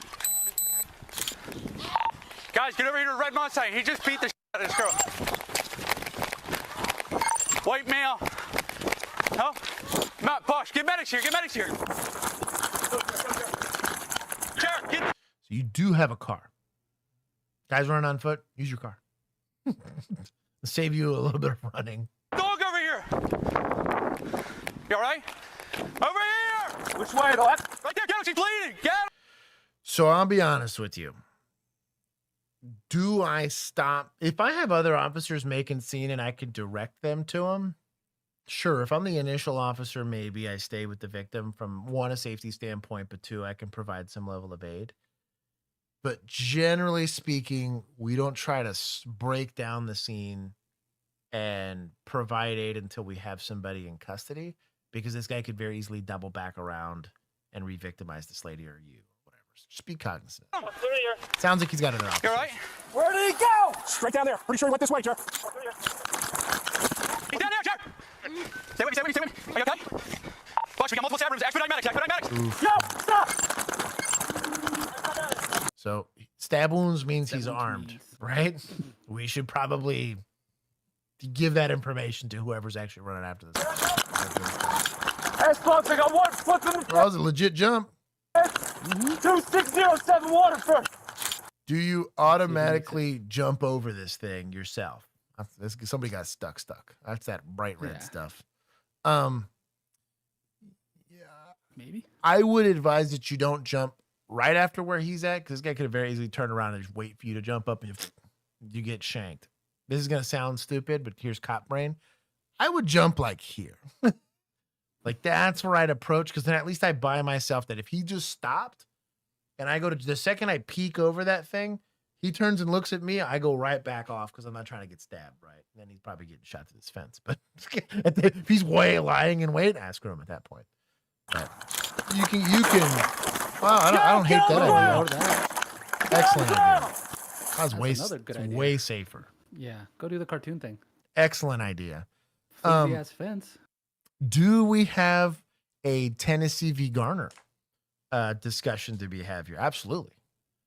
Already victimized somebody, potentially armed in a highly populated area that I don't want. Now, the second he ran into the woods, you lose it a little bit. It is to prevent escape if there's risk to the public, not to stop him to defend a third person. It is to prevent escape. So technically it could apply here if you really think that he's getting so far away from you that you can't stop him. So you say, all right, we're arresting you the old Wild West way, right? We're taking you in cold. Theoretically, there is some case law on that, but I would feel a lot more leery about that, especially in 2026. That's 4 bucks. In the water. Hello, 295. Copy. Oh, have gloves on your person. Yikes. So I did used to have a fanny pack. It was a huge fanny pack that I kept backup emergency medical stuff. So I had like Israeli bandages, chest seals. I had like a bunch of extras. I liked it because I could just slap it on around my waist or throw it over my shoulder. It like hung on my thing. So I could have a bunch of extra care that I normally just wouldn't have space on my uniform. Now, I had gloves, but that would typically get thrown on. 2 or 3 people had that used. That fanny pack did me a huge solid. Stab wounds, what you're looking for is the thing bleeding the most, and then work your way to the thing bleeding the least. Especially when you have like a prolonged assault like that, there's going to be a lot of injuries. You got to triage. You probably don't have the training for this, but go to the worst looking thing and then move your way to the least worst looking thing and try to help if you can. But I'd be shocked if EMS makes scene on this, to be honest, while he's still at large. Fine, go to the fence right there, Chris. Stay away. Get out! Yo, get out! S4 bus 10295, westbound. Get after it. Yo, get on the ground! Get on the ground! Get on the ground! Get down, on your knees! Oh, we're pointing a taser at this guy. What? What? Gonna get a knife thrown at you. Stop! I did nothing crazy. Could have seen that coming. S4 bucks, taser deployment, bill 295. Stay on the ground, hands behind your back. My brother in Christ, this is a gun situation. What are we doing? I hate it here. This is like you've got to move a mountain and you brought a shovel. Like, what are we doing? Like, I don't know. Sorry. I'm annoyed. This is terrible. You would get written up in my agency for this, or like applied to retraining. There's no way we know that this guy's not armed. This is a violent felony in progress that we do not have this guy detained, and he gets a gun pointed at him. Hands behind your back. Do it now. S4 bucks, give me the air. Mile marker 6.6. Hands behind your back. Give me your hands. All right, Jay, you want me to give him another ride? Get your hands out. Get your hands out. Oh, that is a spicy dog. That is not the friendly kind of breed. I don't like the dog deployment here, to be honest, because this is a stabbing suspect. So the likelihood that this dog gets stabbed is pretty high. We don't know that he doesn't have a gun. Just because he hasn't produced it, right? Taser worked, taser didn't work, whatever. We don't see hands. We're not putting a dog on him. If you had to game plan this, right? Pretty easy to assume that he's right-handed, right? We were actually presented this exact scenario when I was in police academy, weirdly enough, and I got a good chuckle from my my training officers at the time, and me and a very tiny female officer that were basically forced to arrest this guy that was in this very posture, but we knew he had a gun. He wouldn't pull his hand out from under him, but he was fully turtled like that. In my infinite wisdom, I learned the worst lesson of my life, and I put a firearm at the base of his skull, and I said, well, anything comes out from under you that is not an empty hand, and you're going to find out real quick. They laughed so hard at that. They're like, you know what? It's not what we prescribed, but I bet it would work IRL. Like, that kind of makes a lot of sense. He's like, that's the only safe way to do it. And we went one arm at a time. My recommendation would be not this guy, but maybe this guy probably ends up doing a temple index situation. You control his torso and his waist. You don't want him getting up. You extract one arm at a time. Get one arm behind his back, cuff it, secure it, go on to the next one. One, cuff it, secure it. But you keep him face down. You control all of his limbs and his movement. I don't like the dog bite. Dog bite turns around. He's got a gun. We're getting shot no matter what. Dog's getting shot. Maybe you're getting shot. If he's really good and he's John Wick, all three of you get dusted because you're about to put 4 rounds here, another 5 up here because you're a cop and you're stressed out. Or this guy's just going to throw an impotent taser probe at him and die anyways. Mm-hmm. Just think about it, right? Not a fan of the dog. Right. You got it, Ricardo. Hold that guy. Give me your hands. Hold. So, all right, I don't have trees on dog isn't biting anything but clothing either, so. Comply. All right. What are we doing? Handcuff this fool. You got it? I think he might have tagged himself too, or in the fight gotten tagged. Oh, dude, with the knife? Yeah. He's passing out from blood loss. I think that was his blood on Got that it. fence. Watch him. Good boy. Anything on you, it's going to stick me. What do we have there? She a stab wound? Multiple stab wounds. All right, that's what we're gonna do. All right, everybody catch your breath. Are you hurt at all? You good? We're good. You're good? We're good, guys. We're okay on 295. One detained, one in custody. All right, well. You need an AED? No, I just need medics, man. We're okay on 295. So, and if Caffeinated's still here, I'd be curious to see what he has to say about this. So I'm not gonna say a low possibility of injury to the spine, but C-spine is the least of my worries on this lady's to-do list for things that are gonna hurt her. Right, the stab wounds are probably the most deadly thing to her current situation. The finite amount of blood that she's got in her body slowly leaving it. Right. If I've exhausted all of the medical equipment that I have, do I feel good waiting on EMS to come see? They're gonna have to take her to surgery anyways. There's nothing EMS is gonna do outside of maybe give this lady a blood infusion if they're capable of doing that and they have her blood on deck or whatever. That's gonna help save her life. Maybe some fluids. I don't know. Maybe that makes it worse. I don't know. There's nothing that says that you can't load this lady into a patrol car and take her to the hospital yourself. She's going to get to a way higher level of care that way faster if you do it. It was actually our plan for ourselves. When we had to go, so we're going to this call. Juan's my backup, right? Hey, you're behind me? Yeah, we're going in hot. Yeah, okay. I got the dog. Yeah, he's like, I got the dog, right? But I'm going to tell him, hey, you're going to be the medical one. Park your car. Make sure your car doesn't get parked in. I'll be the alternative, but we're taking your car. No matter what, his car was going to be the medical transport car. He would, while we showed up, dump all of his stuff out of his passenger seat. So he would know that, hey, that seat is for, because if not, he's got a bunch of stuff there. We're having to slow down to go provide medical care, right? That means I'm going to be the first one to go since it's his car. He's going to be a little bit more familiar with it. I know I'm in the hot seat to go get shot, stab, punch, whatever. And you go in there and he's knows that he's going to be hands, he's going to be gloves. I'm going to be the tip of the spear in that. You make that decision as you're en route code. If we get a third, Bill shows up out of nowhere, he becomes the medical person. Juan and I don't even worry about it. Juan's over there getting the big iron. I'm over there getting the shotgun, and we're going to work, right? As we're securing the scene, they don't even wait. He wouldn't even wait for the scene to be, hey, we got, oh boy, he jumped the fence like an idiot. And we thumped him while he was crossing the river or whatever. Take her, go. I'd be curious to see how, I'm sure EMS would be like, nah, wait for F, but I think she gets a higher level of care faster, which means she's more likely to survive it, in my opinion. But that's neither here nor there. See if he dropped the knife, Steve. He had a knife in his hand. So, all right, guys, what do I need right now at the house? I need a detective, right? I don't know if it happened in the house. It's out in the street. Yeah, okay. With the suspect now in custody, officers shift to securing the crime scenes. Paramedics work off camera to save Jaden, and investigators begin piecing together what happened. In any stabbing case, detectives must quickly rule out claims of self-defense. But with the weapon still missing, they need to find it fast. Let's go, go, go.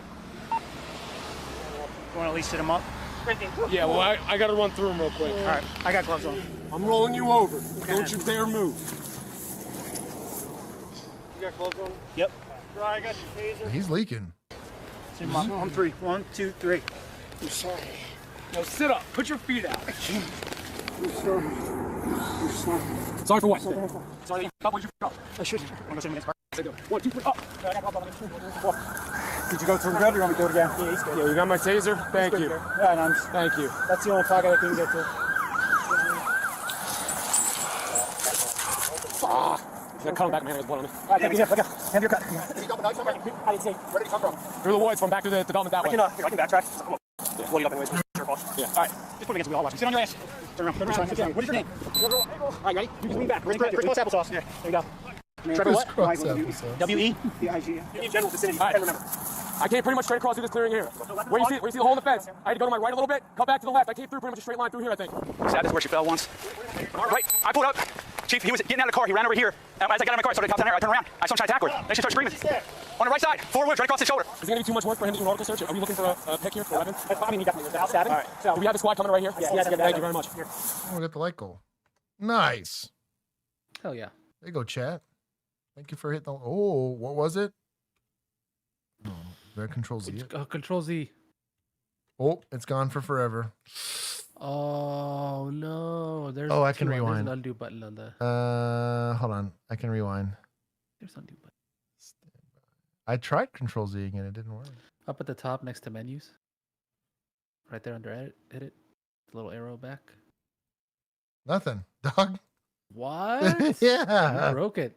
All right, too bad. Sorry, chat. Y'all lost all your points. Hold on. I rewound it. I'm going to trust Cherry Folk. We're going to trust fall it. If she didn't lie, I'm going to give him an extra 100. I'm about to find out. Bob's the name, definitely lying. Bro, Bob's over here trying to lose points. Wow, dishonesty. Greg saying 6480. Ooh. Who is it here? Hang on. Before you say the official, I'm gonna start a poll. Okay, I paused it. 1 million. Pamucci.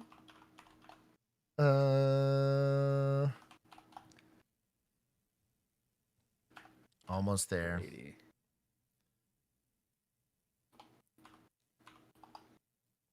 Almost there. I can't like move it too much. These are such long streams, like the 69. Oh, I should have done that. Damn. Too late. Yeah, you guys got time to vote. How many points you guys had? Cheating. We're trust falling here.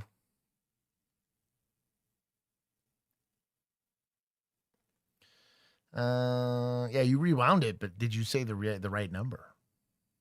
Mm-hmm. Kool-Aid man it to the feds. Who do we trust? I know the answer. Almost there.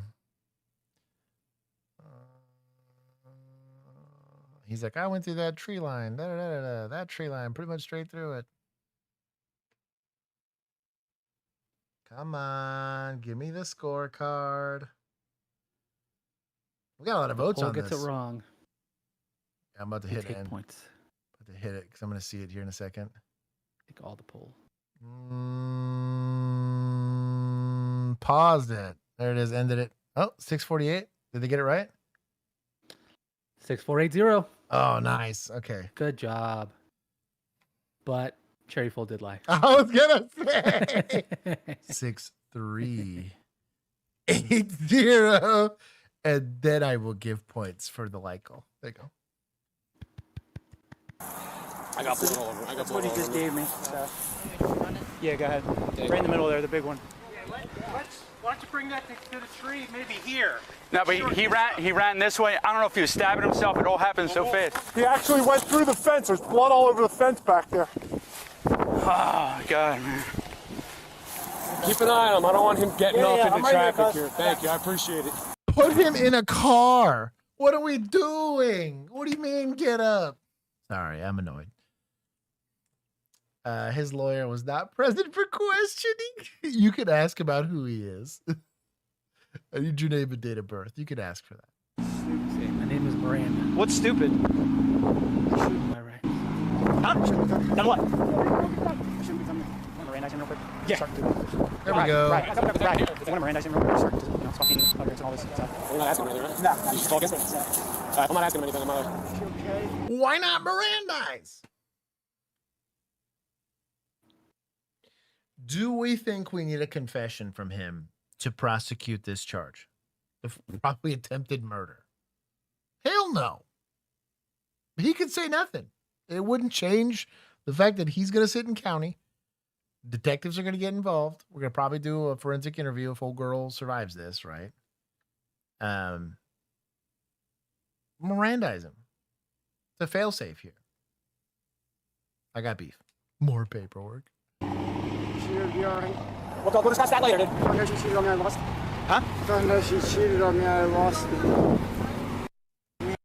That is a res gesti statement. I'm horrible. I'm a terrible person. I never thought I would do anything like that. You guys all right? Yeah, we got some blood on our nose. I appreciate that. Yeah, I'm going to go back to the address and start working this way through the fence. Yeah. As soon as I got on scene, that's when they called out that he was yelling. I wasn't at the house. It was after an I unit. I don't know if I went right through the fence. I'm going to go down there in a minute. Okay. We'll try to, if you see anything, try to, as best you can. Yep. You good? Stay up. Come back, please. What's that? Please just let me. Nah. You're going to hurt even worse, all right? We got an ambulance coming. Just stay put, and then we'll get you in the ambulance, all right? Ambulance. It should be bleeding up front here. We haven't gotten into it yet. Witness at everything. Pictures. You want me to put the blood pressure? That's him, dude. Look how big the punctures are. There's two there, two there. 1, 2. Can he three. stand? He did before. He's All right, fine. go ahead. 1, 2, 3. Well, if he's losing blood, not the same. We're not sure if he ditched the knife somewhere along this way, so. That's what we were just talking about. He said he's going to wait for the dog to come out. Okay. Because I was going to go look in the woods. You can visually look. Okay. But I'll hang out over here and baby. We're still go. Cheated on him and he went crazy. He's a bad person and he's sorry for what he did. Okay. 2421. I'll be in the ambulance with the Pendle Middletown Emergency Squad en route to St. Mary's with the subject in custody. What? Yeah. No, I don't have any more. You can't. No, is that? Yeah, he ran this way. They have 3 stabs. Because all our markers are in there. I'll just, I'll hang I think they called Omler in too, right? They did, yeah. All right. I'll hang out with the knife. Detective's got to talk. Oh, you found it. Didn't look good. I mean, they didn't transfer, but I mean, I guess it's a good sign. Good news is, you guys clean. Yeah, I need disposition. Evelyn? Your granddaughter's room. Probably. To make sure no other victims were inside, they confirmed that Jaden's grandmother simply hadn't been home during the attack. With the house now empty and the scene secured, neighbors were still struggling to process what had just happened. One neighbor who witnessed the chaos later described the moment to police. So, Phil, in your own words, you're all Not important. 18 stab wounds to the... That's it? The victim, 19-year-old Jaden Batista, was rushed to the hospital where she ultimately succumbed to her wounds. Damn. According to reports, Batista suffered approximately 15... Now, that's why I bring it up, could immediate transportation to the hospital potentially have saved her life? My argument as a responder is yes. Do I think they should be held liable for not doing that? No. It's not within their training.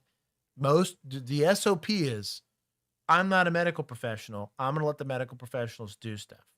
However, I don't think it takes a rocket scientist to figure out the quicker someone gets care, the more likely they are to survive. Now, she could have been dead and mortally wounded, but just succumbed to the injuries later, right? And oftentimes, like in a hospital, in situations like this, they're going to try everything under the sun to try to make it happen. She could have been DRT, like technically, which is dead right there is the an acronym. It's not a real thing, but that's what we kind of call it, where she was mortally injured. This happens a lot of times in shootings. They got mortally injured, got shot through the aorta, but they haven't died yet, right? Because it wasn't enough to make them like unconscious or whatever.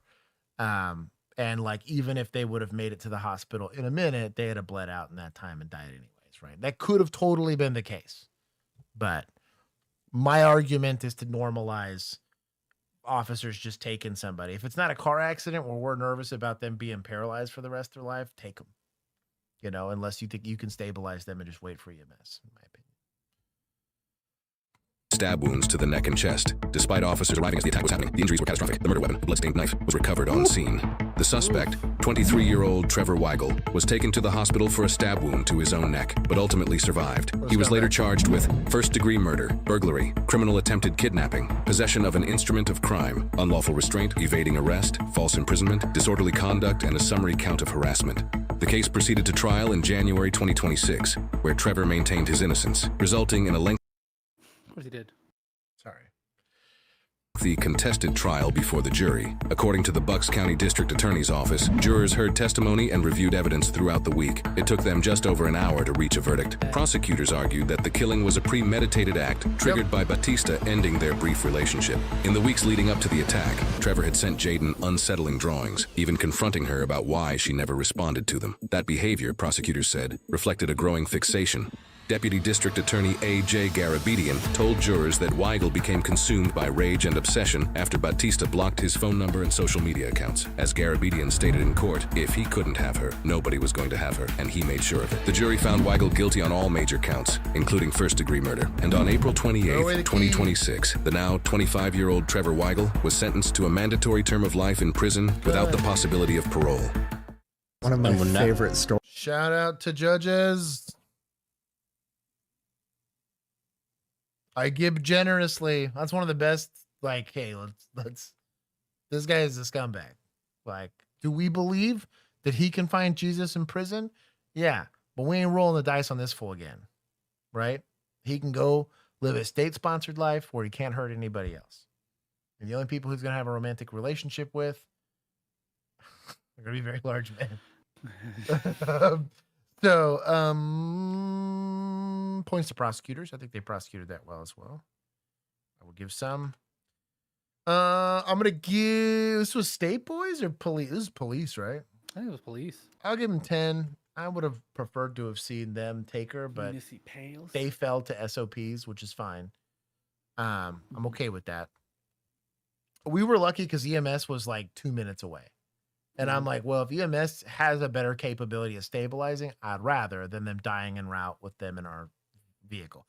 I guarantee you, anyone in administration watched my speech on we should transport them, had a brain aneurysm. Because like, what if they die while we transport? I already know. Yeah, okay, yeah. But I'm like, you guys are worried about liability. I'm worried about having to live with myself, knowing that I could have done something to potentially save this person's life, liability or not. And if they die while I'm trying to transport them, they die while I'm trying to transport them. I was at least trying to do my part, right? Unless you could prove some like weird negligence or whatever. But like, I'm sorry, it's policy. Let me now be scarred for life that I didn't help this chick as she was taking her last gasping breaths in my arms. Well, I stood there just to witness them, I guess. Well, I'm getting it. Suspects for scumbagging, dude. Like, oh. This one in particular killed me, dog. Like, ugh. Those kind of like, bro, move on. I don't know. Again, Smith and Lesson, second that window broke, he's in home. I'm just saying. But depending on the state, I guess. Stories is when they were getting them. One of my favorite stories is when they were getting the Marine Corps ready to go in for the LA riots. And it was a training incident. During a fire exercise, some of the police officers instructed the Marines to cover me. At which point the Marines said copy and then proceeded to light that bitch the f up because cover me to a Marine and cover me to a police officer are two different things. That's a pretty severe cultural difference. Ironically, in that incident, I believe over 200 rounds were fired by the Marine Corps at whatever this person was, the LA riots. You know what their hit ratio was? Nobody talks about Marine Corps MOA. And sure, are there accounts of Marines being wonderful shots? There's plenty of accounts of cops being wonderful shots. But if cops hit percentages at 18%, we're kind of crushing by military standards. They're 30,000 to 1. Looking at you, I like to pull up statistics so I can seem smart and win keyboard arguments, even though I've never done anything in my real life. Stormtroopers. That's hilarious. Yes. Yeah, what Tweaky said, moving on is free. Thank you for the palate cleanser. Emu. Clutch. You are forgiven in my eyes.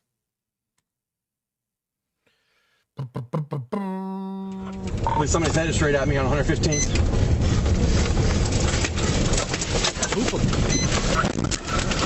That was a clean boop. Hey, he booped him. That was a pretty clean boop. 1050. Oh, that's a spicy meatball.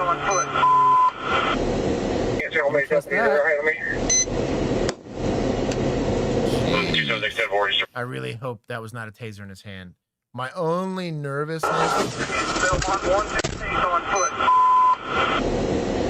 is this looks like he's reaching for a taser. That's definitely a taser. So tasers tend to be cross-draw, unless this guy's left-handed, right? Tasers tend to be a cross-draw situation or a weak hand situation. Even with a boop. Guy was perfectly ambulatory. Oh. That's definitely a taser. 276-10-4, just information, you're headed straight towards 848. Oh, he figured it out. All right, all I can see is the red and blue. I'm doing 45, 50. Now, in defense of this trooper, if he legit got shot in this exchange, in a life or death situation, dog, you do what you gotta do. Yeah, I can't see the motorcycle. Are you still moving? Or just stuff. Let 848 have it, so we know direction of travel. Listen to this radio traffic. This guy's fighting for his life here, and they're like, well, what's going on? I need whatever. Bro, I guess I can take this from dispatch. We're not telling everybody to shut up. To be fair, this guy didn't get on the radio and say shots fired, but still. I believe possible shots fired. Yeah. Police summit, 848 shot. Get us an ambulance now. Repeat, 848 shot. Get us an ambulance. Now remember the discussion I had before. I swear if they move this guy, it's going to prove my point. Sit down. Sit down. Sit down.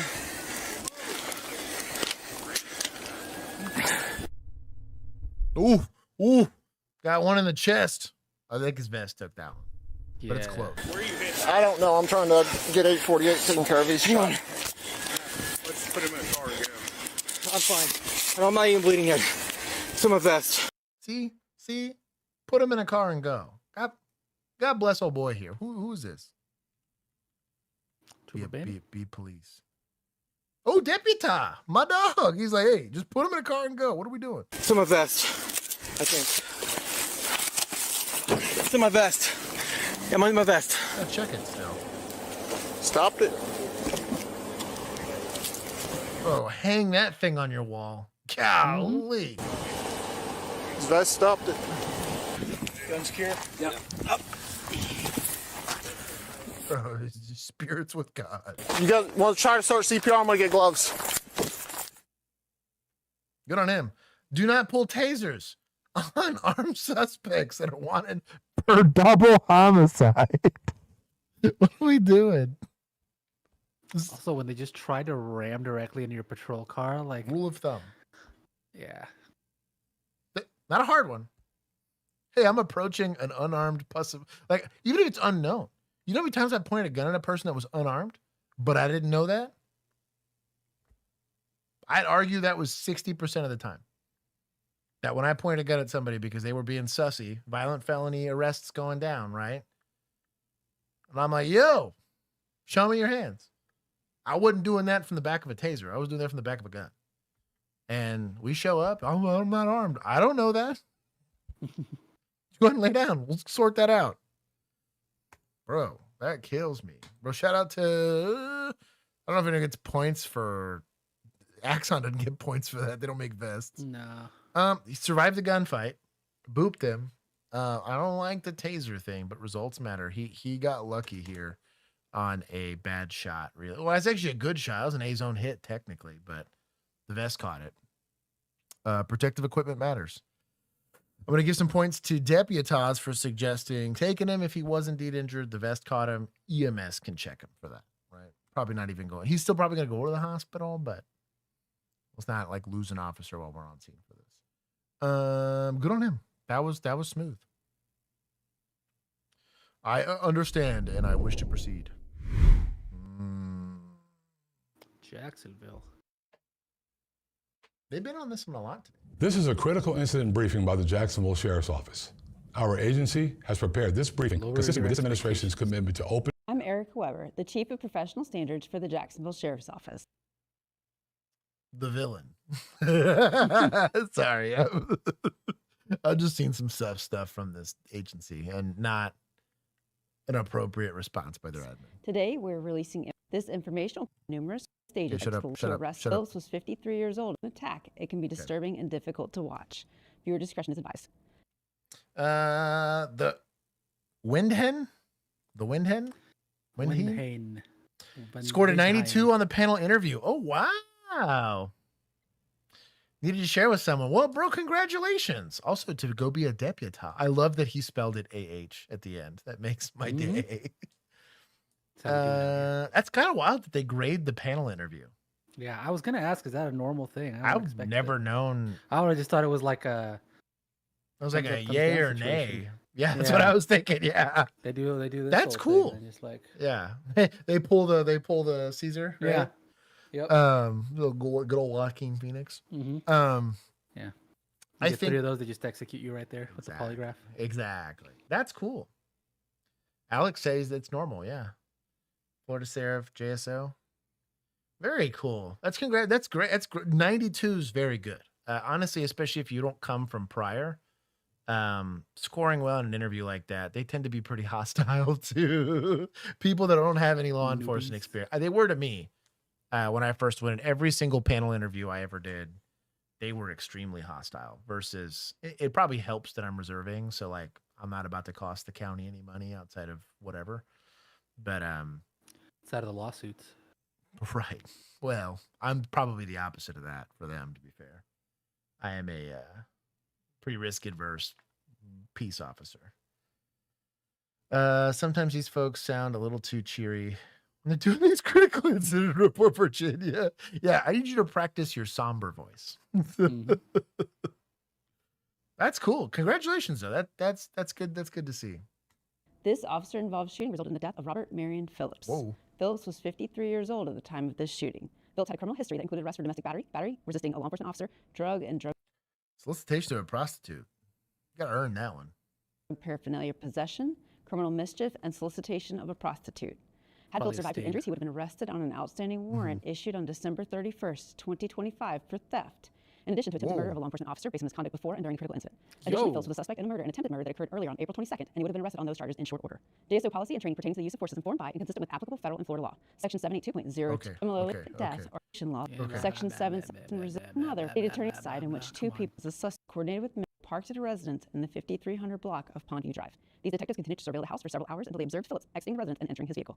CPR detectives executed a planned attack. Oh, wow. They waited for him to get out of the structure. They're doing pretty good so far. I like this idea. Let's not get him at the house. Let's wait for him to leave. I like this idea. Tactical vehicle block of Phillips' car at the intersection of Julington Creek Road and Sandridge Drive. Detective Whitmire used his JSO vehicle to block Phillips' car from the front. Likewise, Sergeant L.F. Theriatis used his JSO vehicle to block Phillips' car from the rear. While still seated in his vehicle, Phillips armed himself with a handgun and fired 2 shots at Detective Whitmire. In response, at 3:21 p.m., Detective Whitmire, Sergeant L.F. Theriatis, and several other officers who participated in the planned vehicle block and apprehension of Phillips, Detective Prescott, Detective Wally Mianis, and Canine Officer Mulhern, all fired their assigned JSO handguns, striking Phillips. Phillips attempted to exit his vehicle and fell on the ground. Phillips died on scene as a result of his injuries. Once Phillips was handcuffed and taken into police custody, his gun was located underneath his body. For shooting Oh my God. A lot of talk. So, yeah. It's a bang the bang video play. is like 12 seconds. Yeah. Shooting going to be spoiler alert. Officer bagged up. All right. Christian Halsey. Oh my God.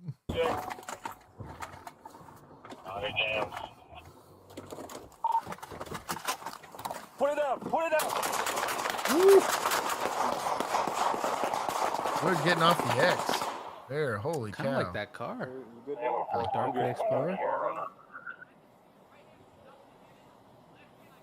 Hey, shout out to the G-Shock watch. I have exactly this. My dog. We can see left hand. Christian. No, the 0 was in his hand. He shot at me. Next, you'll see a portion of video footage captured by Sergeant L.F. Theriatis' body-worn camera. You will see the sergeant use his vehicle to block Phillips' vehicle from the rear. Then you will hear gunfire and see and hear Detective Whitmire return fire. Immediately thereafter, you will see the sergeant exit his vehicle and shoot at Phillips, striking him. Put it down! Put it down! Oh, crossfire. Oh, big Yeah, old. it's not a great crossfire situation.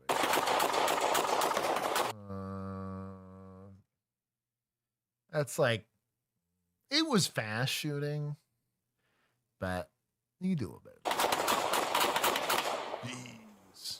Next, you will see a portion of Officer video Magda. footage captured by Detective Prescott's body-worn camera. You will see Detective Prescott park his vehicle behind Detective Whitmire's vehicle. After Detective Prescott exits his vehicle, you will see him and Detective Whitmire return fire at Phillips. Because of Detective Prescott's physical location on the passenger side of Phillips' car, you will see Phillips' vehicle but not his person. Hey, get back here.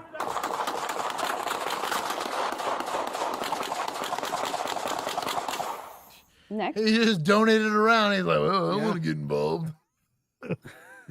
That was a crappy. So the I want one, to go through this IA investigation. yeah, the one downside to blocking cars in like this, especially when it's one car in the front, one car, is this very issue, right? I would argue that if you're going to do it, the lead vehicle should try to bail as quickly as possible. Like the second that car's blocked in, whether I'm shooting or not, I'm moving off the X. Because if this turns into a gunfight, I need this to turn into a gunfight where everybody's backstop is safe. That's kind of hard, especially because they also had cars coming in from like the side. But it was a complicated situation. This was not easy. you will see a portion of video footage captured by Detective Wally Mianis' body-worn camera. You will see the detective approach the shooting scene during the critical incident. You will see him immediately park and exit his vehicle. Then you will see the detective fire a round during the critical incident.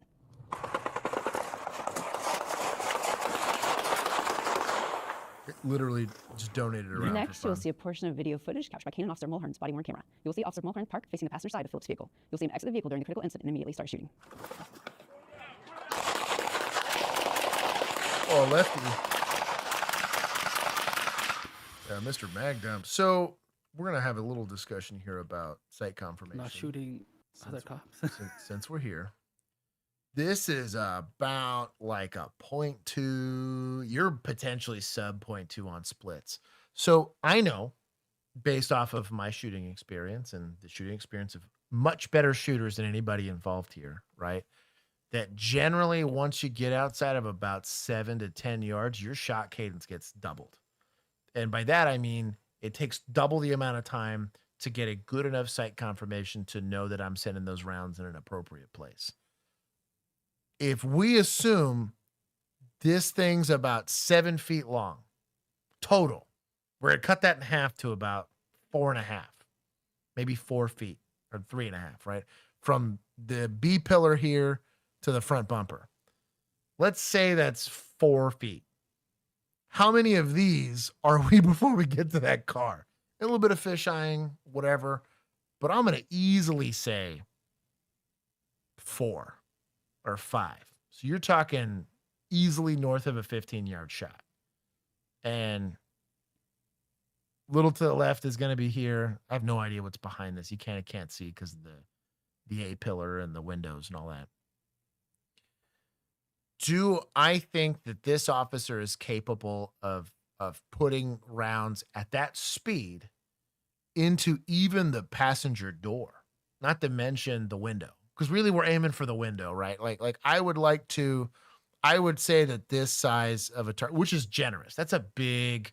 These are all mics. If this was like a USPSA competition, if my point of aim is the person, but I hit the passenger side window, that is a miss.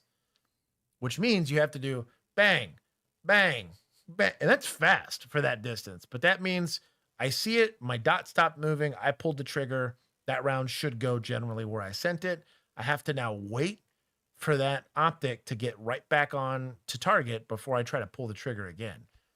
At bang, bang, bang, bang, bang, zero chance. You're lucky to put a fist-sized target at 3 yards, not to mention 20 yards or whatever this is, right? That's kind of my one issue on how this gets taught. Do I think it's good training to shoot as fast as you possibly can, especially when we talk about like up close shooting? You should know what that feels like, but you should start training those officers that the farther you get away from something, the more shot confirmation or sight confirmation that you should want to feel confident about that shot. If this was his front bumper that this was taking place in, I would have blessed that shot cadence. I'd have no, I could teach Juan how to shoot like that in a sit down. Or why haven't you? Well, you don't hang out. We don't ever hang out at the range, to be fair. We don't. But we'll get some 9mm. We'll do it.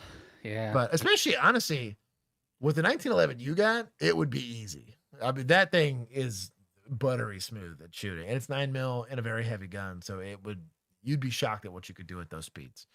But my point being is that I do think that this is something. Is this officer getting written up for this? No. Is this a policy violation? No. But we're going to take this as command staff. I would like to see training staff go and address this, because if this guy, all tats and all muscle, I bet does great at the physical. He might even be a reserve SWAT officer, right? Yeah, I think he's a Marine, and they said cover me. Right. That's probably exactly what's going on. But my issue with this is a training issue. Now, I'm not mad. He figured out that shooting was happening and he'd like to donate some rounds to this gunfight. I'm not mad about that, right? I don't think it was inappropriate, whatever. He's, hey, shooting's going on. I believe shooting needs to happen. Let's get after it. I don't dismiss his ability to do it. But at the very minimum, even if he was missing, even if he was stormtrooper bad at it, I would like to think that at least my officers would know that generally, and 15 yards isn't hard to like spatialize, right? That I'm going to slow down my cadence of fire and I'm going to shoot differently at 3 yards than I'm going to at 30 is kind of my expectation here. That's far too fast. Finally, you will see a portion of video footage captured by Detective Lafoucault. Detective Lafoucault is also a member of GSO's CPR unit, although he was not one of the shooting officers. In this body-worn camera footage, you will see the officers handcuff Phillips and begin rendering emergency medical aid. Good on them. Good. We're all going to stand here and stare at him. Crime scene detectives responded to the scene during the investigation. Oh, the SDVE. He gets a solid 4 out of 10. And collected Phillips' 9mm Smith & Wesson independent inquiry and review of the officer's actions. It was justified shooting. He shot at cops first. He done played himself. Not to mention he was one for some like heinous crimes. Like you got to earn some of those. Murder, attempted murder, then tried murder again. Bad outcome at the end of the day. Somebody died, but I think it was justified. I'm gonna split points here, since they're like county police or whatever. Not surprising. There's a little bit of goofery. I thought most of the shootings were justified. 1 rounds, I'm not going to say never justified, but a little questionable. You thought you needed to be shooting. You shot the one. You're like, maybe I don't need to shoot anymore. Should they get in trouble for that? No. Should they be getting days off? No. But like I said, I'd like to take all that data, and next time these guys go into in-service, I want the whole department seeing this and getting evaluated on, hey, let's talk about shot confirmation. Let's talk about all these things, and then actually do some drills to go and reinforce that stuff so that hopefully any officer gets put in the situation because they all got exposed to the same training. We can maybe fix some of those training scars and say like, hey, 3 yards, bro, let her rip. Let it eat. I don't care if you empty the whole magazine, right? That doesn't matter. You shot once. But we start backing off. Let's be a little bit more judicial about how we shoot. Oh, he has a major head wound, dude. On October 28th, 2024, 911 dispatch with the Findlay Police Department in Ohio received a call about 3 juveniles drinking alcoholic beverages. Bro, what in the, Star Wars is this? In a park. I just went out looking for my son, found him at Bernard Park, and there is kids sitting there underage drinking. Can I Narc. Not my son, though. Not my son. Don't ask where he is. How many of them are there? There's 3 of them. I do not. Squeaky bumper. I barely know her. You guys are stupid. Sarah, you're dumb for starting it. And that's it. Not know who they are. They're sitting there at the picnic table He's at the suppressing, basketball Josh. court. All Those are right, I stupid. appreciate you giving us a call. I'll come up to that with you. How you guys doing? Just getting A hammered. report that you guys were drinking alcohol. What underage Just put in drinking? your pocket. A vape. Well, you might as well put that out. Probably not supposed to have that either, right? What, are you going to hand me one of those, or? I do have reasonable suspicion. Yeah.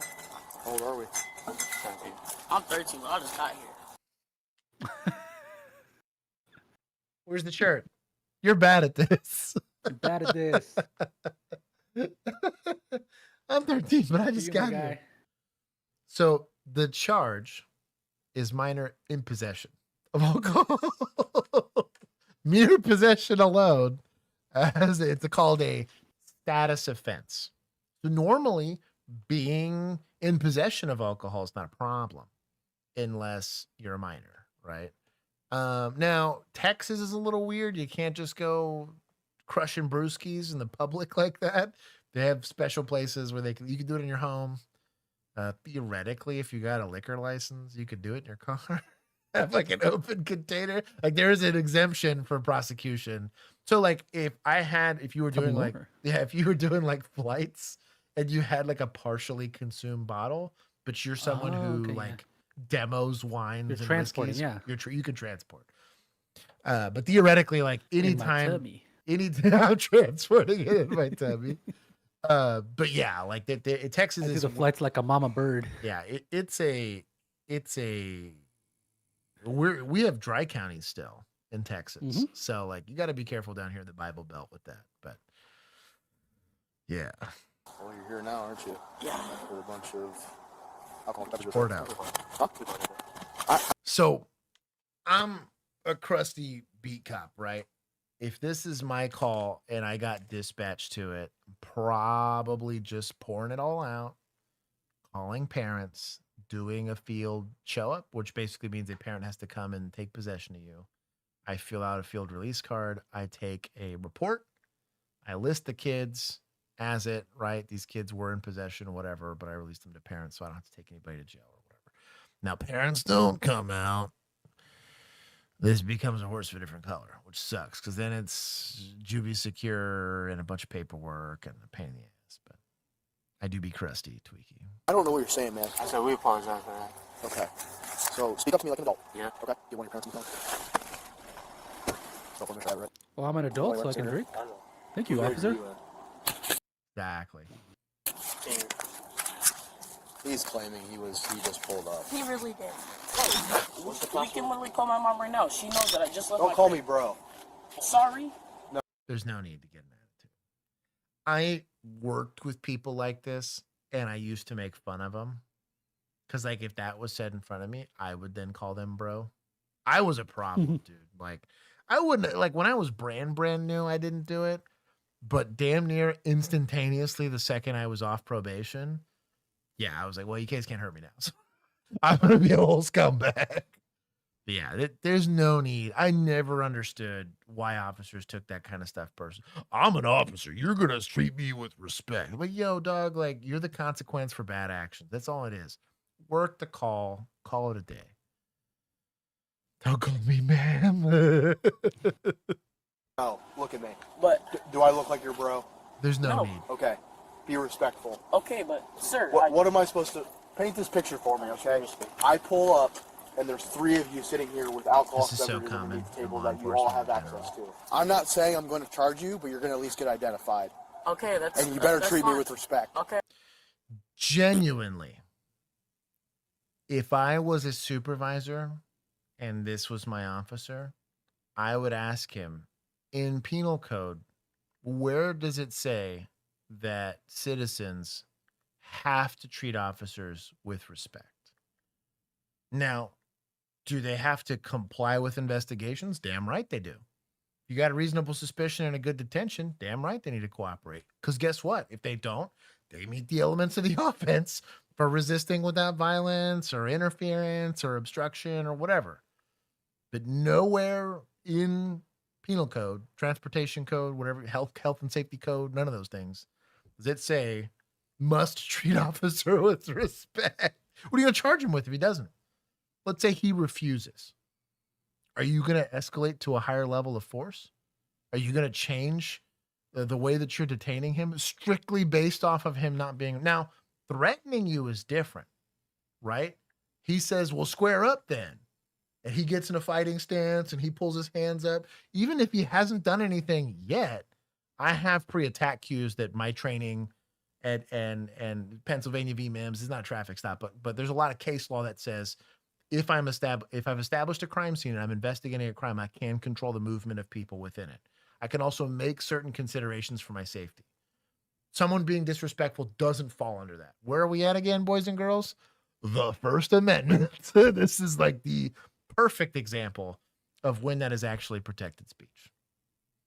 I'm a cop, There it is. and you will respect my authority. It genuinely irks me because if you're acting with your emotions here now, all the things we're talking about in LA County, right? Where they were talking about, well, you're clearly treating a minority of your population way differently than you're treating everybody else, right? Worse, you're doing it without probable cause or reasonable suspicion for detention, right? You're just kind of making it up as you go. The type of officers that would do that, we have an example of it. Are you incapable of conducting your job if someone's not respectful to you? That's good to know. Maybe we should put you on the desk. Maybe you need to be an SRO. You know, maybe you should work car Clearly accident. not, because he's not good with kidding, kids. No so. shit. That's all I'm getting at. Is they're disrespectful at a park, dog. Is this conduct unbecoming? No. Can I fire him for this? No. Can I, any of those things? No. There's a lot of things that would prevent me from doing that because what he's doing is not unlawful. It is a judgment issue, right? It'd be the same issue. We ran into this a lot where, like, let's say you're dating a crazy person, right? As a police officer, you know better. You got training and experience. You know that she's showing up to your job. Where is he? Is he working with that one lady? Do you think that might compromise his? Do you think it might be an issue where I think that maybe his judgment is poor? and that I don't need to be putting this person in a position to make life or death decisions for people. Worse, making sworn statements on behalf of the state. That's all I'm getting at. This is indicative of somebody with poor judgment. Not illegal, but it's a lawful but awful thing. And I would be as supervisors or even just a dude on the street. I treated officers like this differently. I didn't like them as my back. I didn't like working as their back. And I would avoid working with them at all costs. The big reason why. They're going to get you into a fight for well, no reason. Dude. Except their fifis are hurt. Dude. And I'm over here using force for what? Mm-hmm.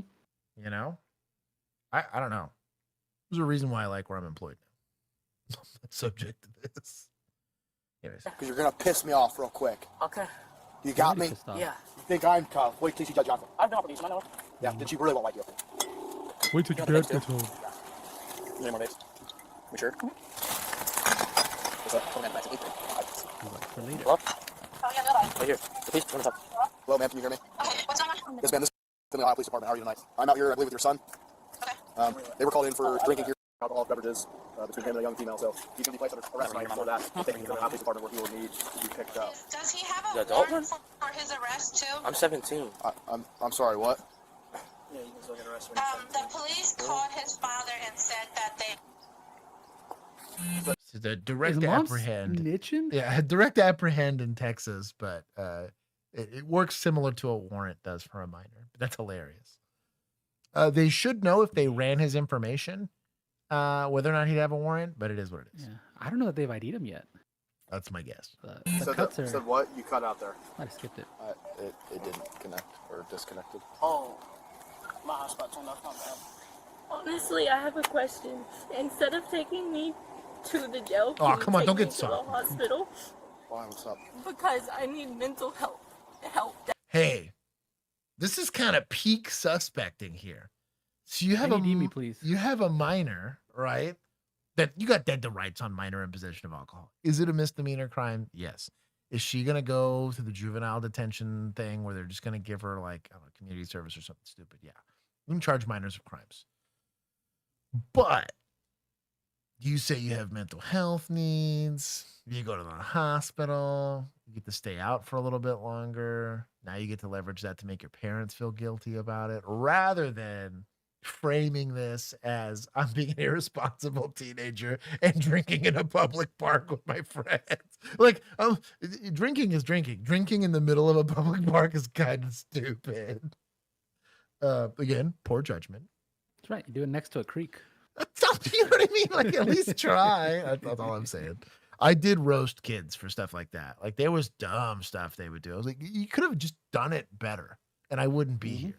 You could have saved me some time. Could have saved you some embarrassment. Now your dad's gonna get out here. Pour it into like a tumbler or something. Sam said, "I hate Josh." Anyways, peak suspect. Pour it into a nice 20-ounce John Nolan mug. There it is. And then nobody knows that you're drinking it. Are there plates on their bikes or something? No, so you would just get their verbal like name and date of birth. Most of the time with minors, it's not going to come back to anything unless they have a driver's license or a state issued ID. Most minors don't. You're just trying to make sure that there's no direct apprehend or something like that for them. That is what's wrong with me, and Okay. We can talk about that, all right? But this is what's going to happen first, okay? We can talk about what else is going on, all right? I'm not going to deny you that, okay?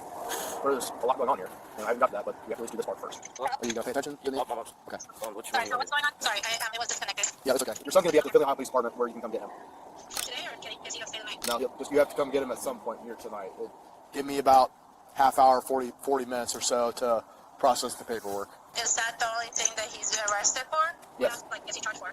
For consuming alcohol beverages and being a juvenile. Okay. And then I think he had a nicotine thing on him, but he was just get a citation for that. Okay. All right. I appreciate that. All right, thank you. Thank you. Bro, zero scene security.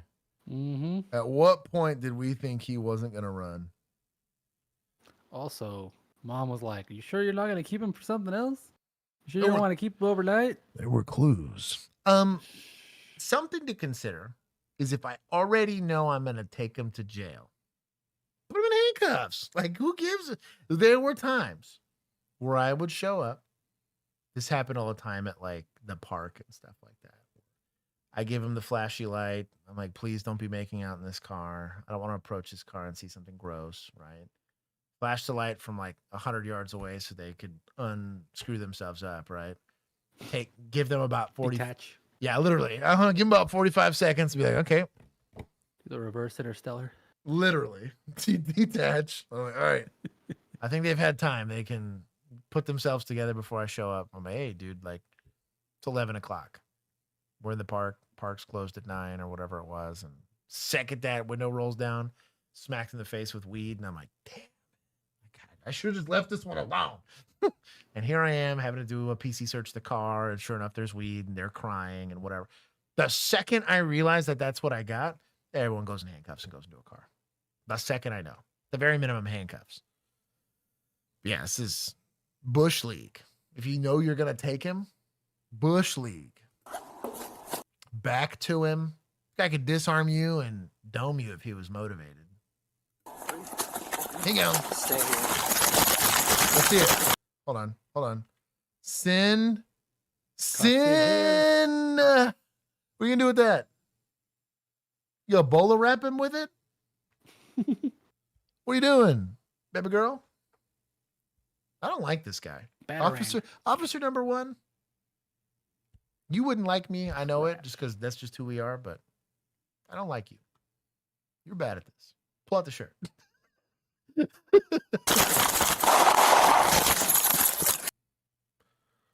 Whoa. Yo, hold on. There's no way this guy had a gun on him. That's wild. Maybe he stole the cop's gun. Dude, had plenty of time. That's a gun. Yo. Hey, Josh, what would make it easier for you to get your own gun out? Bro, not to be carrying it. I hate it here so much. Yo. I shouldn't be laughing. It's a very serious situation, but like. What do you gotta do? You put your handcuffs back? You just gotta and toss hope he him. doesn't fire again? Or you toss him and then you have no cuffs to cuff him with? Oh, I hate it here. Well, I don't believe this officer has a backup. This is a spicy meatball now. Do I, as You an know how you officer, prevent this?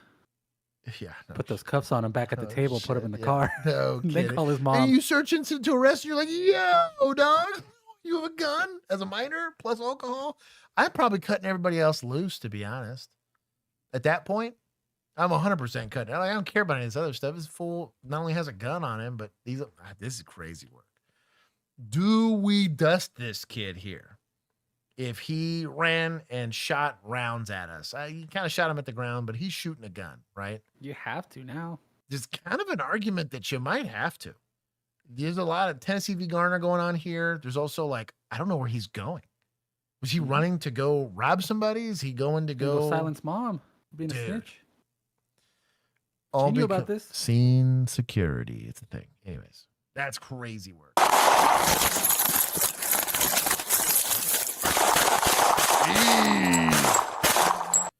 Shot cadence and distance. We talk about it a lot here. Are these shots justified? I would argue yes. We got shot at and we get to shoot back at people, right? But with headlights in the background, right? Probably a paved road, which means ricochets are a thing. If it's dirt, you'd be pretty shocked at how hard it is to get a ricochet out of like dirt. Dirt's great at just eating bullets. It's wonderful at it. Pavement is not. Pavement's great at just sending that thing a little further down range, right? Heck, a rock can do it, weirdly enough. But shot cadence is a thing. I'm gonna argue, golly, this is like probably a solid 40-yard shot. At best, not under pressure. I'm talking like a 1 to 2 second, not 0.1. I'm talking 1.0 split on shot times here. This is bang, 1,000, bang, 1,000, bang. That's as good as I'm probably getting, not under. Anyways, let me see how bang this is. Also, something to notice here is when he started running, and I didn't notice this at the time, but he was chicken winging almost immediately. You see how this arm's pumping? And this arm's chicken winging? Yeah, he for sure had a gun. That's crazy work. This guy grabbed Homie his had cuffs. he was fidgeting, he was fitting the cuffs in his hand while he was on the phone with mom. Let's see it. First shot. That got not horrible backstop. Second shot. Golly, these are just too. They slowed down later. I think he figured out he was out shooting his headlights there, but that's crazy. Dust is kid. You shooting? I don't know where he went. Hey, who got shot? I want to. This is where I want to do a whole series where we being just a good witness. reenact these. I want to do a thing where you like at the gun range just run with cuffs in one hand and try to take the shot with the other and see how accurate you can be. The ranch would let us do it. Right? Hell, they'll give us a moving target. Dude, we should do it. I want to do a bunch of these different body cam things and be like, I'll be honest, both dude. from this and then like from TV shows. I want to do rookie ones too. Yeah, some of these See how hard stress it is me to know out. and things. Like some of these stress me out on the shooting side of it. Hey, come on, I witness. want to see what this like in ideal conditions. How doable this is. Stay the down. We got lucky here. He actually tagged him. There's 0% chance he hit him with a round. I'm gonna argue 0. He just got scared. Down. You got him. 0.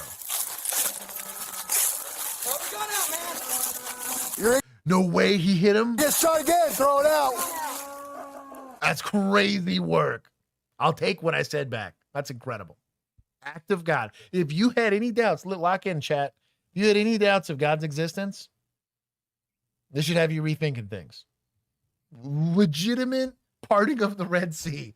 Like pillars of fire that he managed to land the shot one-handed.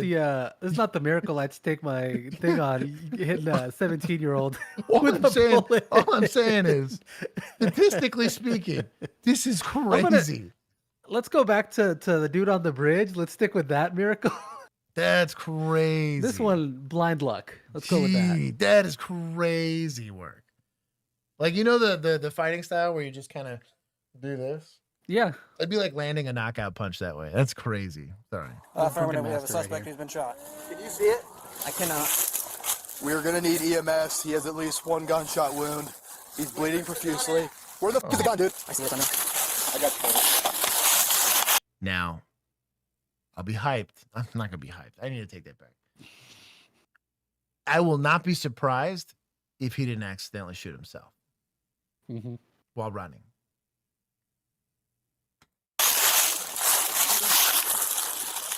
Don't move.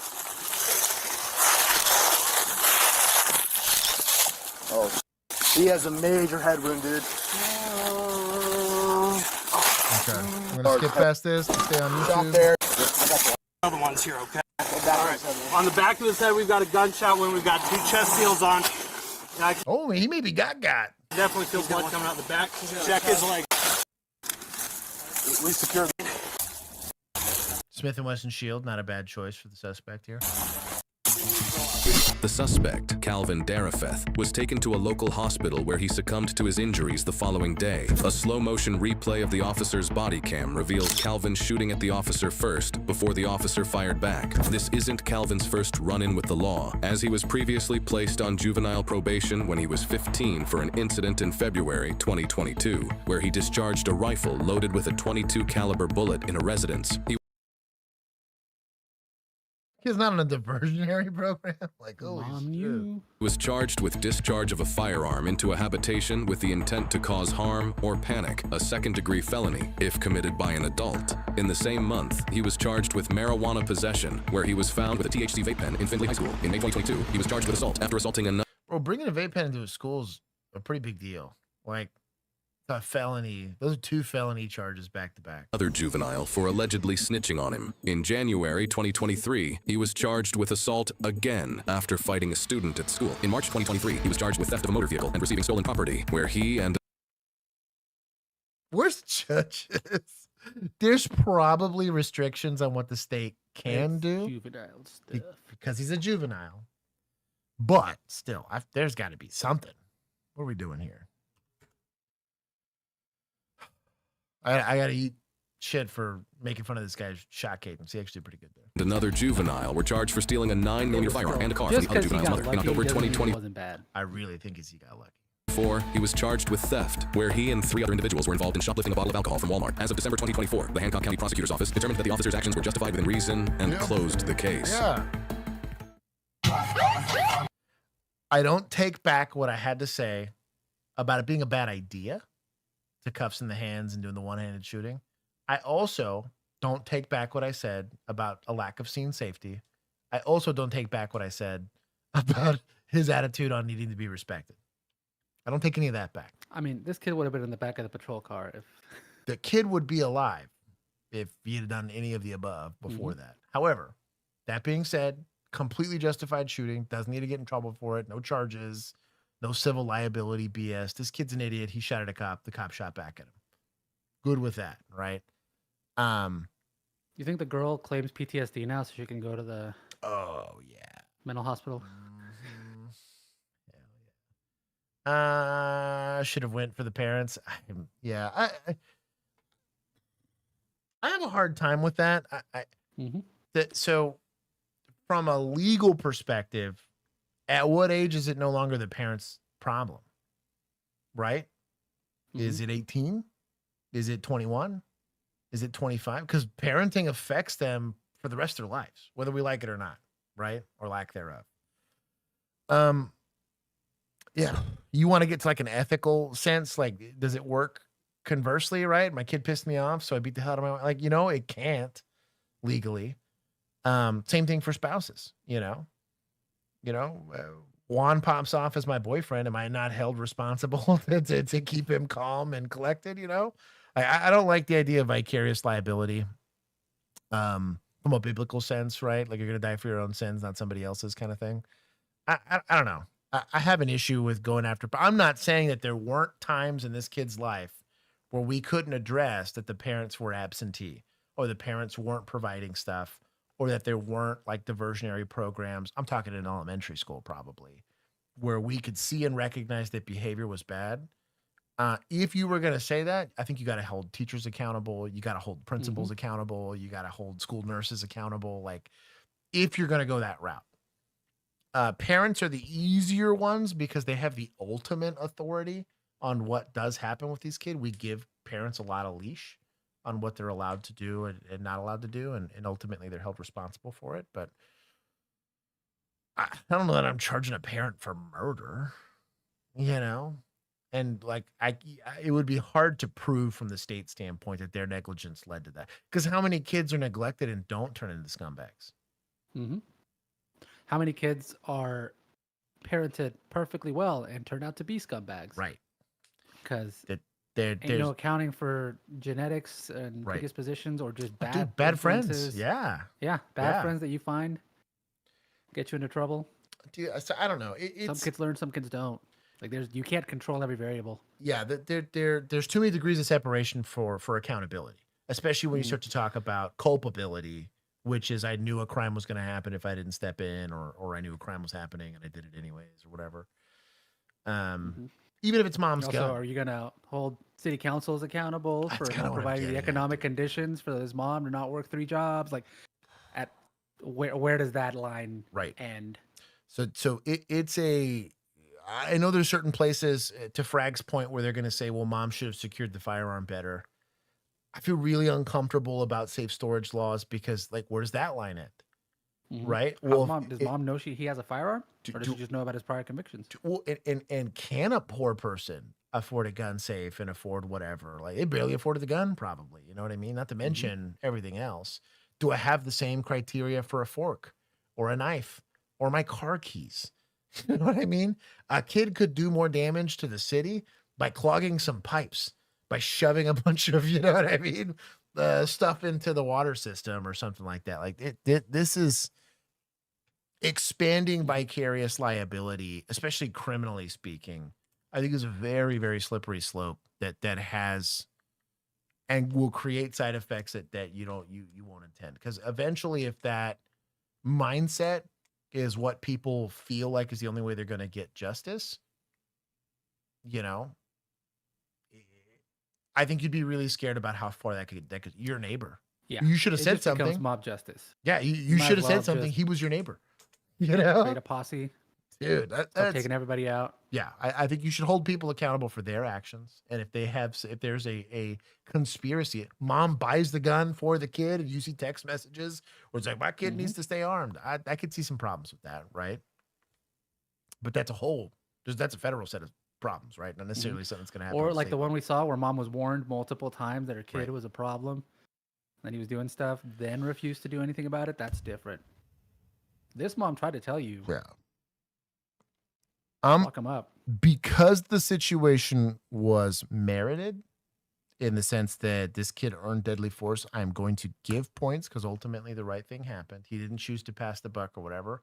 There were some horrible scene safety and then obviously just some conduct stuff. I have an issue with people when they get in their feelings. Bring back robot cops. Probably saves us a lot of pain here. And then just better situational awareness. Even if this guy was a teardrop having Edgarito in training, that's a certified gangbanger, right? Let's treat everybody the same from a scene safety standpoint. Little girl that's little, control delete feeling that's crying in front of me also does not get to stand behind me. You know what I mean? While I'm securing a scene. Heck, I've had it to where on a welfare check, right? Hey, my daughter locked herself in the bathroom. I don't let anybody stand next to me. Sorry, I'm a cop. I'm a little cagey. Sorry, I don't need you standing next to me. I feel weird about it. I can't trust with absolute certainty that you won't in that moment decide to go grab my gun and shoot your kid. I've seen worse happen. So that's all I'm getting at. That is, I think we have a for fun video here. A palate cleanser. Palate cleanser. We're gonna take some from society. For old boy. And then we're going to take points from, I took points from judges. I'm going to take some from politicians. Mostly because I feel like they probably haven't advocated for better diversionary programs for at-risk youth. At-risk youths. You know how fast you were going? 6, 7. Translator. How's it going? Oh, what's good, fam? Yo, Unc wanted to see if you were locked in with why he blessed you with the pull up. You got that little vibe pack on you? Oh, bet. Say less. Fire. Appreciate you. I'm gonna run your information. You're not free to go. Isn't this Gen Alpha more than it is Gen Z? I I feel like together. Gen Z is getting the millennial treatment, where like there was a lot of Gen Z stuff that was happening that we got blamed for, like trends and stuff like that. Because like, I'm not saying we're not responsible for the TikTok brain rot stuff, because we definitely are. But like, what the younger millennials are now like 30, maybe 28. Yeah. Like that's like the cutoff. I think it's maybe 28, 29. I think the last millennials just are turning 30 this year. Right. Because 1996 was a cutoff. So, but like you'll get a lot of the like the Gen Xers that still blame stuff on us. And I'm like, yo, dog, like we haven't been kids in 10 years. You know what I mean? Or whatever. I feel like some of that's probably happening. But there's definitely some younger Gen Z that's responsible for this, and then older Gen Alpha or whatever it is. Oh, you tell him? Yeah. Do you think Yo, the, Big Bro's Axon AI translator will do this for you? That would be Instead of having to have that incredible. backup officer? That would be incredible. We'd have to give him. Let me get the T on your vibe pack, so you just gotta stay locked in until he gets back. No side quest, you feel me? Yeah, nah, for real, on God, no cap, my aura been mogged since day one, baby. Sheesh! The ops outside glazing heavy. Hits different when the husks pull up, you feel me? I was finna crash out, but the vibes be cooked low-key. Took an L, took 3 L's. It's giving alphabet soup. I'm legally vibing, spiritually bricked, and emotionally mogged type shit. He said no. Yo! Hey, get back here! He ran. Oh, I love that. That's the recommended video. I was about to say. I hate it. If this has happened to you ever, sue the pants off that department. I've never watched this. Jeez, it's Inception. You can see from Bill's face. It's great. This is OnlyCops Inception. I'm watching myself watching a thing. This is probably one of the few that we could get away with watching on live stream. Yeah, probably. Anyways, we got a bunch of content out there. Juan dropped 2 rookie episodes. So go watch Hour-long that ones. Yeah, they're very, very long. Quit complaining, or I'm going to go back to 10-minute ones. Yeah, I have to do training for the rest of the week. I leave on Thursday, and I don't get back to like, it's going to be a minute. I'm gone for a hot minute. I'm literally going to be camping. The wife's got to eat gluten-free, and I don't know if you know anything about extra rural Texas. Ain't nothing. They're like, what is that? What is gluten? That's what's going to happen. So I had to buy like $200 worth of basically snacks so that we can have food. But anyways, I will be in the I'll be out in Dilley, Texas. I'm gonna go taking some training. We're gonna get some pretty cool interviews out of it. I'm about to go and pile on a bunch of cool content to Juanito or Julian, as you guys know him as. Kind of as it happens, and then after. Probably a decent amount is gonna happen afterwards, which I'm okay with. They'll be cool with it. But we have some cool police week stuff happening. And then it'll be back to regular scheduled streams after that. I don't see anything really interrupting that afterwards. Most of my travels are going to happen on weekends, although I have like the next, I don't think I get to stay home for more than 5 or 6 days, like the next 3 or 4 weeks, which kind of sucks. And I've been working since 2 weeks ago and haven't had really like a day off.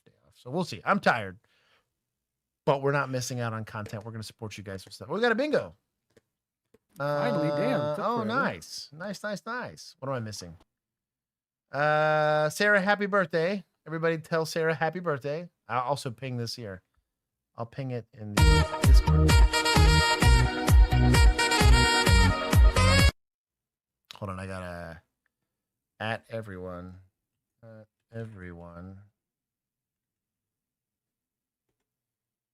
Tell Sarah.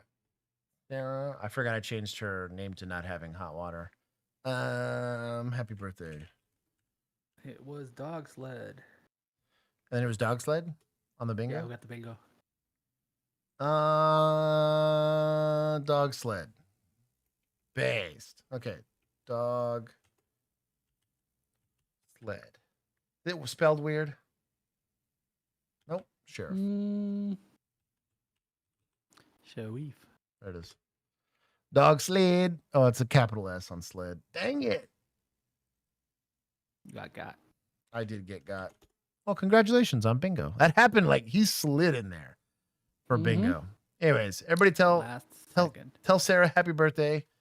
Dog Sled gets to sit in this little position, and Shinny Kitties gets to be first for a whole week. Oh, yeah. Next Tuesday should be uninterrupted stream. We should also have Thursday stream. I am likely potentially hearing back.